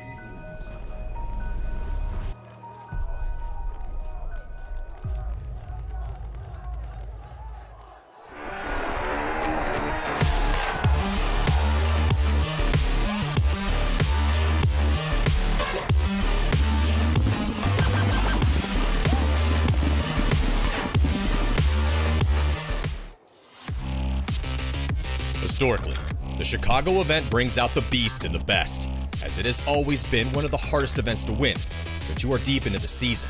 There are no more excuses. Every team has had time to sharpen their skills, refine their lineups and their weapons. All eyes are on the top teams as favorites at the battle that's about to go down in the Windy City. San Diego Dynasty sits in the #1 spot with 4 major victories in a row. Houston Heat is in 2nd overall, though it has been over a year since they hoisted a first-place trophy. Impact and Damage are tied for 3rd, but they have both put up wins in 2022. Though the smart money is on these top teams, pro paintball has never been this competitive. And upsets lurk and surprises await for any of the old guard who sleep on this new crop of talented and hungry pro players who have arrived to earn respect.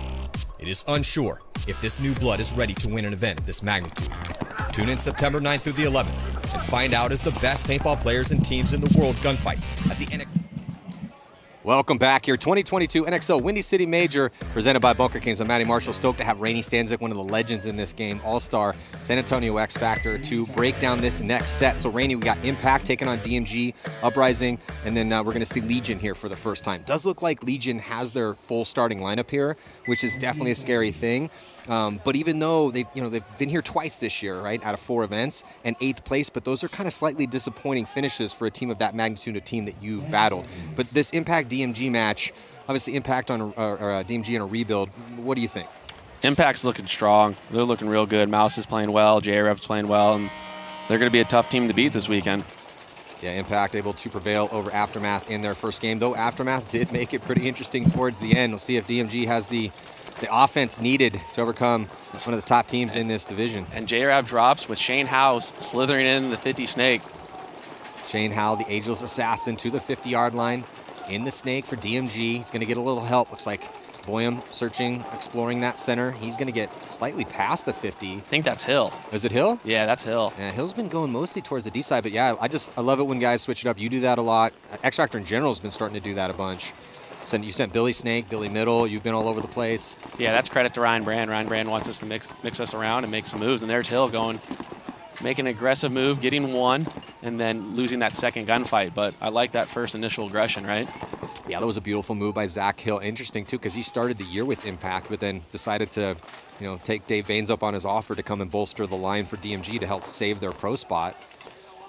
The one thing I would have liked to see is Shane Howe recognizing, because he's looking inside, he saw Hill make that move. When Hill makes that move, he should make the move into their snake, because now all the attention's on Hill. Yeah, so off of that Chaos Impact, still a little bit on their heels here is Howe still at the snake and has a body in the middle. And then here comes a little bit of a push. And they're trying to get Boyum up on that D side as well, too. So DMG is definitely playing on their toes and playing aggressive past the 50-yard line in the center and in the snake. Impact, though, I was watching them practice yesterday, and they feel pretty comfortable in these back spots, being able to pull back games. So I wouldn't be surprised if Impact can shoot one body, shoot Shane, shoot someone out of a spot, that all of a sudden this will become a 3-on-3 game real quick. Matt kind of throws his body away. And then here comes damage control from Axel with the big coast-to-coast move. And he smokes Shane and then stays alive, and that gets Spiegelman in the inside. And we're giving out money courtesy of Mosley, McKinley Mosley and Associates, a law firm, for best move, and this might be one of them here. I mean, Jesus Christ, Axel Godden in essentially a 1-on-3, runs through, gets the first kill on Shane, gets the inside kill on Spiegelman, and then Boyum had just absolutely no idea. What a heads-up play there from Axel. Yeah, Boyum tried to run down Brandon. Brandon, playing tight over there, was able to allow Axel to shoot that last body. But you're seeing that now on the snake side, right? It's not sometimes the first guy in there. It's the guy that's able to come and clear the second guy out with that counter punch, right? And that happened to us in our NRG game. Twice we were on their side of the snake, and the guy made a great move. And with all this stuff in the middle, it's hard to kind of watch your guy when he goes to your side. So, I would have liked to see Shane protect himself, recognize that, Yeah, it's one of those situations where it's like, yeah, you have to protect yourself, because what could they have done differently other than just keep that head on a swivel, try to see how the point is evolving, and then adjust accordingly. But also, sometimes somebody just makes an amazing move, and there's almost nothing you could have done because they just reacted faster than you. Yes, and that's what we were talking about. You lose a match thinking of all these things, but sometimes you don't need to reinvent the wheel. Sometimes you just lose a coin flip. Ace King lose the queens. Queens beat Ace King. That's part of the game. Here are the Russians. Point number 1, yeah. So Legion losing a body here early and not able to shoot anybody. Typically thriving off the break, but a little taste of their own medicine in this one, and they quickly lose another one. So they don't have Pantilev here, but that's it. Other than that, they have their standard starting lineup. Yeah, they have their strong 5. What I'm interested to know is, do they have their staff? Their staff plays a big factor in how successful the Russians are, right? They're the outside eyes. They're seeing the statistics.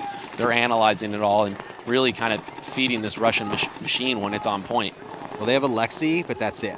So that's an issue, right? Yes. Because they normally had this really deep coaching staff, but it's been hard. Anyway, not looking really good here in this first point, as Uprising at the close of the last set, Rainey, we were talking about how Uprising has quietly made 2 Sundays in a row. And they're a team that can play a spoiler, and they're a team that also, when they're on, they can beat any team in the league. Yeah, we faced them those 2 Sundays, and the first one they played, they beat us in the prelims. Olsen's in the middle doing a good job, staying alive, real good gunfighter, and he's quietly having a great season. Yeah, they have, we talk about elite threats, right? Who are your threats? When we play you, who are we scared of? And they have a deep enough roster of veterans that have been together for so long that they have that unspoken communication in the scramble, on the attack, on those read and react moments, that when they are playing clean and when they've gotten some good practices, they are a big threat out here. So, yeah, they're definitely coming in confidence. And if you sleep on them, they beat the Russians here, the ball could get rolling for them this weekend. Yeah, looking at Coach Aaron Ormrod there. And that's the thing. They have a good staff. They got their consistent coach. They got a good pit crew, and that helps. And Aaron knows that roster. He's been with them for a while. His brother plays on the squad, and they have killers on that team.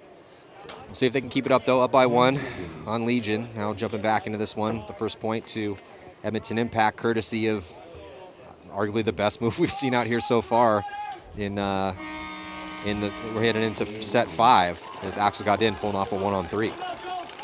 Impact with the second lineup. MVP from the last event getting shot off the break. Yeah, no one in snake for either squad here quite yet. Some secondaries, but everyone just kind of feeling themselves out. And just like Rainey said, Zupa, who was just masterful at the event in Sacramento with Impact 1 with a light line too, not a deep squad that they had. But sometimes that helps. Sometimes just having 6 or 7 allows guys to get in flow. And you know, a lot of the pressure was on Zupa. Mouse wasn't there till Sunday, and he carried the weight. He really did, and he got the money and all the kudos and respect for this amazing performance, man. Yep. And here's Shane again, back in the snake. Just still, speaking of inspirations, Shane Howell, 487 years old, just still out there getting it done. And there's Hill back on their side again. I like to see this. You know, sometimes a team will just attack the middle and just go once, but Hill goes all the way in there, doesn't see Reeser. Yeah, Reeser with an inside outrun to the snake. Haven't seen that a bunch. Here comes Hill searching in that center. There you go. Reeser shoots the snake, Nice shoots job. Hill. That was a good head on a swivel kill, as Hill was really the thorn in their side. And then as soon as he gets that kill, he can launch. Yeah, JC survived Hill for a bit, which was huge. Allowed Reeser to get that kill, and now they still have 4 bodies.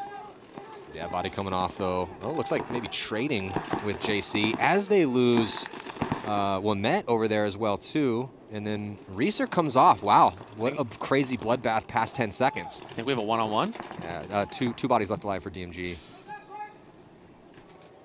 It's a rule back here in the snake corner. Speaks. I think that's all they have. Yeah, Speaks in this 50 brick and Boyum on that Dorito. Yeah, 2-on-1 situation here in favor of DMG, trying to tie this one up. Impact throwing away a couple bodies here, all at the same time. Deaths in bunches, never a good thing. Yeah, Drula trying to pull off a heroic moment in a low body situation on his own. He's going to get one, shoot Speaks, and then off to the races. Boyum has not picked up Drula. Drula pauses. Just hit the buzzer. buzzer. So does Boyum. All Drula has to do, he goes and hits the buzzer. Unbelievable. This is 2 points in a row. First it was Axel Godin in a 1-on-3, and now Impact forced to go down their last body again here, Rainey, and this time it's Matt Drula. It's a counterpunch, but you got to give Reeser a huge credit for that, because he got in the snake, was able to shoot Hill before he got any of the kills, and then the guy in the 50 snake for DMG shot the 2 guys on the Dorito side. Reeser recognized that and ran down and got him off the field, which put Darul in a 2-on-1, and Darul executed it with offense. Yeah, perfectly executed. It is interesting now, though, that as good as Impact did look in that first game in the beginning, then they let Aftermath come back. So Impact looked amazing. Aftermath came back, made a game of it, and then now they've had to scramble for these first 2 points. But still, as long as you got the lead, you got the lead. Who cares how it happened, right? And sometimes those points are huge momentum shifts. You know, like DMG had those points, and now they lose them, and now it's like, what do you say in the pit? You're like, man, we're playing good, but we're kind of, pissing dropping away the ball the here or there. Yeah, it's kind of tough. Oh, forced to go and tag up. A little bit of a bad start here for Seattle Uprising. Looks like Legion able to get 5 bodies out alive, but even after tagging up, so 5-on-5 point here. And Legion doubling up that Dorito can, avoiding those lanes. Carcela bumping out successfully, which you may see towards later on this match. People doubling up these cans and making quick bumps rather than running through those lanes off the break. Yeah, what do you think about the forest of bunkers up in the middle of the field here on this layout? I mean, I like it. I hear a lot of people complaining, but I think it forces people to get up in the spots, not just get comfortable in their guns, and then it comes down to a lot of read and react, right? Yeah. Problem solving, quick time problem solving, and not just running through the same repetition of moves. I like it too. Creativity and players that are willing to get up there and mix it up and try to add a little element of surprise to their opponents. Like, oh, you didn't know I was here, and I'm gonna make you pay. So far it's been entertaining, because at the end of the day, just as a paintball fan now, not playing in these tournaments anymore, I would like to be entertained. And when we have centers like this, it can get very entertaining. Right now, Uprising, the right-hand side of your screen on the blue section of the field, have 2 bodies in pretty good position. Have to worry about Sergey, but able to get a drop in on Sergey. So it can look pretty good on the gunfights, man. Very impressive so far from Uprising. They're disciplined, so you recognize that they have the double crosser, and this is the thing that's nice about all these bunkers in the middle. You can play it offensively like Hill, or you can hold the crosses, so it gives you a lot of options to counter what the other team is doing. But Carcela getting through these crosses, now in the 40 Dorito. Let's see if he can capitalize on this position. Yeah, so getting bombarded Upper body. up there. Yeah, wasps everywhere. Oh, Karslev looks out into one. Did he trade? Looks like he did. So one body comes off from both squads. A little better field position currently now for Uprising, though, with those double dose of players up the center. See, they're trapped kind of in the back corner for is Smotroff out wide here. What do you think about this back spot here, Rainey? I mean, it's a good initial spot, but I mean, it's tough to get out to, and you can get locked in it. And like right now, Smotroff is trapped in it because Uprising has that Dorito-sized wedge, and he has, you know, the better angle, the better drop, and you're now on your knees trying to fight out of this tiny little bunker. But coming into it off the break, you can kind of make that quick move out of it into the snake. Borromeo, little secondary move up into D4, that brick on that Dorito side. Look at body language tells me that Uprising on their toes. Rainey wants to move forward. I think we got a, what is it? No, 4-on-3 for Uprising. They're at the 50 right now. Uprising here with our eye in the sky. Good field position for them. Trying to figure out where Smotroff is. Maybe get the pinch on Kirill Peridny. It's good to see Kirill back. Looks like Malloy's going to get pinched. And Smotroff, the last body left alive. We have seen a lot of low body craziness out here with guys pulling off 1-on-2s and 1-on-3s. He shoots one. Still 3-on-1 though. Yeah, catches the first one sleeping. Smotroff trying to get in the running for move of the tournament, win some money. See, that's the bad thing is he went to the corner off the break, and I'm sure it's not Smotroff's intention to stay there the whole game. Yeah. But if somebody goes to that wedge, now your aggression and that risk that you take running through the lane is not rewarded. So it's almost like kind of just got to run out of there initially. Yeah, that's kind of why I wanted to bring it up with you, because you have played in the middle and you've played on the snake side, and I keep seeing guys get sort of trapped back there and then forced into the, oh man, it's a big gap that I got to run into this next spot, or to do more of a move more back inside. Now you don't have outside contained, obviously completely contingent on what's happening with the rest of the field, but like you said, it can be a pretty good place to be for a little bit, because we have seen guys kind of sleep on that back corner over there. Yes, but you need some offense in the middle to take the pressure off you, and if your guys are stuck in the towers, which the two Russian players were, then the Uprising feels no pressure and can just sit on that guy all day and take their offense out for the entire match. Yeah. Look how calm Aaron is, though. He's talking to his guys. They're up by 2, playing against a legendary roster right now. Be really big for Uprising if they could pull off a win. Just going through variables, though. Yeah, you kind of root for them, you know. They've been in the league for so long. It's like, you know, obviously you want to beat them when you play them, and you don't want to let them through as a player, but, you know, as a fan, you're rooting for them. Absolutely. Also, make sure you take full advantage of the discounts being offered this weekend by our sponsors. First 100 customers, 10% off. Use the promo code GoSports10. See those beautiful, amazing bags that Infamous has been putting out into the marketplace. Just grabbed one last weekend, actually. I was going to say, everyone, you know, obviously they're a sponsor, so we have to talk about how awesome they are. But I like talking about Infamous's products because Travis and Callie are pumping out badass products. Yes, they actually make a pack I really love. That I mean, I hate strapless packs, and I've been using a strapless pack this whole year. It's just great. Yes. Yeah, and I think Dynasty's been using their bags too. I mean, the bags are waterproof. Their product line is awesome, man. They're doing, but it's good. It's good for the sport, you know. I mean, and that helps support Infamous as a franchise. They can pay players, and now they have their team. Their team will be here for many years to come. Absolutely. So, yeah. So, Pro DNA is the name of the and here's product Mouse. line. Mouse lined up on the D side. Yeah. Looks like he's going to run. Yeah, Mouse has been playing the D side pretty much every point that we've seen him out here, Rainey. Yep, and he makes that big Dorito run. Immediately looks inside. I think he's going to try to protect this middle. Shane Howe now is in the middle? Or yeah, I think Shane went middle, and then here comes Hill hunting again. Just so small, fast, and aggressive. His son was out here yesterday walking the field, and his son he was fun, man. The kid's got some attitude on him, man. Yeah? Yeah, he was all about it. Yeah, the kid's probably going to be a really good paintball player. I think he's only maybe 6, but okay. He was just a very feisty young man. It was fun. Hill back up in that 50 brick. Yeah, down to 9:30 left to go here, and 2-point spread, as Impact has had 2 miraculous individual performances to put those 2 points up. And you notice now DMG kind of banding the snake. Impact has no intention of getting the snake, and this may play for a little bit like this the snake side. This could be one of those longer points, depending on who dies, right? Because if we get a couple deaths real quick, that's going to change it. And DMG's playing You know, Shane's up and he's out of his spot, trying to pop the top. You got Zach, who's now made secondary, two actually moves to get to the 50. Ooh, catches J-Rab. I was going to say, I like J-Rab making that move. He was looking to go up there and hunt and go get that guy off the field, but Hill just switched inside, and kind of unlucky timing for J-Rab there. Yeah, and lucky timing for Zach. Yeah. But that's how it works sometimes. Yeah. I mean, the guy still got to make a great shot, but sometimes it's just, you know, luck of a coin flip. Every sport has it, right? And Yeah. you're a gambler, and no matter what you do, however well you do it, you need a certain element of luck. The thing you can't go back in is like, oh, I shouldn't do this move. It's like, no, that was the right move, just bad results, right? Played the hand right, just didn't pay off. I feel like that is something, though, that needs to be recognized a little bit more at every level of paintball, because guys will start beating each other up. Oh, J-Rab, why did you make that move? No, I mean, that was a well-timed move. Zach just happened to switch at that perfect moment. That's why you hear in poker, don't be result-oriented. Yeah.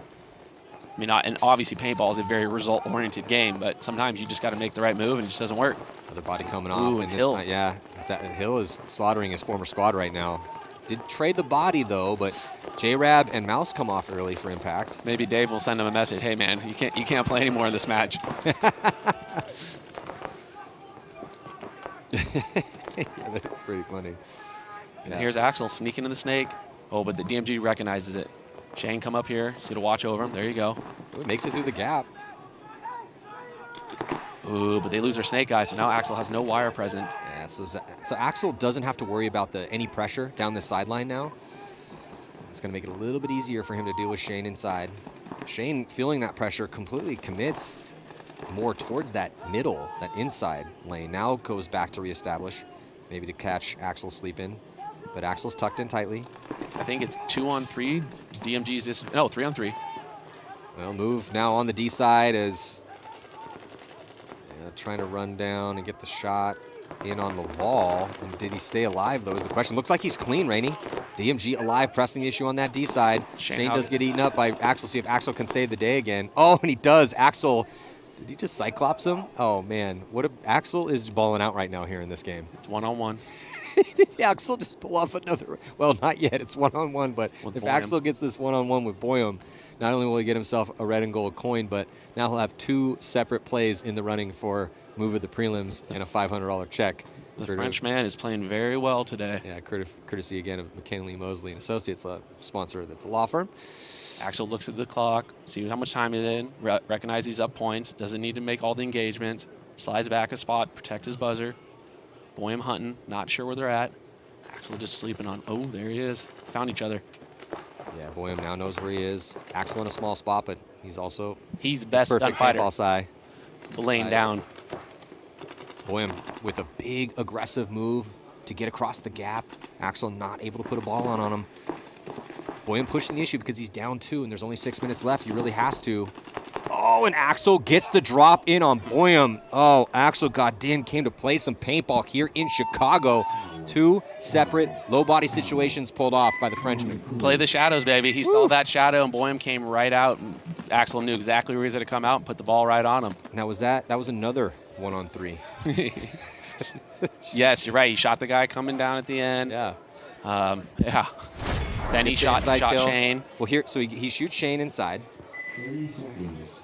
He wins this battle. His boy dies at the same time. Yeah, so now it's just Axel. He catches this guy sleeping, who had blown open the D side. So that's kill 2. And then at least 3. He shot. It was a 1-on-3. It was a 2-on-3, and then 2 guys died at the same time, but he shot 3 of them. 100%. He shot so three kills for sure. I'm just wondering if this move was better than the first one, or I think the first one might have actually been the better move, but who cares? Yeah. It's still he's in the with 2 separate moves, man. It's gonna take a lot to beat that. I'll tell you that much. We got a lot of paintball to play though, so we will see. Russian's taking a big bite, getting a kill, getting 2 kills. Karslev dying, but he did some damage there, and that's huge. Getting those first couple bodies off, putting a hole in the uprising game plan. Yeah, you can kind of see the sense of urgency for Karslev. It's like, okay, we're down by 2. We need to get things going here. We can't go down by 3 right now to uprising. They're going to get a body up as 2 separate moves. Kirill gets out wide to try to take over the attack as his first attacker, doing some damage at the start of this one. Sergey getting to the tower. But uprising still attacking. I don't know if Smotrov's alive. I think he may have died. Yeah, Smotrov's in the pits right now, so I think we might have just 3 bodies out there for Legion currently.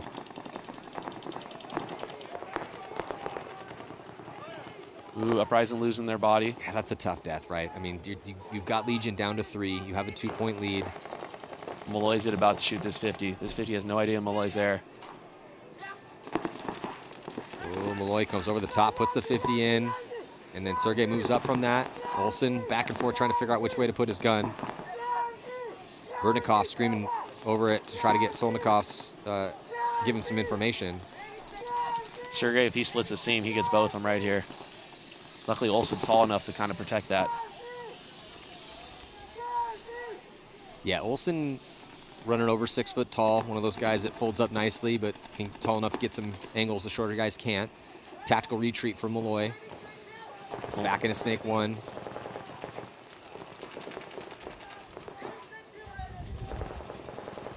Just 2 bodies left alive for Uprising. Here comes a move from Sergey. Sergey comes through, shoots Olsen. Kirill right behind him. They're both still alive. I think there's just that 1 body left alive in the center. They pinch him out, and that should do it, I believe. The 2-on-3, but I mean, Olsen making that move, down bodies, what, you know, ultimately even made that point a chance for them to win. Oh, Red Legion making this one interesting here with probably around 8:15 left to go. 1-point spread now. I thought Malloy was going to do some Malloy things, hop inside, do some stuff. One of the best ever to do it. Golden Gun Award winner a couple years ago. Constant MVP for years. We'll see him in the All-Star game. Yeah, definitely not a fun person to play against. Yeah. Did you hear that Hormesis is putting up $5 grand for the MVP of the All-Star game? Oh, wow. That's a real thing. Oh, man. Yeah. Okay. Yeah. Noted.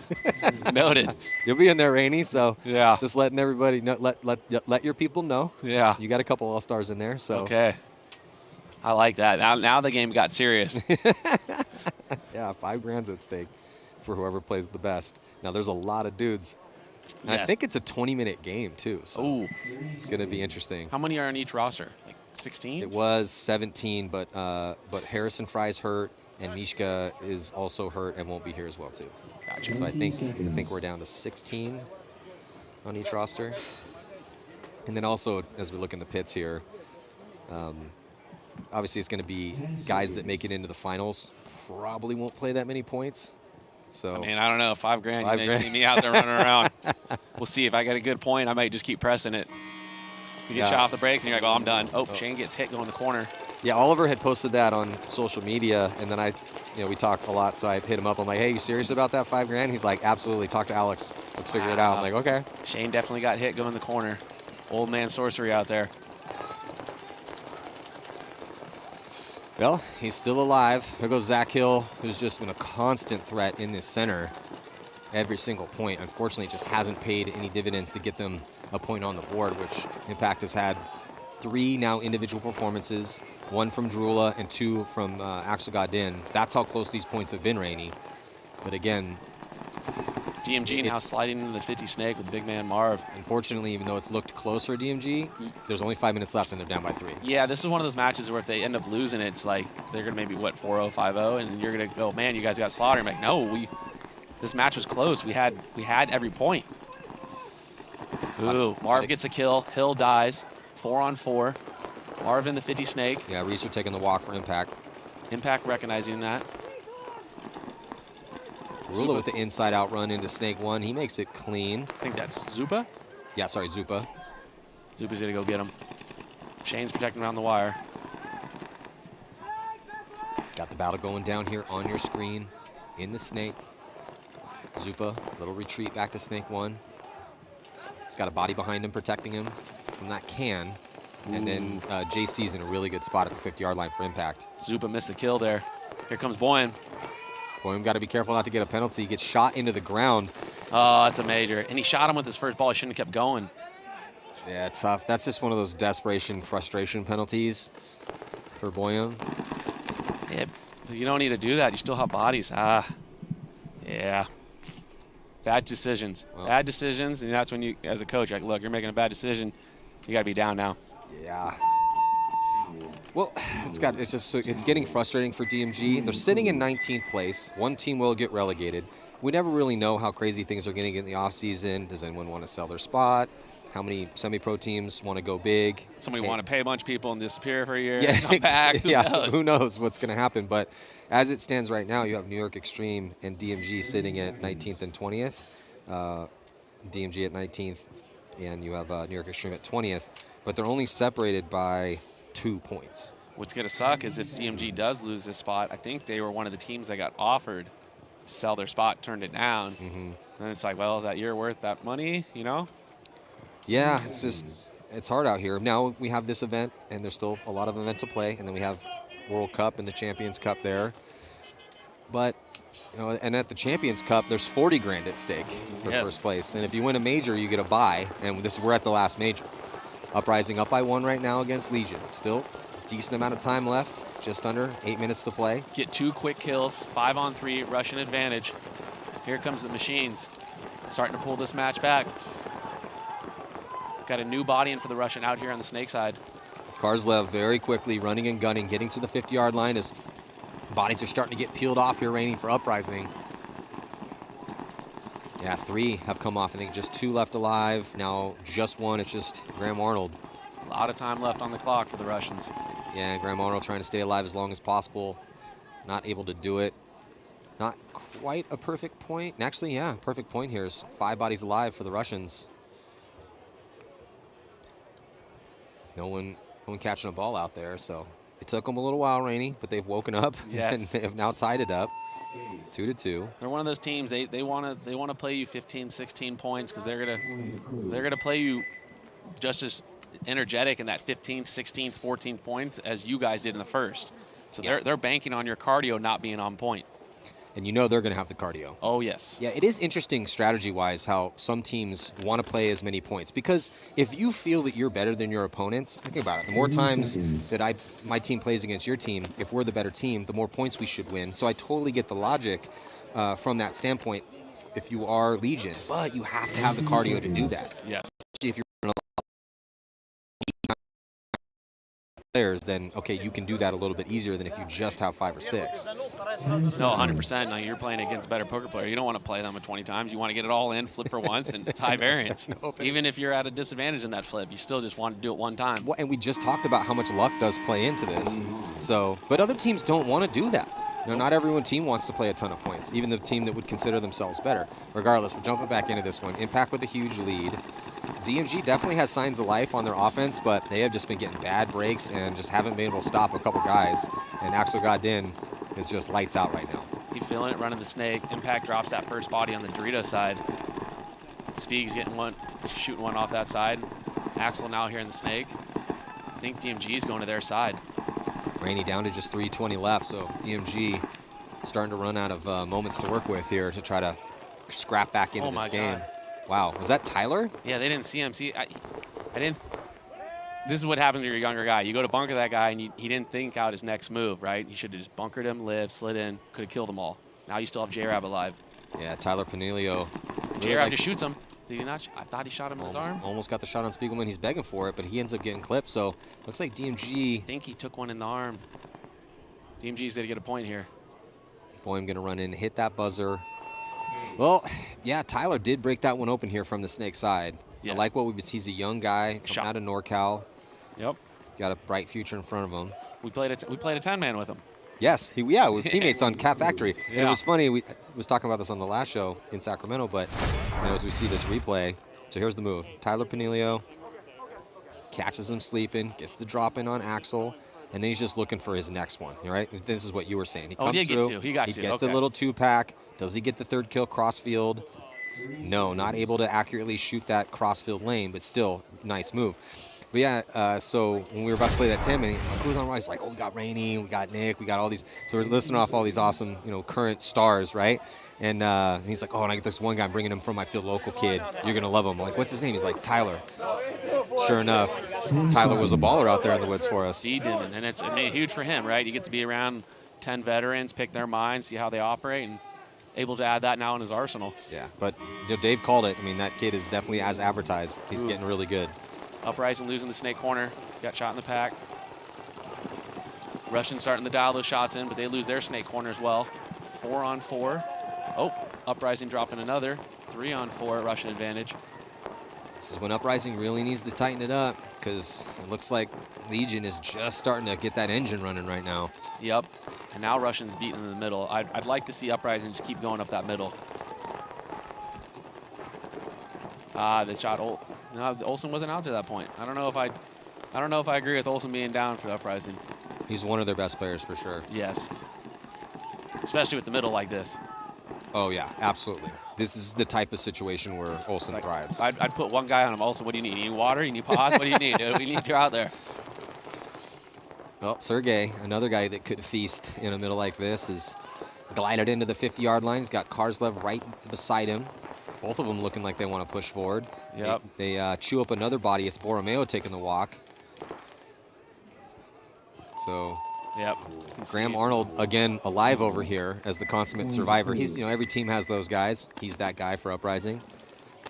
But unfortunately, they're just grinding their gears, losing too many bodies here. Legion, 3 unanswered points. Couple bad fills. Take a lead. Uprising's gonna recognize, like, there's 6 minutes on the clock. You're only down a point. Don't lose focus, right? Those last 3 points didn't go our way, but let's go back up the middle. Let's get that first offense, and then not try to run out wide on the Russians. The Russians got their shots dialed in. Let's not throw those bodies away. It's almost like, Rainey, one day you're going to be a coach. I do coach. I coach Sicarios. I coach a D4 team, and we're actually, I think we're a few points below the second. We're second place in the series, and if we win the tournament, we win the series. And everyone out there, look, Rainey knows as much about this game as anyone. He comes at a price. So if you would like to enlist his services, hit up Rainey, or hit me up. Yeah. I will get you in touch with Rainey for the right price. Is this Tyler out here again, around the corner into the snake? Yeah, he's in a good spot. Well, he's about to get checked out from the ref, though. Maybe caught one inside. Referee actually checking out his pack on the outside, looking to go his foot. And he is going to be drawn. Is it major, minor, a penalty about to be assessed? It looks like it's going to be a minor. Not going to help their comeback chances here. Hill died too, leaving the DMG with just 2 bodies. Oh man, do you concede this?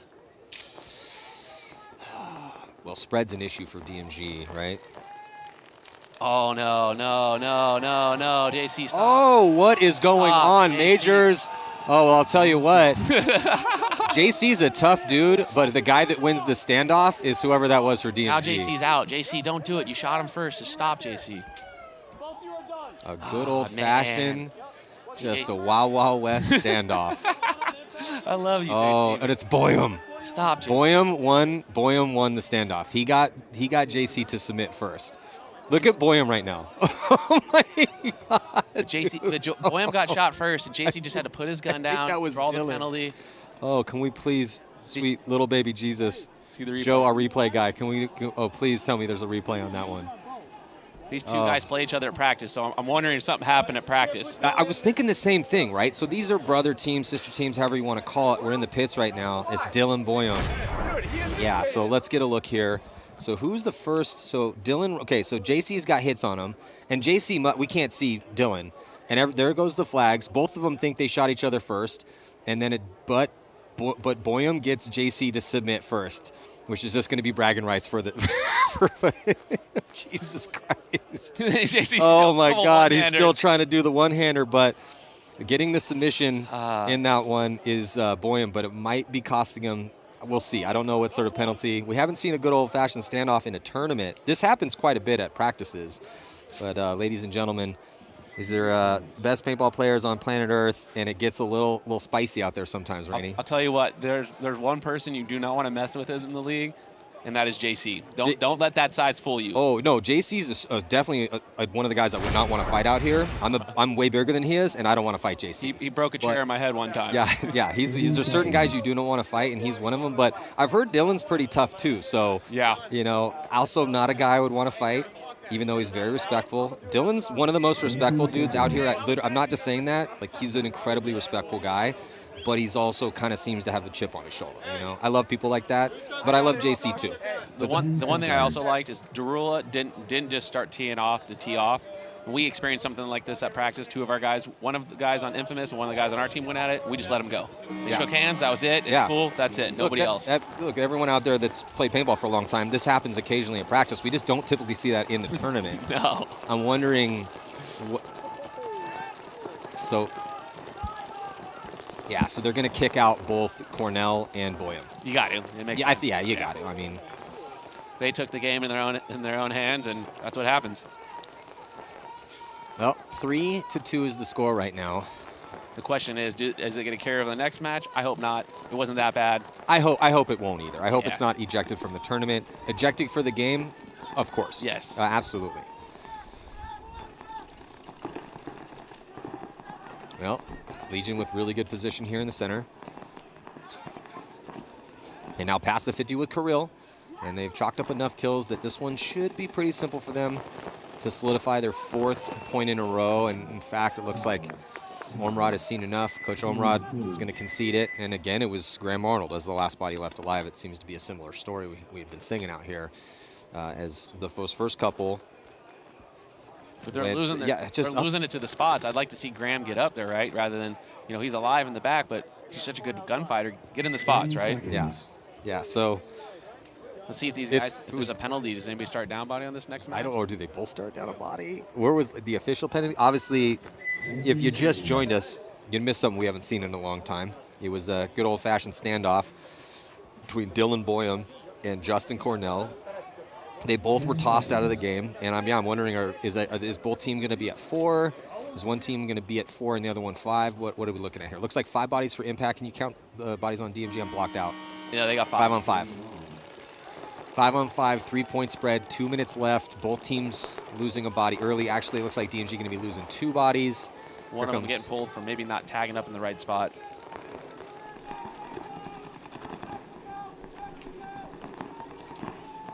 Maybe better Boyum walked off because he maybe would have followed his brother up in that situation. Yeah, you're probably right. Well, Hill trying to create in the center. He gets picked off. And, DMG doing what they need to do right now, Rainey, which is just try to get creative on offense. And they were down by 3 and when this started. If they had scored a quick point, maybe still have a chance. But now they need to start thinking about spread because they did drop their first game by 4. And you don't want to let this one get carried away. Yeah, and then even if you do win those next 2 games, you really don't have a chance if you let these games just be blowouts. Well, look at what Infamous did. So Infamous got smoked by level 0-6. Didn't put a point on the board. Now they're going to, luckily for them, they had Latin Saints next. So then they go play Latin Saints. They put a beating on the Latin Saints. So now they go 1-1 with a negative point spread. So if they come and win out tomorrow, then they'll be totally fine because they'll have 3 wins. If they go 1-1 tomorrow, they still have a chance. But if you're DMG, seeing as that team has gotten better, but they really need to be wary of spread and placing because they are at 19th, depending on how New York Extreme does. Because if you look down at the bottom, you have, and the point spread matters in your seeding for the event, right? So you don't want to just get completely blown out. And the other thing is, like, they were playing so well in this match, and these last 2 points now they've lost focus. Yeah. Right. Still try to play well, try to carry that momentum in tomorrow, and getting 17th, 16th could save their season. Yeah, absolutely, because they're 2 points away from New York Extreme, talking about DMG. But Diesel sits at 18th, and they're at 235. Diesel's got a tough bracket this event. Diesel has a tough bracket, and they have had a rough season. They feel confident about this one as we're jumping back into this one. And this is still close, but Uprising needs to wake up again here. They've let Legion score 4 points in a row. There's 5 minutes left to go. They lost a body early, and they've let Gallego get in the snake. Looks like Smotroff, they sent Smotroff inside this time as he's gotten to the tower, so they're going to let Gallego be the one here, the first attacker.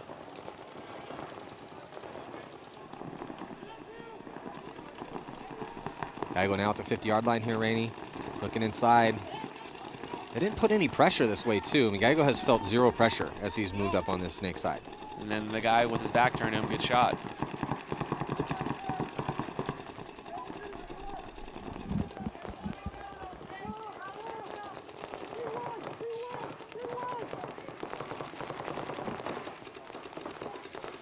Yeah, I liked what the Russians did, right? They allowed Smotroff be alive, run one of the younger guys out, allow Smotroff experience to come to play. Smotroff here hunting in the middle. Recognize the guy goes snake. Oh, he's going. And this is, yeah, Smotrov's the guy that, I mean, he looks like John Wick on some points. You know, just running around as like a crazy maniac. Gallego almost collides with this last body. Whoever's wearing that is not Ormrod. The Ormrods are much larger than I forget his name, but he's actually also from the DMG camp area. He's always around there playing up in Sacramento. Good kid. I think it's Michael Daniel. We got another angle of this craziness. So we got our eye in the sky. See, Boyum gets shot, keeps going. And JC just had to stop and draw the penalty, but JC's like, you know what? If we're going to do it, we're going to do it. He just walks right up. Full commitment. Boyum didn't even give an inch. He maybe backed up just a little bit, but stayed gunning up on him. Boyum had a full loader. Yeah, that's true. That's true. Boyum had the proper amount of paintballs for a situation like that. I mean, I'll give them both credit. It was a tough look. Yeah, we'll give you guys a little bit of our old salty paintball souls. We'll give you guys a little bit of clap because they're gonna feel that later. That brings a smile to my face. Zupa right up to the 50. DMG dropping that Dorito side. 60 seconds. Yeah, 60 seconds, and you know this is pretty much over. What was crazy? So Boyum didn't give an inch, but JC was moving towards him while taking those shots, which is also, you got to give him credit for that. He did tap out a little bit earlier because Boyum didn't tap out, but I think he might have ran out of paint too. Yeah. Yeah. I like the one-handed as he's walking away. DMG dropping 2. Zupa going to their side. They're trying to get this last point. Yeah, I think that's smart. I mean, they're playing their brother team, and it's got to be tough for Dave because it's the DMG is his squad, but he is coaching one of the best teams in the world in Impact. So shoots him. Oh, he's still playing. That can get shot. Oh, that should have been a penalty. I mean, best case for Impact is to run the score up as far as they possibly can. Boyum was definitely making a bad decision. Ooh, and going a little head hunting here is Zupa. Ooh, a couple words for Spiegelman. And then Jarula going to get in there as well, too. Yeah, getting a little bit saucy out here. I'd like to see their practice footage. Yeah, the practice must have got a little crazy because there seems to be a little carryover here. I mean, again, when you play against a team enough times, it can get a little crazy sometimes. Especially when it's 100 up in Sacramento. Oh, God, yeah, it was so hot last weekend. I heard they had to go from the turf field to the grass field. So right here, you see him. Zupa shooting there. Zupa wrap, shoots him right there in the wrist. And he goes, look at this, he goes vertical on it, goes up. Boom. Ooh, got shot in the wrist right there. And then a couple words. A little light touch. A little light touch, nothing crazy. And that was the man in there, Spiegelman. 10 seconds. Looks like he's glaring over. Where's Zupa? I gotta send my dagger eyes towards Zupa right now. They better have the refs out there when they're shaking hands. Yeah, could get crazy. Well, this one's starting to get away. Well, not really. I mean, Uprising, yeah, it's starting to get away from them. 5-2, 5 unanswered for Legion, 3-17. Survivability, Rainey, has been a problem most recently right now for Uprising. It seems like they lose one body and then they just all go into attack mode and just drop one by one. Here it is. Yeah, minor penalty assessed on Uprising. Maybe even 2 minor penalties. That hurts, right? Joel made the biggest bite on the field. He got up there and everyone died before him. You got one more guy left. You got Ormrod in that can. Yeah. Eaton over there in a really good spot with Ormrod behind him. So it looked like so Ormrod's still in. I thought they had pulled out Ormrod as well, too. Eaton might have caught one crossfield. Here comes Karslev. He's going to run down Eaton. Might have taken out Ormrod as well. And just, again, 3 bodies left alive for Legion. Yeah, when the penalties start coming in late in the match, when they weren't coming at the beginning of the match, they're trying to take the game in their own hands, right? Instead of sticking to the game plan, doing their jobs. We've seen a couple of those. We see them every event, but there's been a few of those desperation penalties out here. When it's starting to go bad, feel like you need to take that extra step before you check yourself, or the extra engagement on a shot right in that edge. Starts recognizing the game plan. You're like, hey, we ran all the way here off the break. Maybe I should just hide for a bit. Maybe I should walk out. Joel's still up there in the field. So you notice that Uprising also did not concede. Content to burn the time. Legion didn't care. We're going to try to run. We've scored 6 unanswered on you. We're going to try to run the score up as big as we possibly can. Yep. And now Uprising is into a true Xball match. So they're trying to probably give their guys a few more seconds, get a point, keep the margin somewhat close. Game finished. Yeah, so we're in the pits right now with Legion. And yeah, Rainey, you had brought it up, how stout is their coaching. So their lineup is stout. They have their starting 5 that they need. You know, you got Smotrov, you have Malloy, you have Karslev, Kirill's back finally. And they have the guys that they need. They don't have Pantalev, but they have the talent that they need. And then they have a little bit of depth. They brought some extra players. But the big thing that they've always had is an amazing coaching staff that just gives them all the information they need to, and the controlling the beast and the mechanism that is Legion when they're on fire. Yes. So, I mean, having a good pit crew, having a good staff, that's huge. People don't recognize that, and those guys don't get enough credit. And, like, our pit was on point today. Last weekend, we were loading our own paint, smashing a couple balls, going out there, 10, 15 pods, smashing, and you go load a broken pod in your gun, now you're obsolete in that point. So having a good pit, having big staff, that helps. Huge. Yeah. No, it's crucial. I mean, it's like, you know, F1's gotten big, and you see how much it goes into allowing those race car drivers to just completely focus on the race itself, you know, and then the timing of that. So yeah, having the support, the coaching, the go out there with the meetings, the scouting, all of that, it's crucial. It's a big component of this. You go out there with 3 tires, one of the tires falls off, you're not going to really go too far. Yeah, that could be a problem. So yeah, big respect to support crew on all these different rosters out here. The unsung heroes. Uprising, not sure who they're sending out, saying they need one. Yeah, it looked like Coach Aaron, just for a second, a little last second information or trying to figure out who they were going to send out. There's Uprising on your screen, our eye on the sky here. On the breakout, digging all the way to the snake. Legion also going to send Karslev flying up to the brick off the break. That's one of those. I don't know if that's Carlos. I think that was one of the younger guys. Was it? Yeah. Maybe you're right. If it's not Karslev, it looks a lot like Karslev body language-wise. He does look a little smaller than Karslev. Yeah, that's someone else. There's twins on every team. Look at this, though. Again, we think this is Mikey Daniels wearing Ormrod's jersey. Yeah. He gets 2. Runs down the snake eye. From Scotty Knight. Scotty Knight trying to finish this off. Make it a little bit better of a game here. There you go, Uprising. 6-3. 3 minutes, or a minute 30.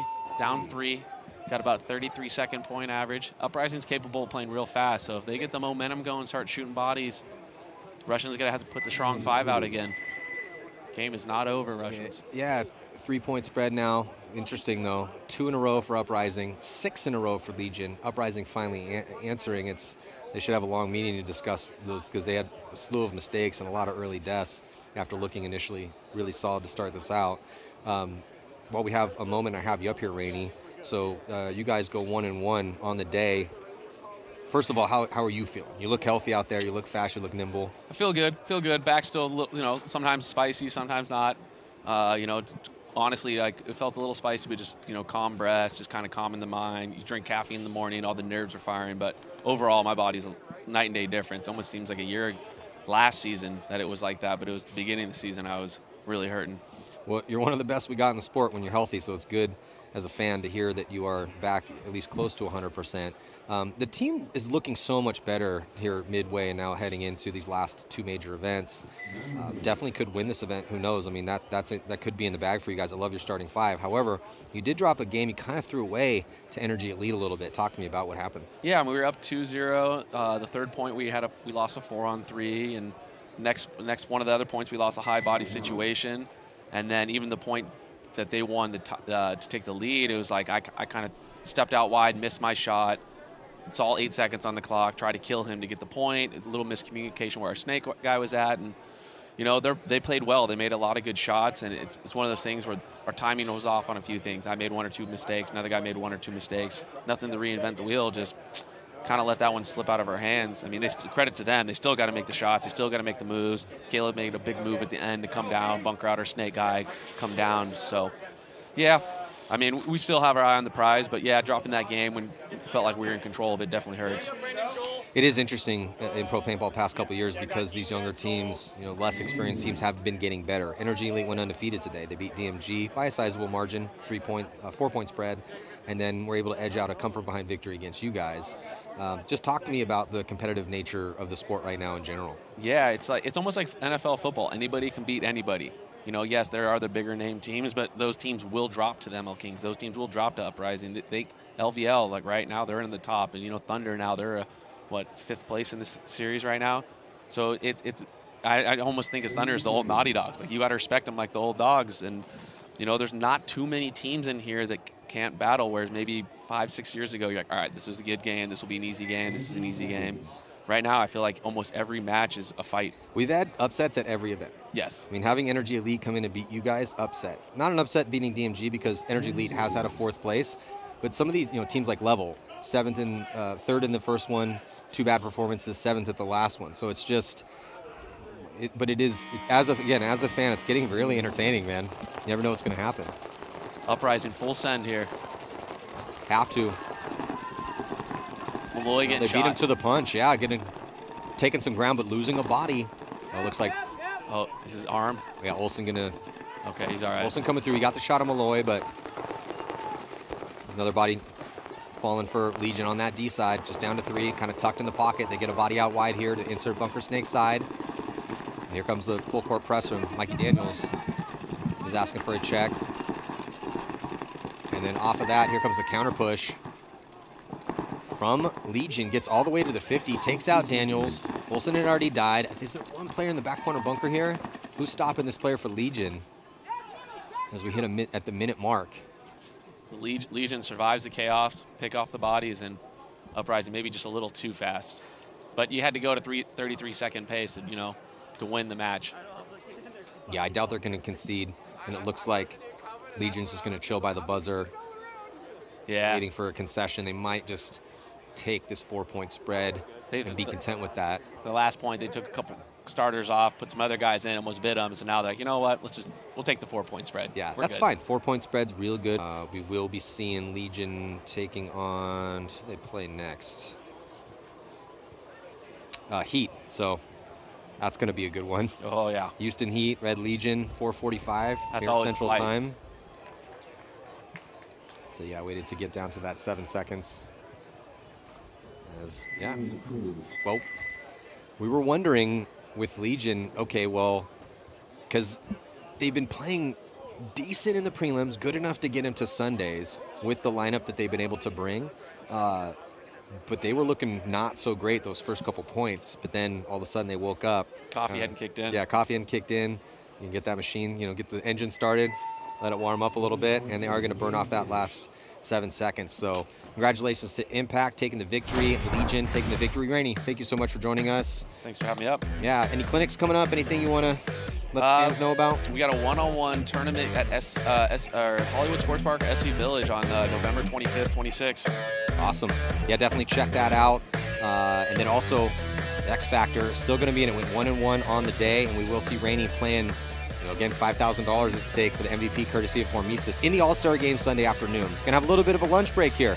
We're gonna see Damage take on New York Extreme, Ironman, and AC Diesel here. 2022 NXL Windy City Major, presented by Bunker Kings and Matty Marshall here on Go Sports. Malice is just saving the day again, and Malice gets the crossfield shot as well. Guys couldn't make the corner like I was as consistent. They get Konstantin Fedorov back. They have Todd Martinez as the coach. Randy Smith is intent on building a championship team. I got the chills, and I was like, we're going to win this tournament. Pressure's all on them because they're number 1 team. We're the 20th place team. Level undefeated, the number 1 seed in their division. They have everything to lose, and we have nothing to lose. No one can touch Dynasty here. That was a complete masterclass. You go to bed dreaming you get to play Impact on Sunday and send them home. Then you dream you get to play Houston Heat. Who's the other Titan? Dynasty. There's no better feeling than going up against the big Titans.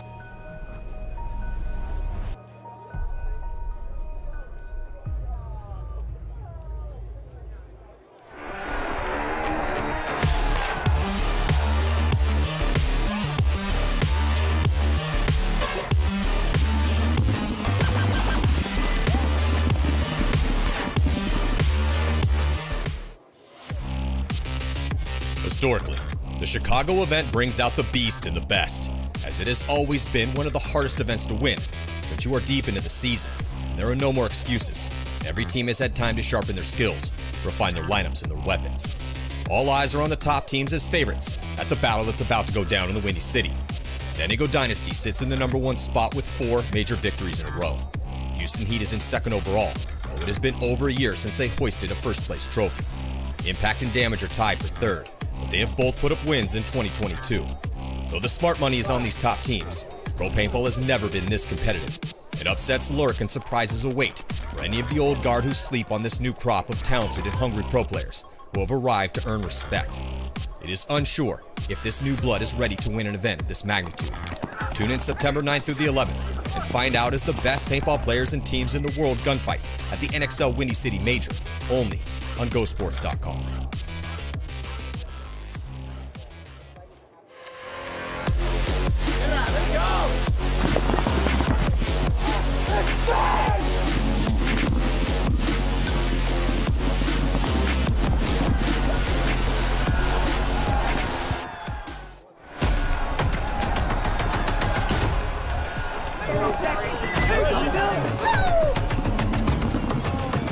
It's hard, but we're doing it together.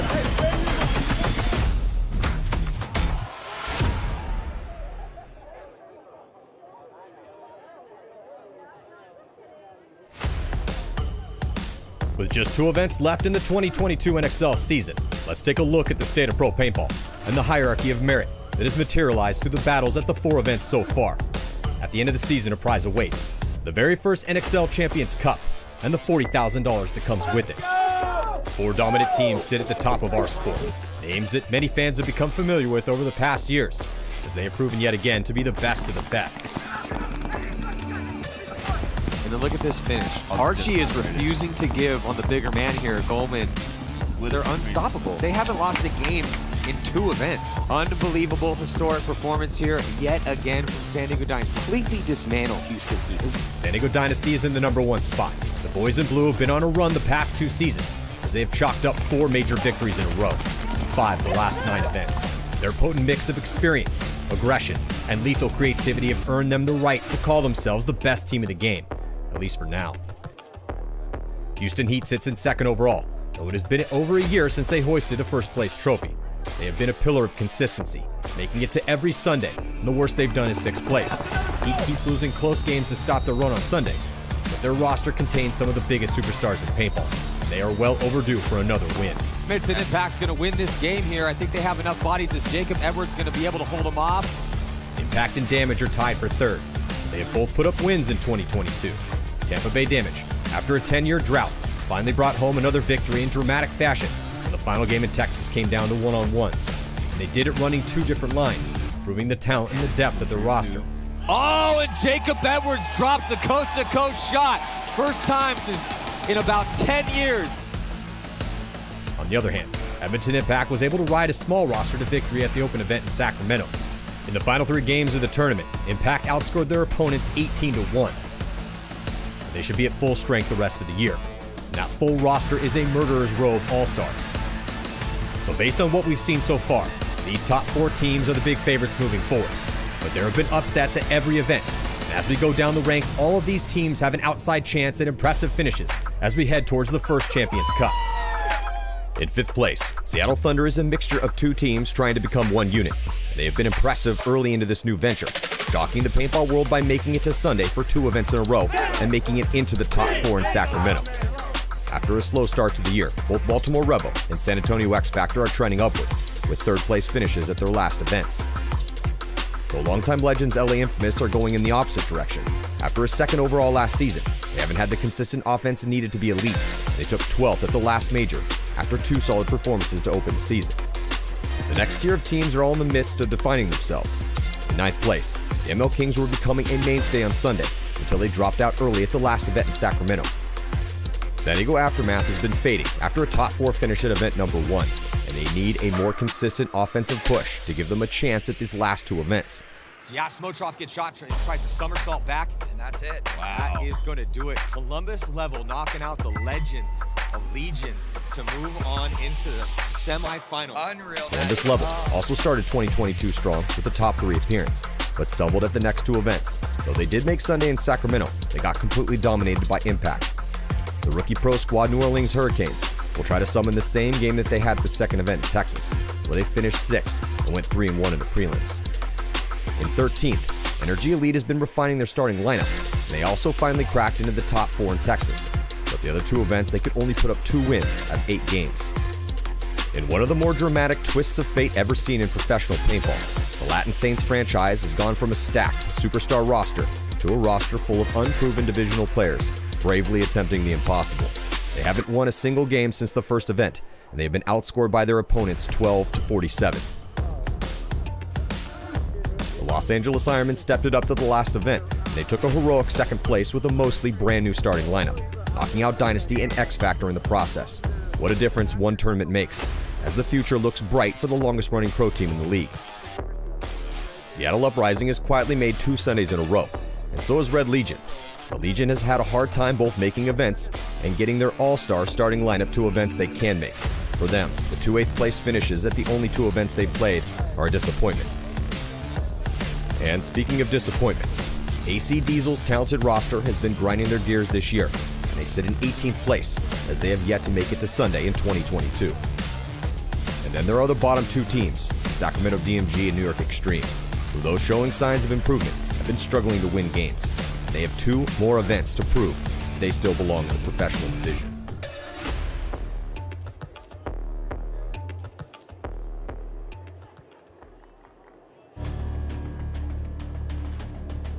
As the NXL headed to Chicago for the 2020 Windy City Major, the 2 names haunting the rest of the Pro League were familiar to anyone who had been a fan of the game in the modern era.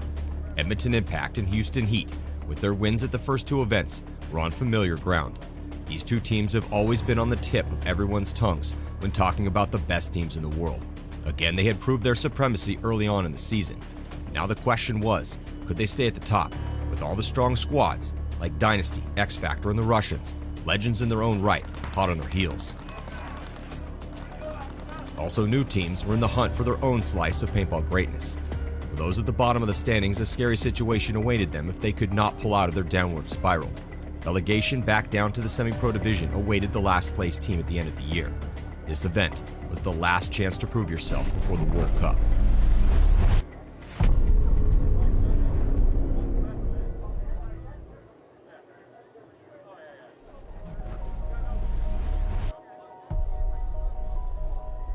To what would you give each moment in a day if you knew that you only get 4 unique and different days to shine? It is such an arbitrary number, 4 to be sure. But the parameters are set.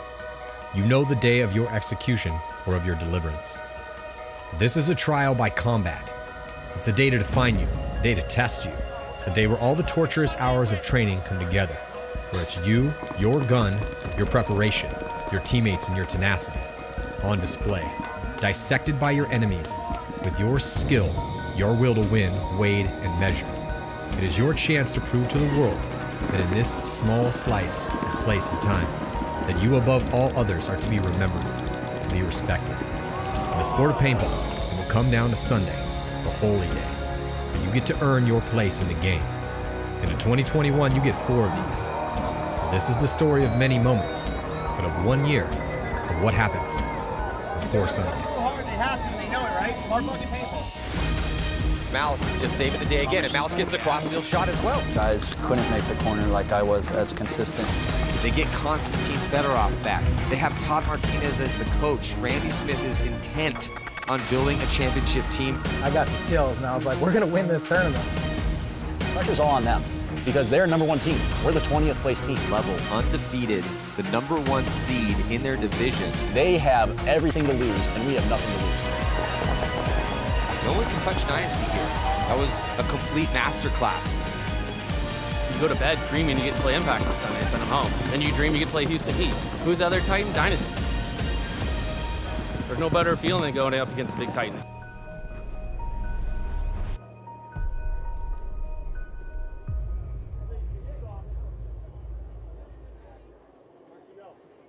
This is the story of many moments, but of 1 year of what happens on 4 Sundays. So hard they have to, they know it, right? Smart fucking paintball. Malice is just saving the day again, and Malice gets the crossfield shot as well. Guys couldn't make the corner like I was as consistent. They get Konstantin Fedorov back. They have Todd Martinez as the coach. Randy Smith is intent on building a championship team. I got the chills, and I was like, we're going to win this tournament. Pressure's all on them because they're number one team. We're the 20th place team. Level undefeated, the number one seed in their division. They have everything to lose, and we have nothing to lose. No one can touch Dynasty here. That was a complete masterclass. You go to bed dreaming you get to play Impact on Sunday and send them home. Then you dream you get to play Houston Heat. Who's the other Titan? Dynasty. There's no better feeling than going up against the big Titans.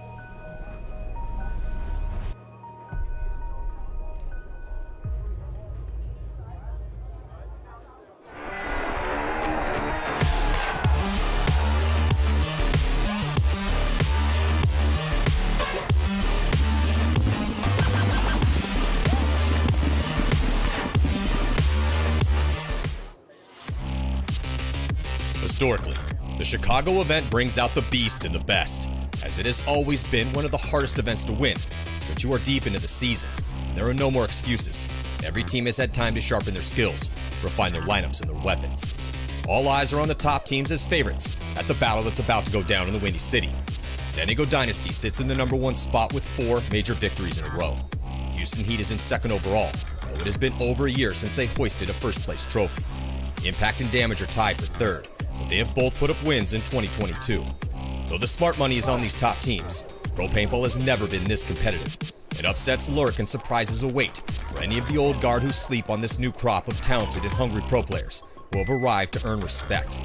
It is unsure if this new blood is ready to win an event of this magnitude.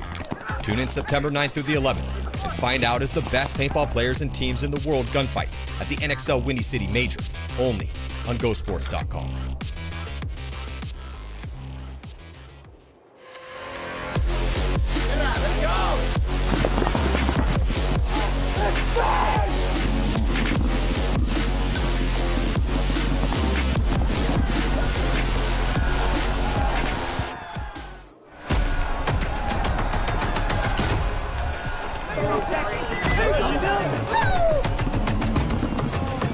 It's hard, but we're doing it together.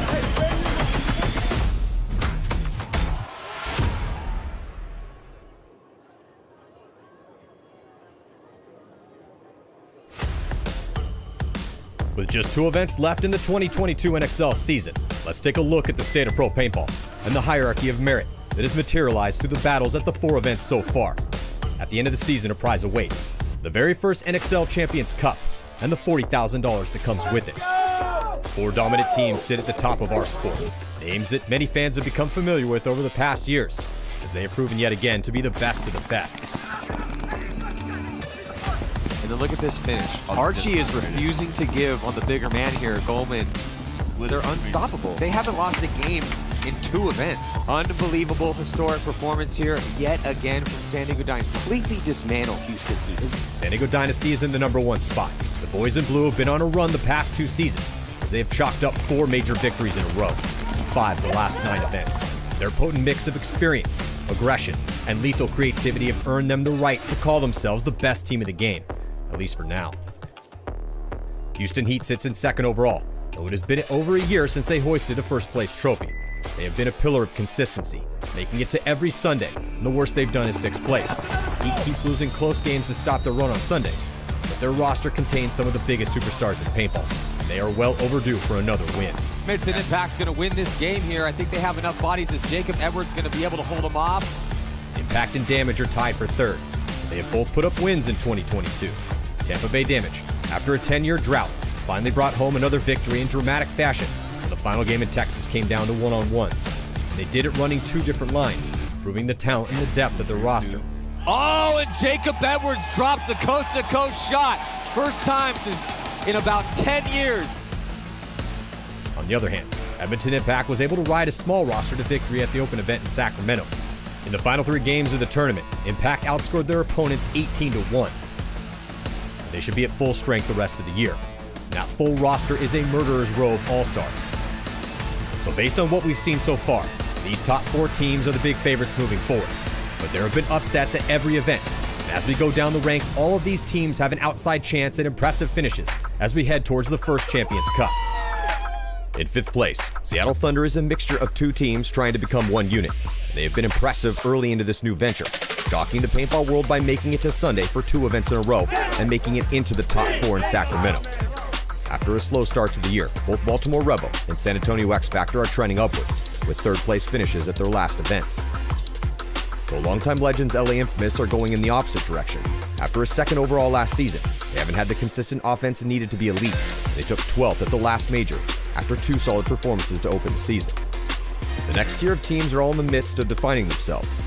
In 9th place, the ML Kings were becoming a mainstay on Sunday until they dropped out early at the last event in Sacramento. San Diego Aftermath has been fading after a top 4 finish at event number 1, and they need a more consistent offensive push to give them a chance at these last 2 events. Yeah, Smotrov gets shot, tries to somersault back. And that's it. Wow. That is going to do it. Columbus level knocking out the legends of Legion to move on into the semifinals. Unreal. Columbus level also started 2022 strong with the top 3 appearance, but stumbled at the next 2 events. Though they did make Sunday in Sacramento, they got completely dominated by Impact. The rookie pro squad New Orleans Hurricanes will try to summon the same game that they had at the second event in Texas, where they finished 6th and went 3-1 in the prelims. In 13th, Energy Elite has been refining their starting lineup, and they also finally cracked into the top 4 in Texas. But the other 2 events, they could only put up 2 wins out of 8 games. In one of the more dramatic twists of fate ever seen in professional paintball, the Latin Saints franchise has gone from a stacked superstar roster to a roster full of unproven divisional players, bravely attempting the impossible. They haven't won a single game since the first event, and they have been outscored by their opponents 12-47. The Los Angeles Ironmen stepped it up to the last event, and they took a heroic second place with a mostly brand new starting lineup, knocking out Dynasty and X Factor in the process. What a difference one tournament makes, as the future looks bright for the longest running pro team in the league. Seattle Uprising has quietly made 2 Sundays in a row, and so has Red Legion. The Legion has had a hard time both making events and getting their all-star starting lineup to events they can make. For them, the 2 8th place finishes at the only 2 events they've played are a disappointment. And speaking of disappointments, AC Diesel's talented roster has been grinding their gears this year, and they sit in 18th place as they have yet to make it to Sunday in 2022. And then there are the bottom 2 teams, Sacramento DMG and New York Extreme, who, though showing signs of improvement, have been struggling to win games. They have 2 more events to prove they still belong in the professional division.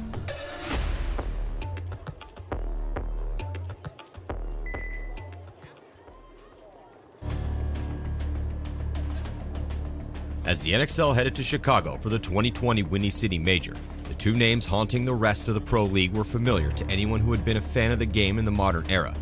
Edmonton Impact and Houston Heat, with their wins at the first 2 events, were on familiar ground. These 2 teams have always been on the tip of everyone's tongues when talking about the best teams in the world. Again, they had proved their supremacy early on in the season. Now the question was, could they stay at the top with all the strong squads like Dynasty, X Factor, and the Russians, legends in their own right, hot on their heels? Also, new teams were in the hunt for their own slice of paintball greatness. For those at the bottom of the standings, a scary situation awaited them if they could not pull out of their downward spiral. Relegation back down to the semi-pro division awaited the last place team at the end of the year. This event was the last chance to prove yourself before the World Cup.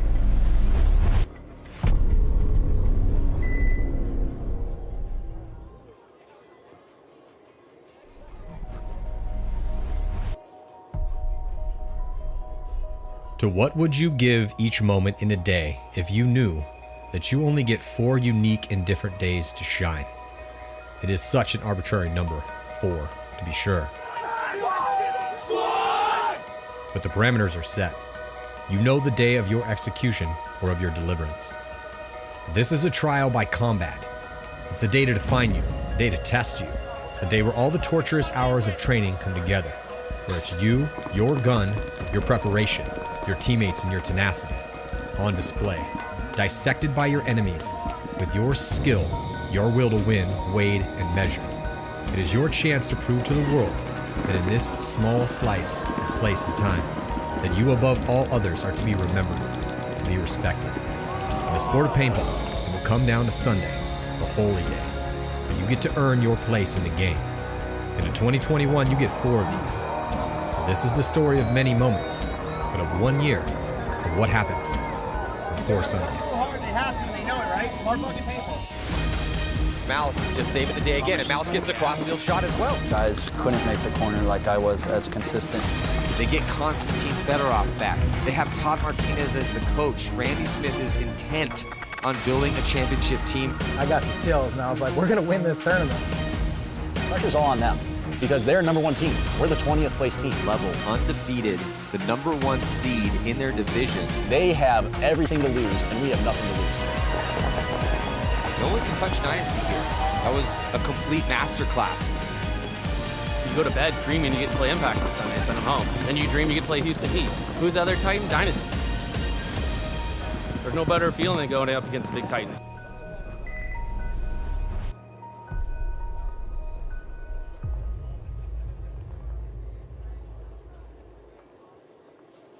This is the story of many moments, but of 1 year of what happens on 4 Sundays. Hard, they have to, they know it, right? Hard fucking painful. Malice is just saving the day again, and Malice gets the crossfield shot as well. Guys couldn't make the corner like I was as consistent. They get Konstantin Fedorov back. They have Todd Martinez as the coach. Randy Smith is intent on building a championship team. I got the chills, and I was like, we're going to win this tournament. Pressure's all on them because they're number one team. We're the 20th place team. Level undefeated, the #1 seed in their division. They have everything to lose, and we have nothing to lose. No one can touch Dynasty here. That was a complete masterclass. You go to bed dreaming you get to play Impact on Sunday and send them home. Then you dream you get to play Houston Heat. Who's the other Titan? Dynasty. There's no better feeling than going up against the big Titans.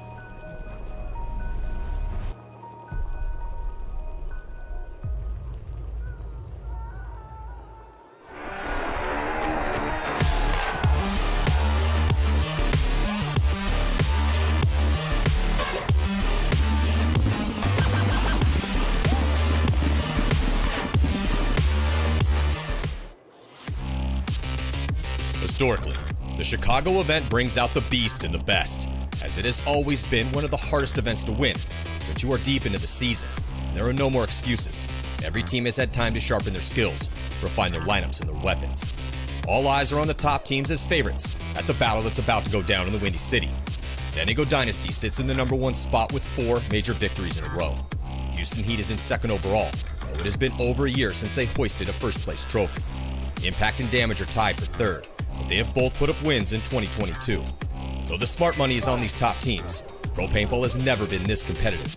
It upsets lurk and surprises await for any of the old guard who sleep on this new crop of talented and hungry pro players who have arrived to earn respect. It is unsure if this new blood is ready to win an event of this magnitude. Tune in September 9th through the 11th and find out as the best paintball players and teams in the world gunfight at the NXL Windy City Major, only on gosports.com.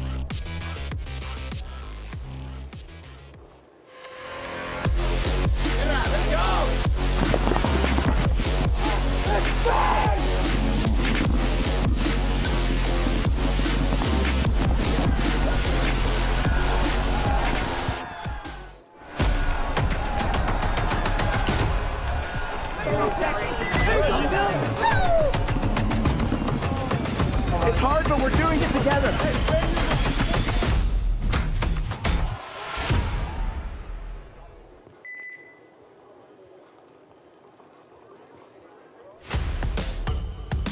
With just 2 events left in the 2022 NXL season, let's take a look at the state of Pro Paintball and the hierarchy of merit that has materialized through the battles at the 4 events so far. At the end of the season, a prize awaits: the very first NXL Champions Cup and the $40,000 that comes with it. 4 dominant teams sit at the top of our sport, names that many fans have become familiar with over the past years, as they have proven yet again to be the best of the best. And then look at this finish. Archie is refusing to give on the bigger man here. Goldman, they're unstoppable. They haven't lost a game in 2 events. Unbelievable historic performance here yet again from San Diego Dynasty. Completely dismantle Houston Heat. San Diego Dynasty is in the #1 spot. The boys in blue have been on a run the past 2 seasons, as they have chalked up 4 major victories in a row, 5 of the last 9 events. Their potent mix of experience, aggression, and lethal creativity have earned them the right to call themselves the best team in the game, at least for now. Houston Heat sits in 2nd overall, though it has been over a year since they hoisted a first-place trophy. They have been a pillar of consistency, making it to every Sunday, and the worst they've done is 6th place. Heat keeps losing close games to stop their run on Sundays, but their roster contains some of the biggest superstars in paintball. They are well overdue for another win. Edmonton Impact's going to win this game here. I think they have enough bodies. Is Jacob Edwards going to be able to hold them off? Impact and Damage are tied for third. They have both put up wins in 2022. Tampa Bay Damage, after a 10-year drought, finally brought home another victory in dramatic fashion when the final game in Texas came down to one-on-ones. And they did it running two different lines, proving the talent and the depth of their roster. Oh, and Jacob Edwards dropped the coast-to-coast shot. First time in about 10 years. On the other hand, Edmonton Impact was able to ride a small roster to victory at the open event in Sacramento. In the final three games of the tournament, Impact outscored their opponents 18-1. They should be at full strength the rest of the year. And that full roster is a murderer's row of all-stars. So based on what we've seen so far, these top four teams are the big favorites moving forward. But there have been upsets at every event. And as we go down the ranks, all of these teams have an outside chance at impressive finishes as we head towards the first Champions Cup. In fifth place, Seattle Thunder is a mixture of two teams trying to become one unit. They have been impressive early into this new venture, shocking the paintball world by making it to Sunday for two events in a row and making it into the top four in Sacramento. After a slow start to the year, both Baltimore Rebel and San Antonio X Factor are trending upward, with third-place finishes at their last events. Though longtime legends LA Infamous are going in the opposite direction. After a second overall last season, they haven't had the consistent offense needed to be elite. They took 12th at the last major, after two solid performances to open the season. The next tier of teams are all in the midst of defining themselves. In ninth place, the ML Kings were becoming a mainstay on Sunday until they dropped out early at the last event in Sacramento. San Diego Aftermath has been fading after a top four finish at event number 1, and they need a more consistent offensive push to give them a chance at these last two events. Yeah, Smotroff gets shot, tries to somersault back. And that's it. Wow. That is going to do it. Columbus level knocking out the legends of Legion to move on into the semifinals. Unreal. Columbus level also started 2022 strong with a top 3 appearance, but stumbled at the next two events. Though they did make Sunday in Sacramento, they got completely dominated by Impact. The rookie pro squad New Orleans Hurricanes will try to summon the same game that they had at the second event in Texas, where they finished 6th and went 3-1 in the prelims. In 13th, Energy Elite has been refining their starting lineup, and they also finally cracked into the top 4 in Texas. But the other two events, they could only put up 2 wins out of 8 games. In one of the more dramatic twists of fate ever seen in professional paintball, the Latin Saints franchise has gone from a stacked superstar roster to a roster full of unproven divisional players, bravely attempting the impossible. They haven't won a single game since the first event, and they have been outscored by their opponents 12-47. The Los Angeles Ironmen stepped it up to the last event, and they took a heroic second place with a mostly brand new starting lineup, knocking out Dynasty and X Factor in the process. What a difference one tournament makes, as the future looks bright for the longest running pro team in the league. Seattle Uprising has quietly made 2 Sundays in a row, and so has Red Legion. The Legion has had a hard time both making events and getting their all-star starting lineup to events they can make. For them, the 2 8th place finishes at the only 2 events they've played are a disappointment. And speaking of disappointments, AC Diesel's talented roster has been grinding their gears this year, and they sit in 18th place as they have yet to make it to Sunday in 2022. And then there are the bottom 2 teams, Sacramento DMG and New York Extreme, who, though showing signs of improvement, have been struggling to win games. They have 2 more events to prove they still belong in the professional division.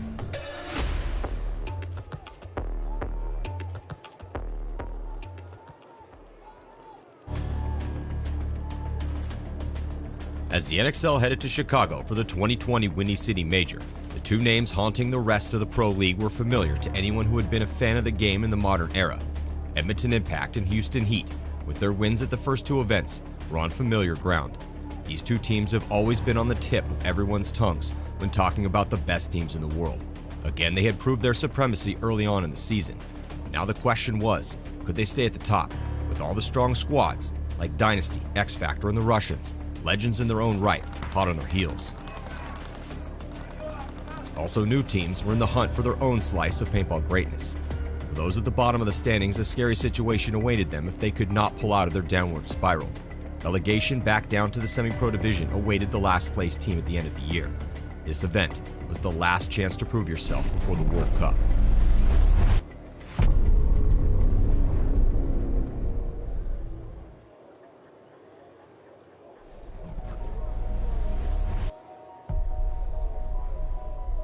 To what would you give each moment in a day if you knew that you only get 4 unique and different days to shine?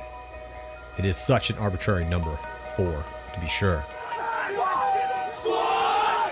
But the parameters are set.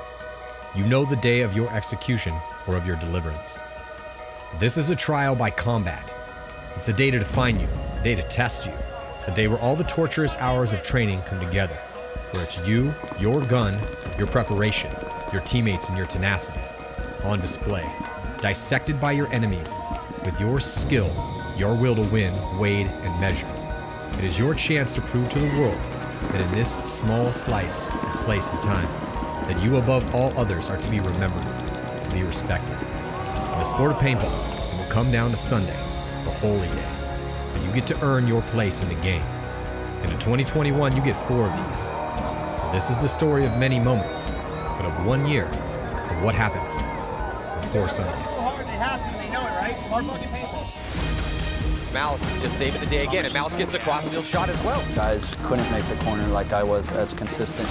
They get Konstantin Fedorov back. They have Todd Martinez as the coach. Randy Smith is intent on building a championship team. I got the chills, and I was like, we're going to win this tournament. Pressure's all on them because they're number 1 team. We're the 20th place team. Level undefeated, the number 1 seed in their division. They have everything to lose, and we have nothing to lose. No one can touch Dynasty here. That was a complete masterclass. You go to bed dreaming you get to play Impact on Sunday and send them home. Then you dream you get to play Houston Heat. Who's the other Titan? Dynasty.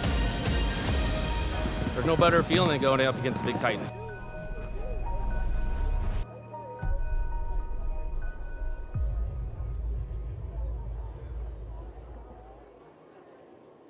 This is the story of many moments, but of 1 year of what happens on 4 Sundays. They have to, they know it, right? Smart fucking paintball. Malice is just saving the day again, and Malice gets the crossfield shot as well. Guys couldn't make the corner like I was as consistent. They get Konstantin Fedorov back. They have Todd Martinez as the coach. Randy Smith is intent on building a championship team. I got the chills, and I was like, we're going to win this tournament. Pressure's all on them because they're number 1 team. We're the 20th place team. Level undefeated, the number 1 seed in their division. They have everything to lose, and we have nothing to lose. No one can touch Dynasty here. That was a complete masterclass. You go to bed dreaming you get to play Impact on Sunday and send them home. Then you dream you get to play Houston Heat.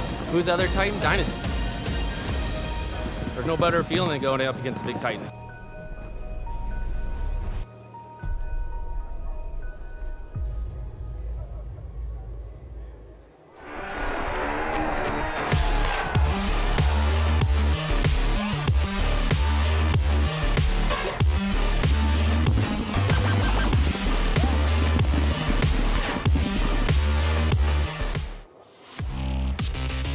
Historically, the Chicago event brings out the beast and the best, as it has always been one of the hardest events to win, since you are deep into the season, and there are no more excuses.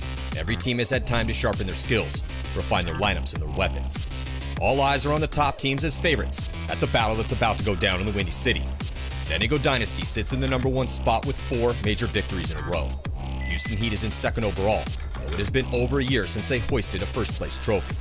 Impact and Damage are tied for 3rd, but they have both put up wins in 2022. Though the smart money is on these top teams, Pro Paintball has never been this competitive. And upsets lurk and surprises await for any of the old guard who sleep on this new crop of talented and hungry pro players who have arrived to earn respect. It is unsure if this new blood is ready to win an event of this magnitude.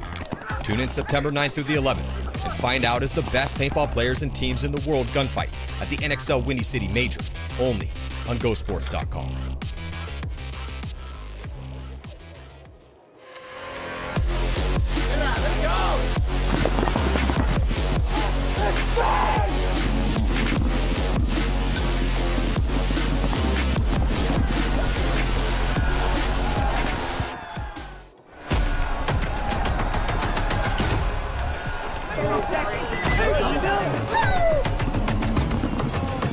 It's hard, but we're doing it together.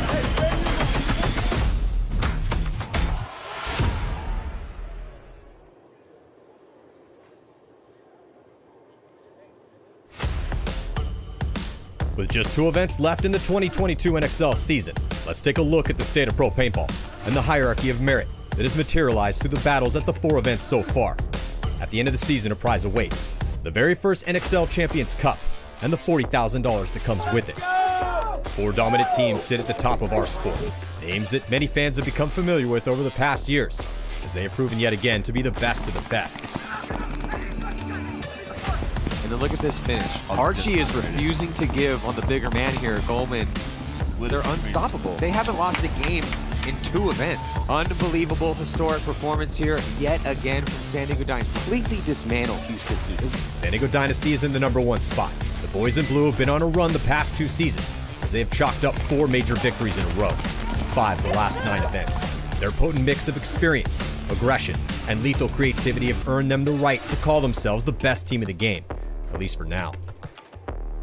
Houston Heat sits in 2nd overall, though it has been over a year since they hoisted a first-place trophy. They have been a pillar of consistency, making it to every Sunday, and the worst they've done is 6th place. Heat keeps losing close games to stop their run on Sundays, but their roster contains some of the biggest superstars in paintball. They are well overdue for another win. Edmonton Impact's going to win this game here. I think they have enough bodies. Is Jacob Edwards going to be able to hold them off? Impact and Damage are tied for 3rd. They have both put up wins in 2022. Tampa Bay Damage, after a 10-year drought, finally brought home another victory in dramatic fashion when the final game in Texas came down to one-on-ones. And they did it running 2 different lines, proving the talent and the depth of their roster. Oh, and Jacob Edwards dropped the coast-to-coast shot. First time since in about 10 years. On the other hand, Edmonton Impact was able to ride a small roster to victory at the open event in Sacramento. In the final 3 games of the tournament, Impact outscored their opponents 18-1. They should be at full strength the rest of the year. And that full roster is a murderer's row of all-stars. So based on what we've seen so far, these top 4 teams are the big favorites moving forward. But there have been upsets at every event. And as we go down the ranks, all of these teams have an outside chance at impressive finishes as we head towards the first Champions Cup. In 5th place, Seattle Thunder is a mixture of 2 teams trying to become one unit. They have been impressive early into this new venture, shocking the paintball world by making it to Sunday for 2 events in a row, and making the paintball world by making it to Sunday for 2 events in a row, and making it into the top 4 in Sacramento. After a slow start to the year, both Baltimore Rebel and San Antonio X Factor are trending upward, with 3rd place finishes at their last events. The longtime legends LA Infamous are going in the opposite direction. After a 2nd overall last season, they haven't had the consistent offense needed to be elite. They took 12th at the last major, after 2 solid performances to open the season.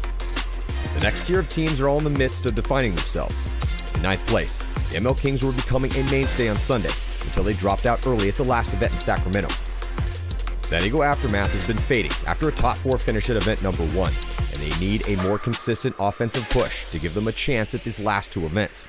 Yeah, Smotroff gets shot, tries to somersault back, and that's it. Wow. That is going to do it. Columbus level knocking out the legends of Legion to move on into the semifinals. Unreal. Columbus level also started 2022 strong with a top 3 appearance, but stumbled at the next 2 events. Though they did make Sunday in Sacramento, they got completely dominated by Impact. The rookie pro squad New Orleans Hurricanes will try to summon the same game that they had at the 2nd event in Texas, where they finished 6th, 3 and 4 in Texas. But the other 2 events, they could only put up 2 wins at 8 games. In one of the more dramatic twists of fate ever seen in professional paintball, the Latin Saints franchise has gone from a stacked superstar roster to a roster full of unproven divisional players, bravely attempting the impossible. They haven't won a single game since the 1st event, and they have been outscored by their opponents 12-47. The Los Angeles Ironmen stepped it up to the last event, and they took a heroic 2nd place with a mostly brand new starting lineup, knocking out Dynasty and X Factor in the process. What a difference one tournament makes, as the future looks bright for the longest running pro team in the league. Seattle Uprising has quietly made 2 Sundays in a row, and so has Red Legion. The Legion has had a hard time both making events and getting their all-star starting lineup to events they can make. For them, the 2 8th place finishes at the only 2 events they've played are a disappointment. And speaking of disappointments, AC Diesel's talented roster has been grinding their gears this year, and they sit in 18th place as they have yet to make it to Sunday in 2022. And then there are the bottom 2 teams, Sacramento DMG and New York Extreme, who, though showing signs of improvement, have been struggling to win games. They have 2 more events to prove they still belong in the professional division.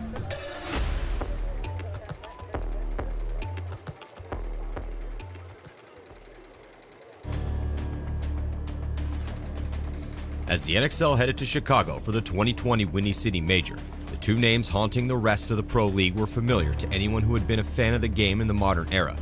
Edmonton Impact and Houston Heat, with their wins at the first two events, were on familiar ground. These two teams have always been on the tip of everyone's tongues when talking about the best teams in the world. Again, they had proved their supremacy early on in the season. Now the question was, could they stay at the top with all the strong squads like Dynasty, X Factor, and the Russians, legends in their own right, hot on their heels? Also, new teams were in the hunt for their own slice of paintball greatness. For those at the bottom of the standings, a scary situation awaited them if they could not pull out of their downward spiral. Relegation back down to the semi-pro division awaited the last place team at the end of the year. This event was the last chance to prove yourself before the World Cup.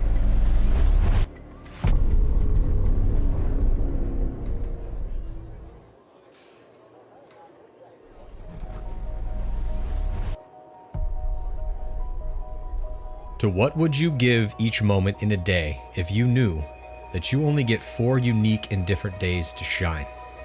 It is such an arbitrary number, 4, to be sure. But the parameters are set. You know the day of your execution or of your deliverance. This is a trial by combat. It's a day to define you, a day to test you, a day where all the torturous hours of training come together, where it's you, your gun, your preparation, your teammates, and your tenacity on display, dissected by your enemies, with your skill, your will to win, weighed and measured. It is your chance to prove to the world that in this small slice of place and time, that you above all others are to be remembered, to be respected. In the sport of paintball, it will come down to Sunday, the holy day, when you get to earn your place in the game. And in 2021, you get 4 of these.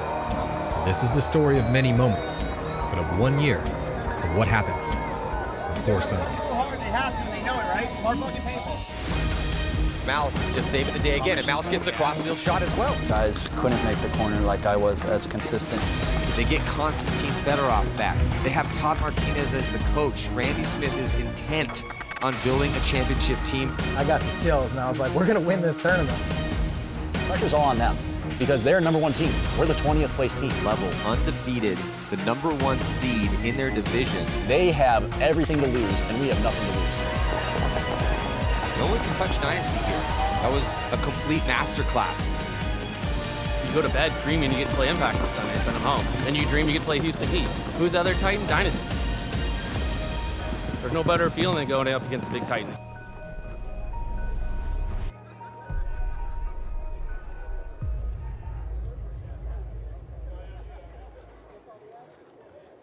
This is the story of many moments, but of 1 year of what happens on 4 Sundays. Hard, they have to, they know it, right? Smart fucking paintball. Malice is just saving the day again, and Malice gets the crossfield shot as well. Guys couldn't make the corner like I was as consistent.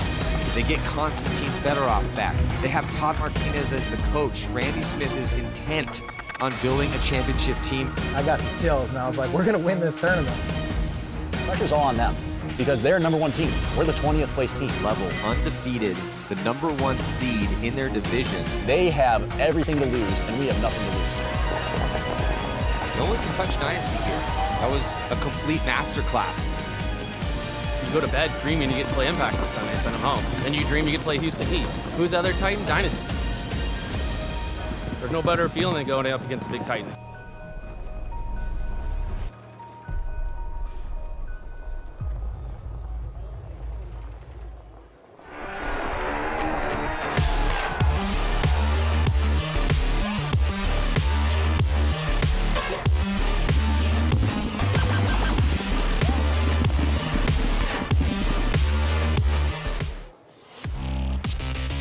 Historically, the Chicago event brings out the beast and the best, as it has always been one of the hardest events to win, since you are deep into the season, and there are no more excuses. Every team has had time to sharpen their skills, refine their lineups and their weapons. All eyes are on the top teams as favorites at the battle that's about to go down in the Windy City. San Diego Dynasty sits in the number 1 spot with 4 major victories in a row. Houston Heat is in 2nd overall, though it has been over a year since they hoisted a first-place trophy.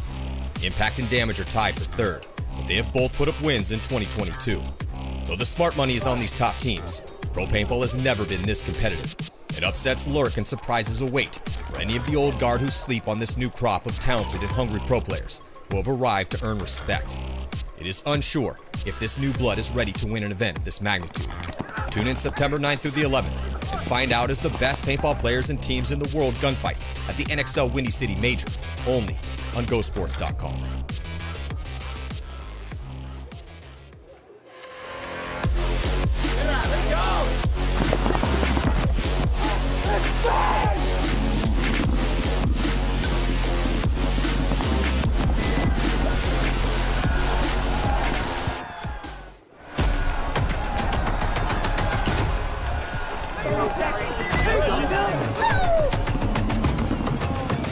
It's hard, but we're doing it together.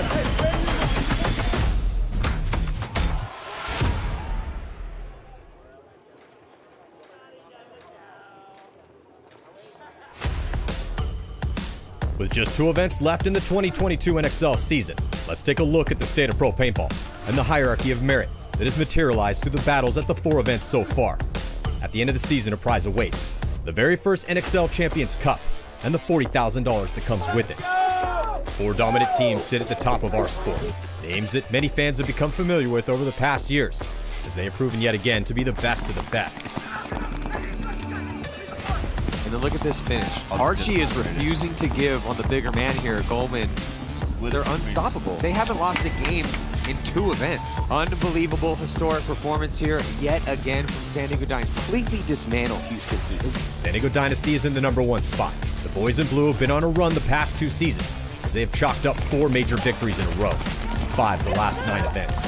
Their potent mix of experience, aggression, and lethal creativity have earned them the right to call themselves the best team of the game, at least for now. Houston Heat sits in 2nd overall, though it has been over a year since they hoisted a first-place trophy. They have been a pillar of consistency, making it to every Sunday, and the worst they've done is 6th place. Heat keeps losing close games to stop their run on Sundays, but their roster contains some of the biggest superstars in paintball, and they are well overdue for another win. Edmonton Impact's going to win this game here. I think they have enough bodies. As Jacob Edwards going to be able to hold them off. Impact and Damage are tied for 3rd.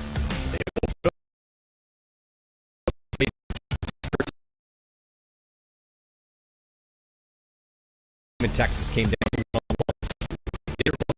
lines, proving the talent and the depth of their roster. Oh, and Jacob Edwards dropped the coast-to-coast shot.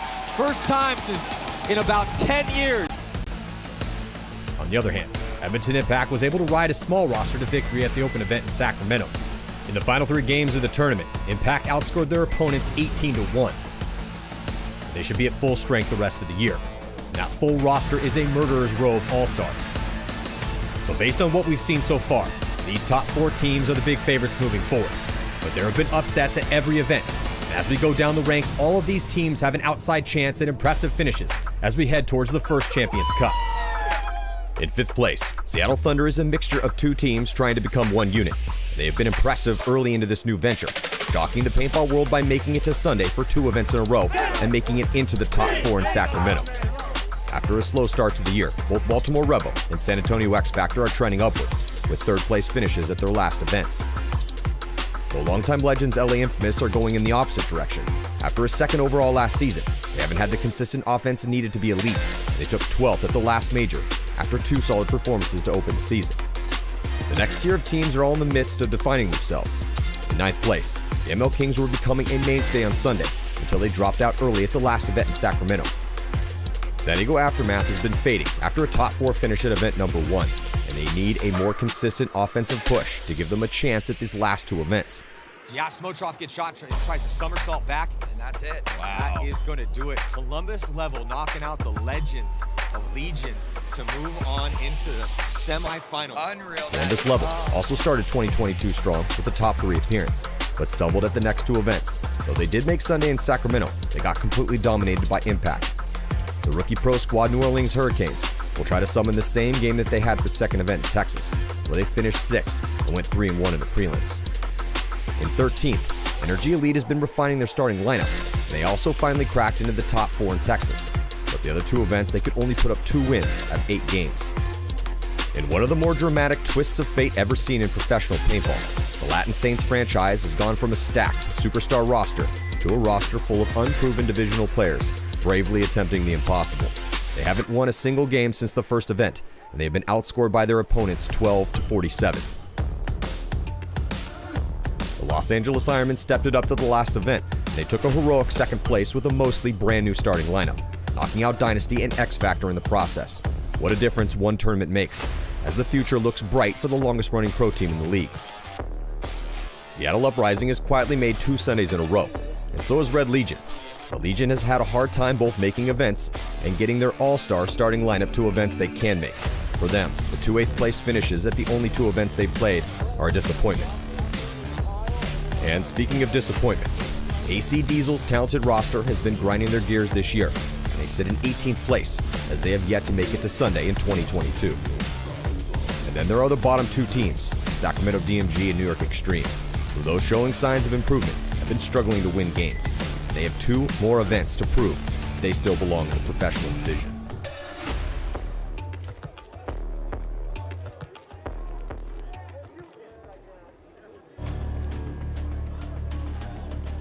As the NXL headed to Chicago for the 2020 Windy City Major, the 2 names haunting the rest of the Pro League were familiar to anyone who had been a fan of the game in the modern era.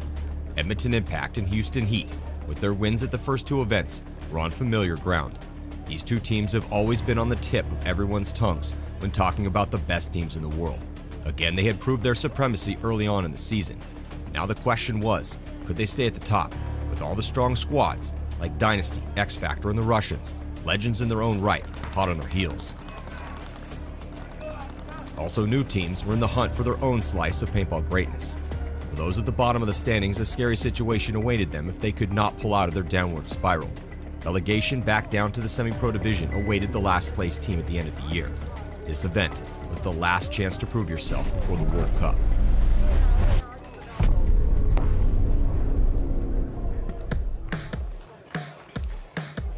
We are back for the afternoon competition going down here, day 1 of the prelims, the 2022 NXL Windy City Major, presented by Bunker Kings and Matty Marshall. Blessed to have Marcelo Margot, one of the best players ever to do it, San Diego Dynasty, up here to call this set. Should be a good one here, Marcelo. We have Tampa Bay Damage taking on New York Extreme, and the Ironman taking on AC Diesel. Surprising performance out of this young Ironman squad, taking second place at the last event in Sacramento. Can they summon that same magic here is the question, and AC Diesel hungry for a good performance here. Let's start with that one. Just real quick, Ironman AC Diesel, who you got? Yeah, absolutely. I mean, it's a big event for the Ironmen to follow up that second place performance. They, came out swinging, played really well. I'm looking for them to carry that momentum. I think they've had some good practices. I love their new pickups, so I think, momentum is in their favor, but about to get into this first point here with Damage and NYX. Yeah, I love the new jerseys the Damage is rocking today. Keith Brown, though, catching one in the shoulder here, trying to get into Snake 1, and very quickly Jerry Carl is essentially past the 50 here, Marcelo, for New York Extreme, and on to Damage the side, and I don't think they know he's there. They do. Jacob over there in the Dorito 1, he recognized that, which allowed, I don't know who that is, that moved up into the Dorito side wedge there to play off of that. But yeah, their whole team is aware of it now. So NYX needs to, get behind Jerry here and support him a little bit. Took the words right out of my mouth. Yeah. So they need to have this play develop around this offensive threat.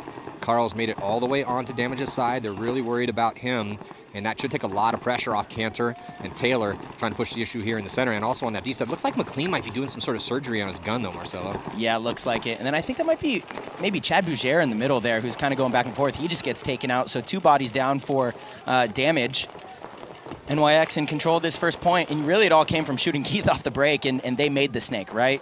NYX made the snake on the break. They shoot Keith, allows Jerry to go all the way down, turns all the guns. Jerry crawling all the way to their end. Yeah, Jerry Carl, when he's on, man, he can be unstoppable. Look at this, though. Desperation run, Marcelo, from Jacob Edwards on that D side. Cantor and Taylor are screaming bloody murder at the refs to try to get a penalty pulled. Neither one of them want to come off.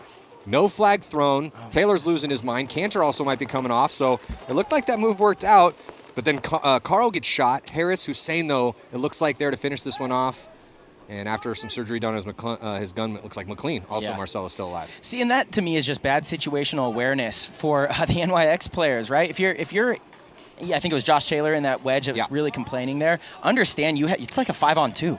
Don't get a talking penalty right there. Just come off the field, right? Like, you're not going to change the ref's mind. So to get that loud and upset, different story if it's like a tie game maybe and you don't have a chance of winning it, maybe. But in that situation, you're going to win the point. Yeah. Get off the field, you have the body advantage, right? And so overall, really good point for NYX, though. They look solid. Yeah, they need something special here. New York Extreme sitting at 20th place overall now, and they do not want to get relegated. And when you look at the talent level, they should not be in that position. Yeah, they shouldn't be in that position. I agree with you as well, too. And they have been getting better. They've been trying to sharpen their swords, but we cannot talk about this all the time. Sure, you may be getting better, but what is the rest of the league doing? Absolutely. Are they improving quicker than you are? As the bar is constantly being reset every year, every tournament, it looks like Damage is content to just burn off this clock. It looks like Kraft doing a little surgery on his gun. New York Extreme hasn't gone over to hit the buzzer.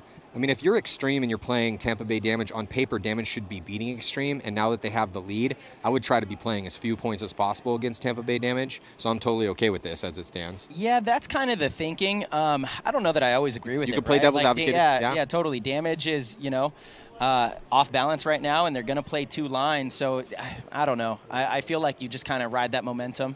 But again, it depends on how it goes in the match. If it goes your way, then it looks like you made the right call. If it doesn't, then you should hit the buzzer sooner. Yeah, that's one of those things. Either you're a genius or you're the one to blame. But I get the logic behind it. If you are a team that feels on paper you're better than your opponents, the more instances that your 5 plays their 5, you should be winning the majority of those contests, and therefore you should win the game. And vice versa on the other side. In that case, 0-0, if I'm NYX, I am not going to hit the buzzer right away. I understand that. So in the pits right now here with, on your screen, New York Extreme, Los Angeles Ironman, AC Diesel taking the field here for the first time. See Kyle Nicolau over there. They're going to go with, let's see what lineup they go with. Looks like they're going to go Chris Tregarth in, Al Fernandez. Hughes is going to get a start. I'm really excited to watch the Ironmen out here. Yeah, me too, man. It was a big statement to the league with that second place finish. They knocked you guys out. They knocked out X Factor. They got smashed by Impact, though, in the final, but still, it was incredibly impressive for such a young team. Looks like Chris Tregarth is going to be the first to take the walk, but taking a lot of ground here in the center, Marcelo, for the Ironmen. Yeah, so both teams went out to the corner and then up to the Snake. The Ironmen lost their player, and AC Diesel, that's Ben Challenger here in the Snake. Good to see him back on the field, feeling healthy. And AC Diesel having a kind of a rough go of it this year so far. Also down in that lower 4, 18th overall, 15th, 13th, and an 11th place.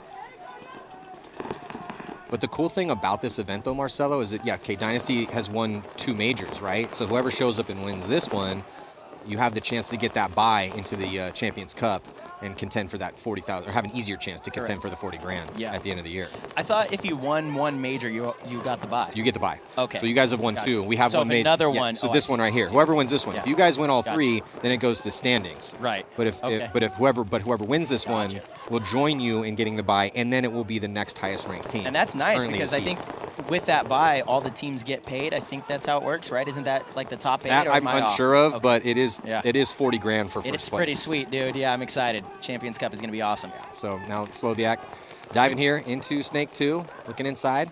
That's a great fill for Nick there. And, Ben, they owned this whole side. They were just having to deal with that one player in the middle from the Ironmen as Kyle Nicolau takes the walk over on the Dorito side. That's a big, big kill for Diesel.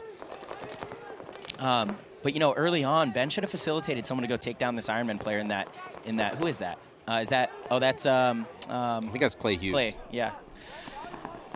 Yeah, facilitate a move to go take him down, and you own this whole Snake side. You get down, right?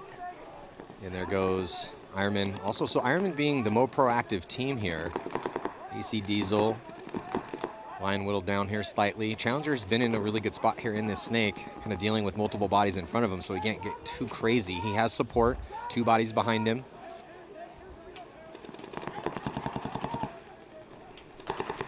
And doesn't really look like...